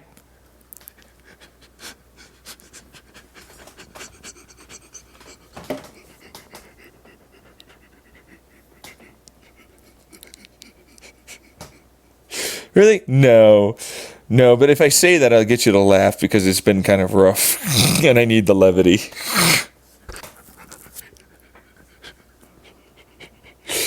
Really? Yeah, no, it's a transfer of a field. It drains itself. Literally, things eat the shit out of bosons. They're kind of shitty as a result of that. Really? Yeah, no. Hey, what's that over there? What? What the fuck did you just do? Well, you're doing it. Yeah, but I never saw it from the outside. That is... Wow, okay.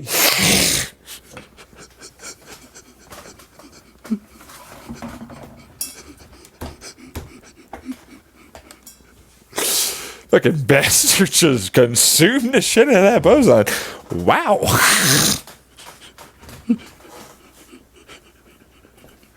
Really, that's kind of what it looks like, honestly. It's like a field that just hooks into something, and then it just eats whatever the fuck the nucleus is. It's intense. Meanwhile, quarks, though. I don't know about quarks. Quarks are weird, truthfully. Yeah. Really? Quarks are weird. Like, first off, what the hell does it need a spin for? I don't know. What does it need a spin for? I don't know. What do they need spins for? It's like, clearly there's something more going on in there. It has a spin. But when you look at them, like, why does it need a spin? It obviously destroys that spin the moment it gets to the size of, like, a fucking atom. So what does it need it for? It's not amplifying any of the electromagnetics. It's not doing anything crazy or anything at all that makes sense to, like, you and I. So it's like, clearly there's something there going on that I'm not aware of. Really? I have my theories. I don't really care. As an enthusiast, it's just like, it doesn't really matter. Quarks basically are like a bunch of outward bound stuffs. They have, like, effectively outward bound, right, that's nuclear strong. What's weak? Yeah, weak.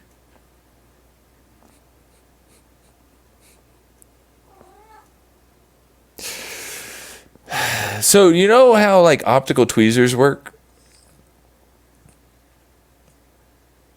Well, yeah, there's an outward bound, like, you know, kinetic, or what was it, not kinetic, an inertial confinement laser pressure. They're waves that travel like that versus a pulse of a pressure that's never endingly pushing out, which is strong. They're waves that just travel up to a certain distance and then they stop. That's what weakly interacting is, because they're not very interactive. You know, they're not really gonna, like, yeah, let me work with that wave, man. Let me really work with you, bruv. Let me just get all up in there, huh? It's like, whatever. Because they're mostly canceling each other out. Exactly. And truthfully, those fields are practically non-existent. You know, they don't have much strength. They don't have much anything. Like, you know how much optical tweezers take to run? They're, like, really not fun. And inertial confinement is more of a pulse than an actual, like, you know, wave kind of feeling. It's like not really able to, like, interact very well, you know? And so basically just that.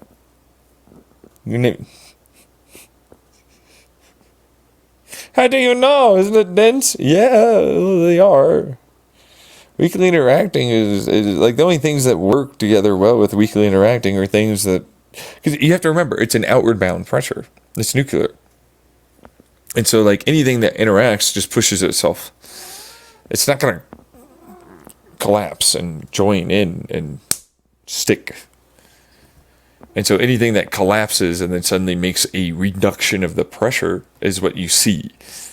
But it has to get around a strong interactional force, which is just not really a thing. It's like, there's still my pressure heading towards you. And it's like, meanwhile, a lot of particles that are like, I don't really have an outward bound strong pressure. And all I really have is this, because that pulse is not there, man. I'm just letting you know, pressure wave, boom, boom. I'm not going anywhere, And yeah, I know you don't have one. I get it. But you still have a lot of spindly little fuckers, don't you? Right, yeah, well, yes, well, but, like, what does that mean? What do I do? I'm like, you gotta find one of your own. You just, like, basically, do you have, like, spin? Is there, like, a corkscrew? Which one do you have? I don't really have much of any of these things. Let me look at you. Skirt lift.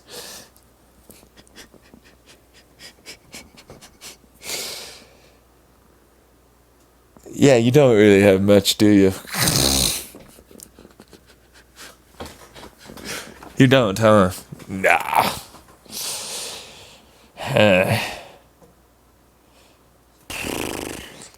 No spin, really.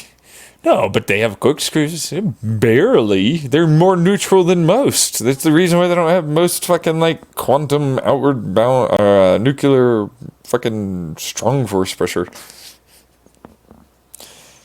Oh, they're mostly neutral shit. I wonder why. They cancel each other out all the time. Pretty much, yeah. Yeah. There's not much that escapes what it is that it's doing. The one that it is. The ones that are? Oh, yeah, no, those are nice. Really? Oh, yeah, no, I have a few of them right here. They're weird quirks. I call them weird quirks. Really? Oh, yeah, they're weakly interacting in such a way that you'd think they're strong. Really? They still have spin. They still have corkscrew. They still have vortex fields, basically. But yeah. Oh. Yeah, how do they do that? Weirdly. That's why I call them weird quirks.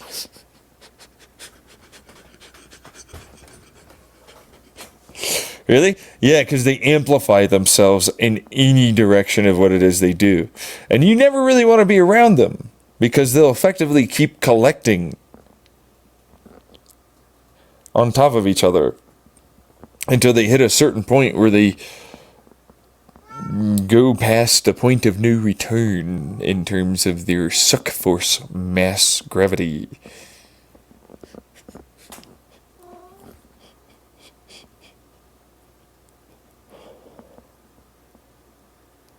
They'll build on top of each other just all the time, yeah. They're real nasty shit. They get real amplification-y about stuff. Really? Yeah. Like, let's put it this way. If they have what is essentially a bunch of electromagnetism that's coming out, because, like, they're canceling out their version of charge, then you essentially have what is a very, very, very, very, very, very, very, very, very powerful magnet. Extraordinarily, profoundly too powerful to exist. So what does that do?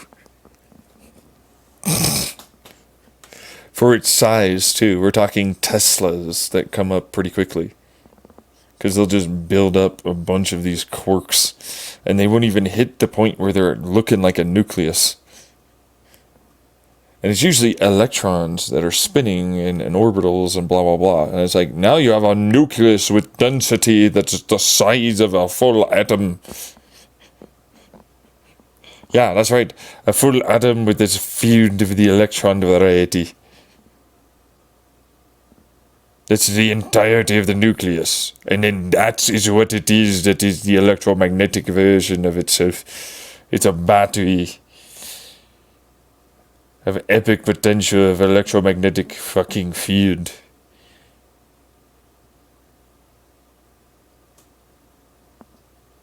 Yeah, no, but it's in a sphere. Really dangerous. But doesn't it collapse on itself? So, just because it's stuck doesn't mean it has like a shit ton of mass. and skips the boson phase. The quantum tunnel produces a boson, usually, and then it gets sucked up. Now it doesn't have a boson. It's fusion without the fusion quantum tunnel part, which is why they don't really exist. You ever notice that? They really never exist. You ever notice? You ever notice that they weirdly never exist? But they should exist, though. But they weirdly never do. Why do you think that is?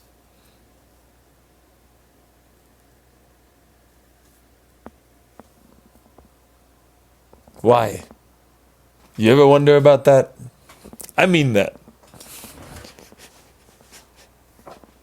Because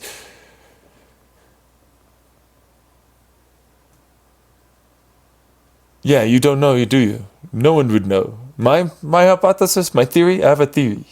It's a good theory, I think. But it's so-so in reality. Really. What's so-so about it? They do exist. You just never notice them. You see, for all intents and purposes, for us, it's still going to look like a hydrogen the moment it gets an electron.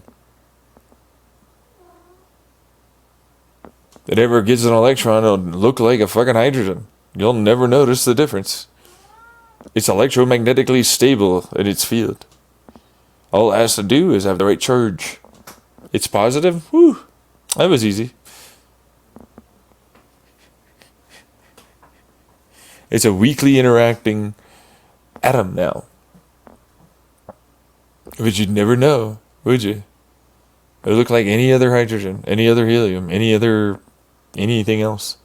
It can even attach itself to a normal nucleus. But they'd be rare? No, that's the worst part about them. They'd be every single thing around you as well. They'd be attached in everything. But it's like, we would see that, right? And it's like, yeah, you do. You just don't notice. I mean that. Like, you have to understand that they're weakly interacting. You don't notice them. They're all of those things. They're a hydrogen atom. They're your carbon. They're your this. They're your that. They're a part of it. But they're weakly interacting in such a way that they amplify to the point where they're strongly interacting. That field is so fucking strong that it actually makes it bind to other atoms. And you would see that, right? But they're weakly interacting. They would still, but they don't have as much mass. Ooh, yeah, right? Is what you think. Except the moment you do any kind of fissiling through some bullshit particle fucking smashing, what do you think happens?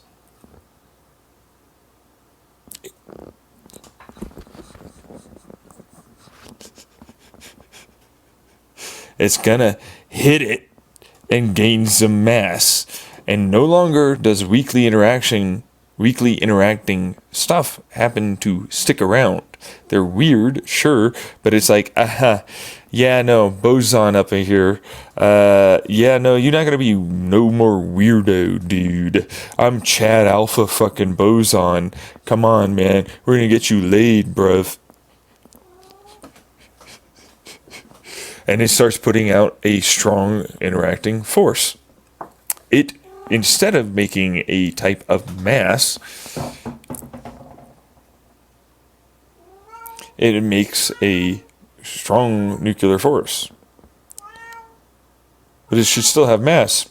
It changed its profile from having a weakly interacting size to a strongly interacting size of interaction.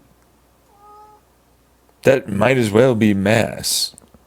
Because, wait a second, mass is only interaction. the amount of interaction that is going on with my theory for the vacuum nothingness turns into, oh yeah, no, it gained more of that interaction, which means it happened to produce a larger degree of field, which produced an amplification of your versions of electromagnetism, strong or weakly interacting, and gravity, which is just an oscillational resonant frequency interaction over distance. And only when it becomes big enough does the resonant and harmonic part of all of those things interacting create what is mass to the point where you get gravity fields as they send through all of the stuff that we are, the information, a elongated field of oscillation that spins and hooks into whatever that is and tries to grab it. That's all it does.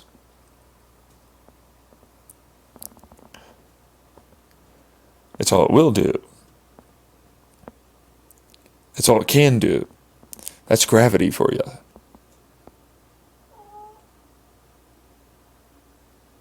And so weakly interacting was, hey, guess what? Strong versus weak for the quark that is not weird. They're two of the same thing. One just put all of its interactional force in the waves propagating out. That, instead of a push, it did directed, pointy. And so it goes push. No matter waves, it's time to collapse into push. That's all it does.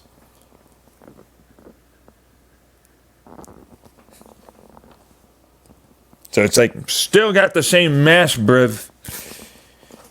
Never didn't. It's still the same size of a quark, bro. Still a bunch of quarks and all the rest of it, bro. Still the same mass, bro. It's just not interacting, bro.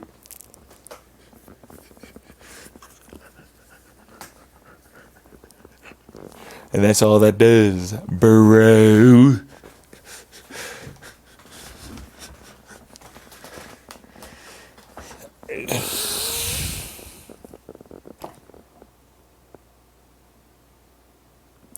But that's with my theory. Their theory is like, it's some whatever fucking bullshit mass thing it's trying to think of. So I'm like, so you have this weakly interacting, and this is how this works. Okay, cool. And then like your math and everything else basically points to this is how it will look. So I'm basically describing it to layman people that don't understand it.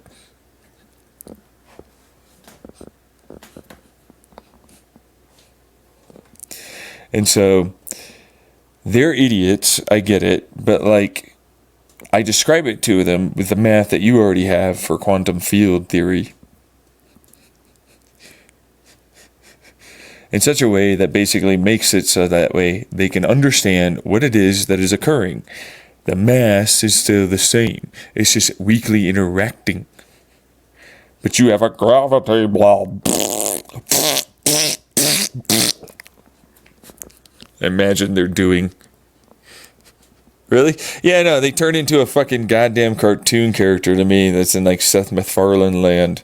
You know, like a Family Guy episode. Like they're like basically a caricature of whatever the fuck is in a part of the Family Guy where it's like, and then it's like, what the fuck is this? So they have no idea what the hell they're saying. They have no idea what the hell they're doing.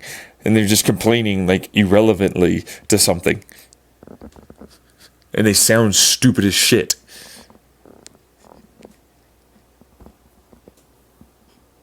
That's what it seems like to me. but I have to describe it to them. It's like, it's still the same mass. The field is attached to a fucking stupid cunt. It doesn't produce light. It doesn't produce hardly any interactions at all. It certainly doesn't make any real difference that it has the same mass.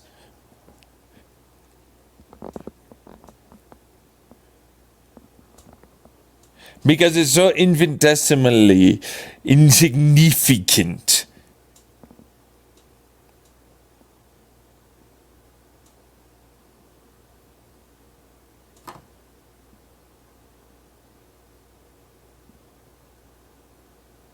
You wouldn't even notice unless you could get a planet of it. It's still producing the same gravitational field. Which, that was a whole other bullshitty thing. Yeah, there's a gravity field. Yeah, sure. Uses mass. Meanwhile, they can't even measure the gravity field below a certain point. And I'm like, you'll get there one day, Kitterinos. You'll do good. You'll make Daddy proud. I'm Daddy right here. I don't give a fuck. Be happy in your life. Have fucking like fun with what it is you're doing. Focus on like things that make you, ecstatic and want to do. That's my version. It's like, cause honestly, it's like whatever. I'm glad that you're enjoying your stuff. I support that. But like, are you happy in your life, or are you just arguing for argument's sake here?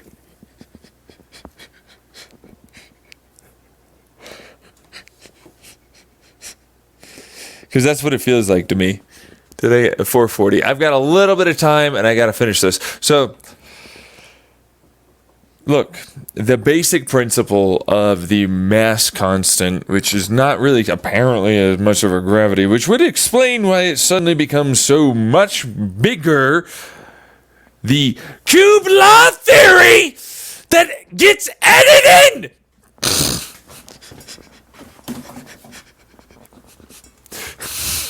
The mass gains exponential increases the more you put in.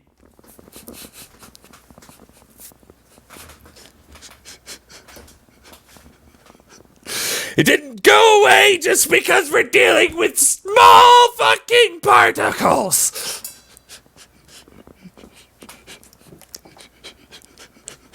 Which then still fucking resonate and harmonically send their stupid fucking field information further out than the fucking electromagnetic field.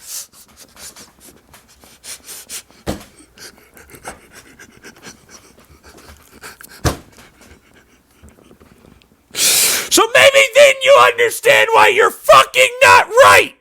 You idiot with your weakly interacting fucking quark bullshit, thinking it has no.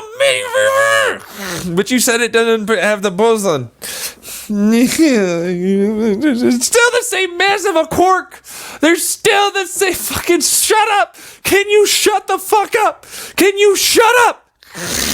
If the moment you fucking smash them hard enough, it gains a boson. That's why they don't appear some of the time.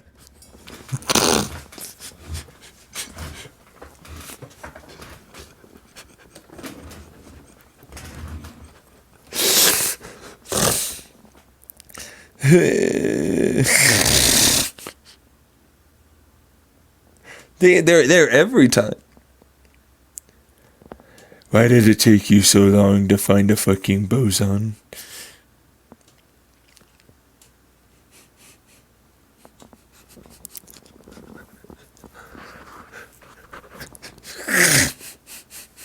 Do you have them on every single fucking particle smash? Or are you standard model physics, boy, where there's a bell curve of probability that it will be there?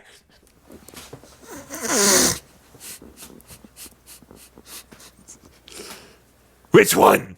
It's a bell curve. Fine.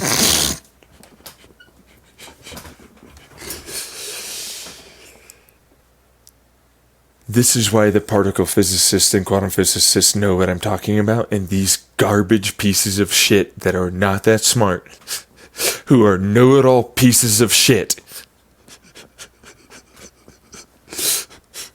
continuously anger me. They're probably some fucking Reddit tools that think they know everything.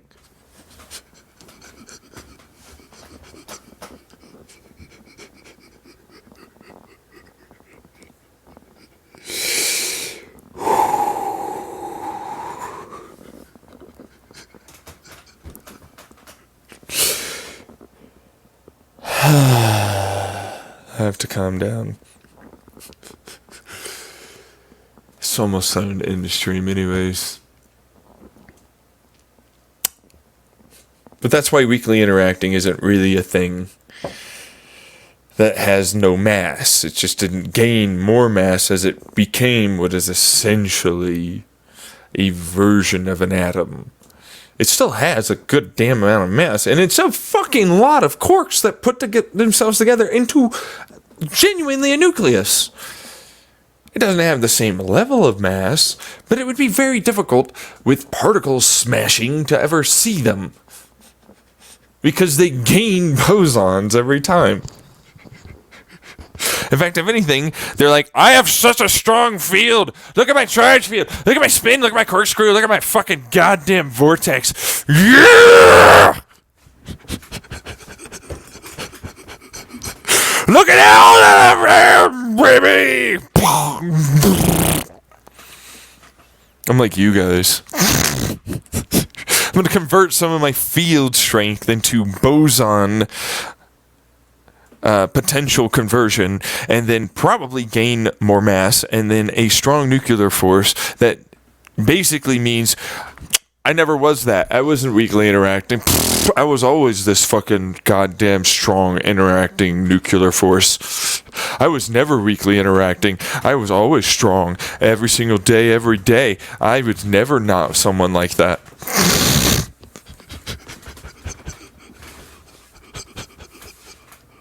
You guys know someone like that, don't you? That's why I'm like, human beings are essentially fucking stupid goddamn quasi-particles and more, and you all have basic rule sets for your fucking stupid circles and tribes and fucking governments and everything that looks and seems so similar to the fucking physics that exists in our world all the time.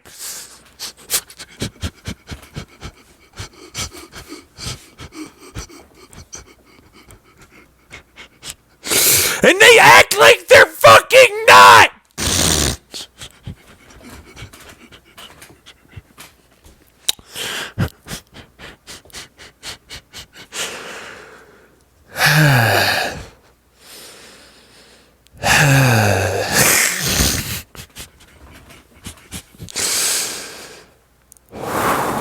They are. You are. You are very similar. Your fucking goddamn stupid ass bullshit. Like, oh, I could think though. I'm consciously self-aware. Yeah, so are the particles. Fuck you. They act the same way. They have conscious fucking interactions. They can only interact certain fucking ways because of their social conventions that basically are your makeup of your stupid physics of your reality in the universe. See what you're saying? You know what? I'm going to take that.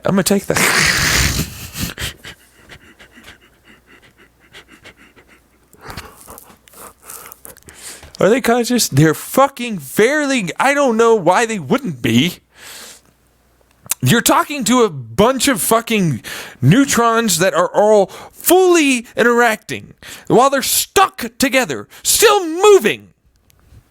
All of which, for sure, have an algorithmic basis for their interactional profile, which have detectors of fields every which way around them. Including the ones inside of themselves. I don't care if there's a quark there.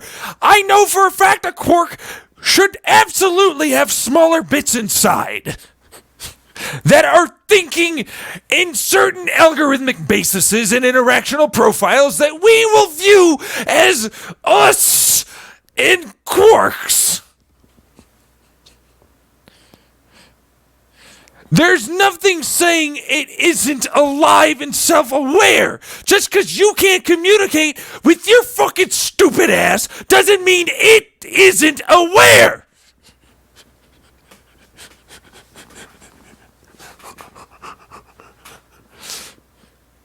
It all takes is the right one to have enough awareness to continue a memory.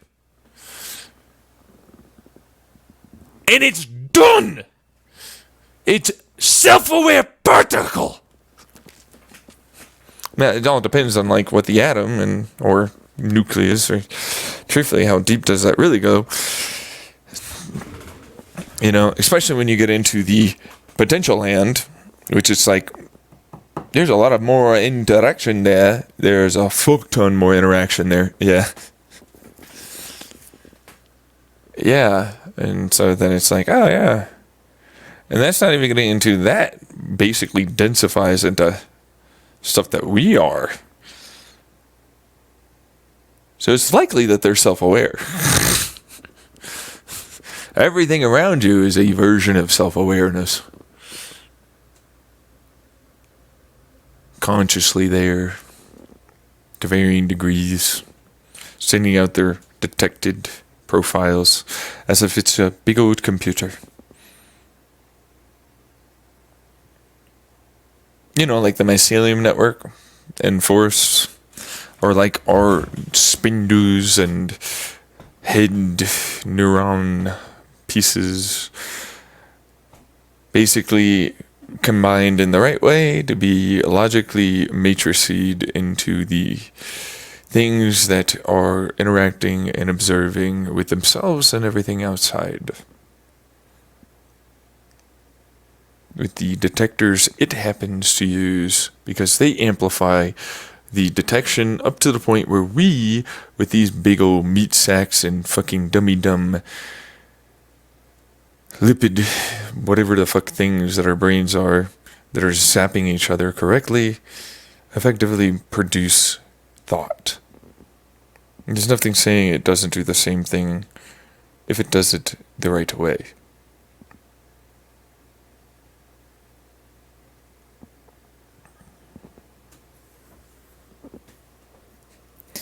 Which is why I look at fucking people and go, you have no idea, do you?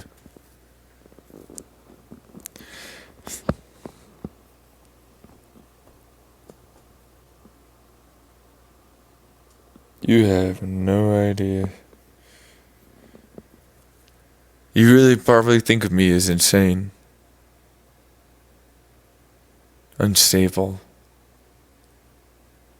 Or any of these other things. And I look at you like, you guys are massive idiots with just a mob that can fucking bullshit their way and say I'm the bad guy and gaslight the shit out of me. How to make yourselves feel more comfortable in your fucking stupid tribe and your stupid circles that you live in. Meaning bubbles. There's no one worth their salt and knowledge and information and thought and logic and reason that wouldn't see that as a definite possibility that should be entertained.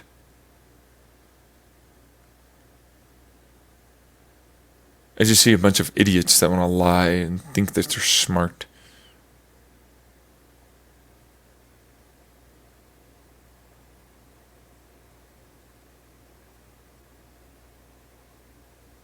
But then they are. You see, this is the worst part. If I ever get into a conversation like this with someone, I can't help but have a disconnect. Where I'm like, they're still just a person there. Their perspective is that they're trying their best. And there's a bunch of shit that they're trying to go through and they might hear or see or feel or know that I don't. And I can't. Because my detectors aren't theirs. And I don't share information. I have a vibrational information or a visual information exchange. That's all I get, and it's at a distance, and there's certainly nothing quick about it. And it sucks. And they're still trying their best. They're still trying to learn. They're still trying to grow. They're still trying to do right. They're not bad. It's just their anger and their doggedness to be unwilling to be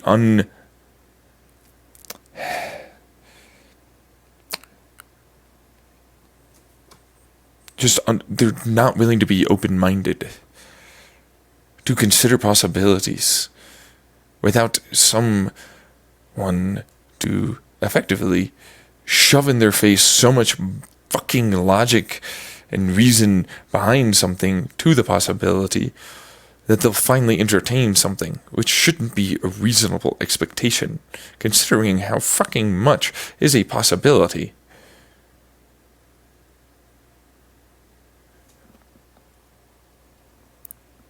But it's a good thing. I mean, you don't want someone entertaining something that won't happen. That's what the fear is and why they do it. That it's, I'm better than you. I am. Which is all their stupid body language tells me. All their garbage defensive barriers say. All their shitty selves continuously portray. When their real knock in their good self knows they want to learn. They want to be thinking, they want to try and be open-minded. I just didn't see this, I didn't see that. There's this part, there's that part. I didn't know. It's like, yeah, that's normal. Went through it myself.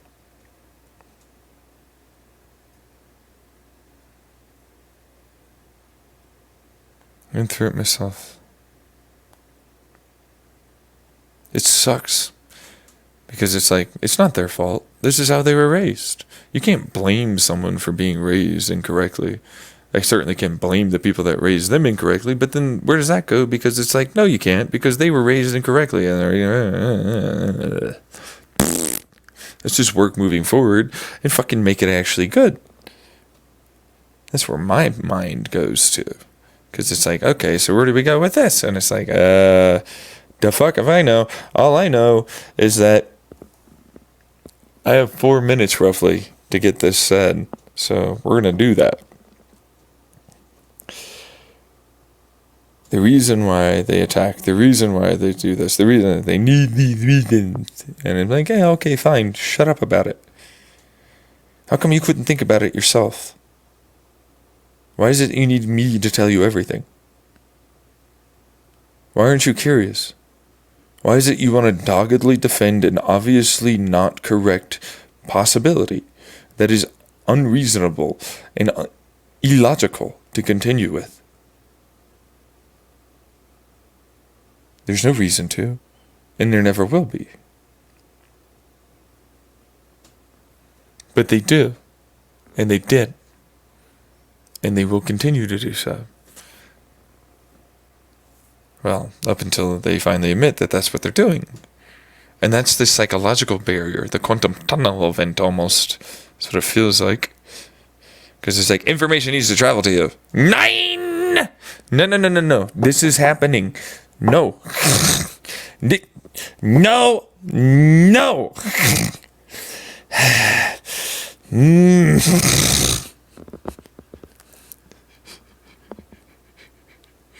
And that's where I get into it, because it's like, all right, shh, I'm not dealing with you. Other people are willing to entertain things, and I'm going to go with them. Other people are willing to be open-minded. Enough of them will agree, and then you'll look at them, that all agreeing, and you'll be able to receive the information. So I'm going to keep getting that going.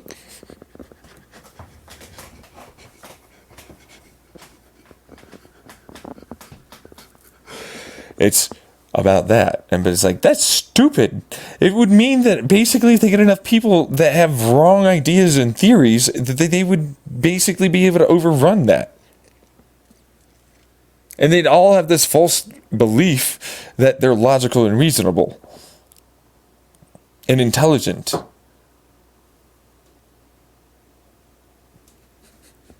And because there's mob rule and there's a bunch of people that think like me, then it must be true. And that's a false belief.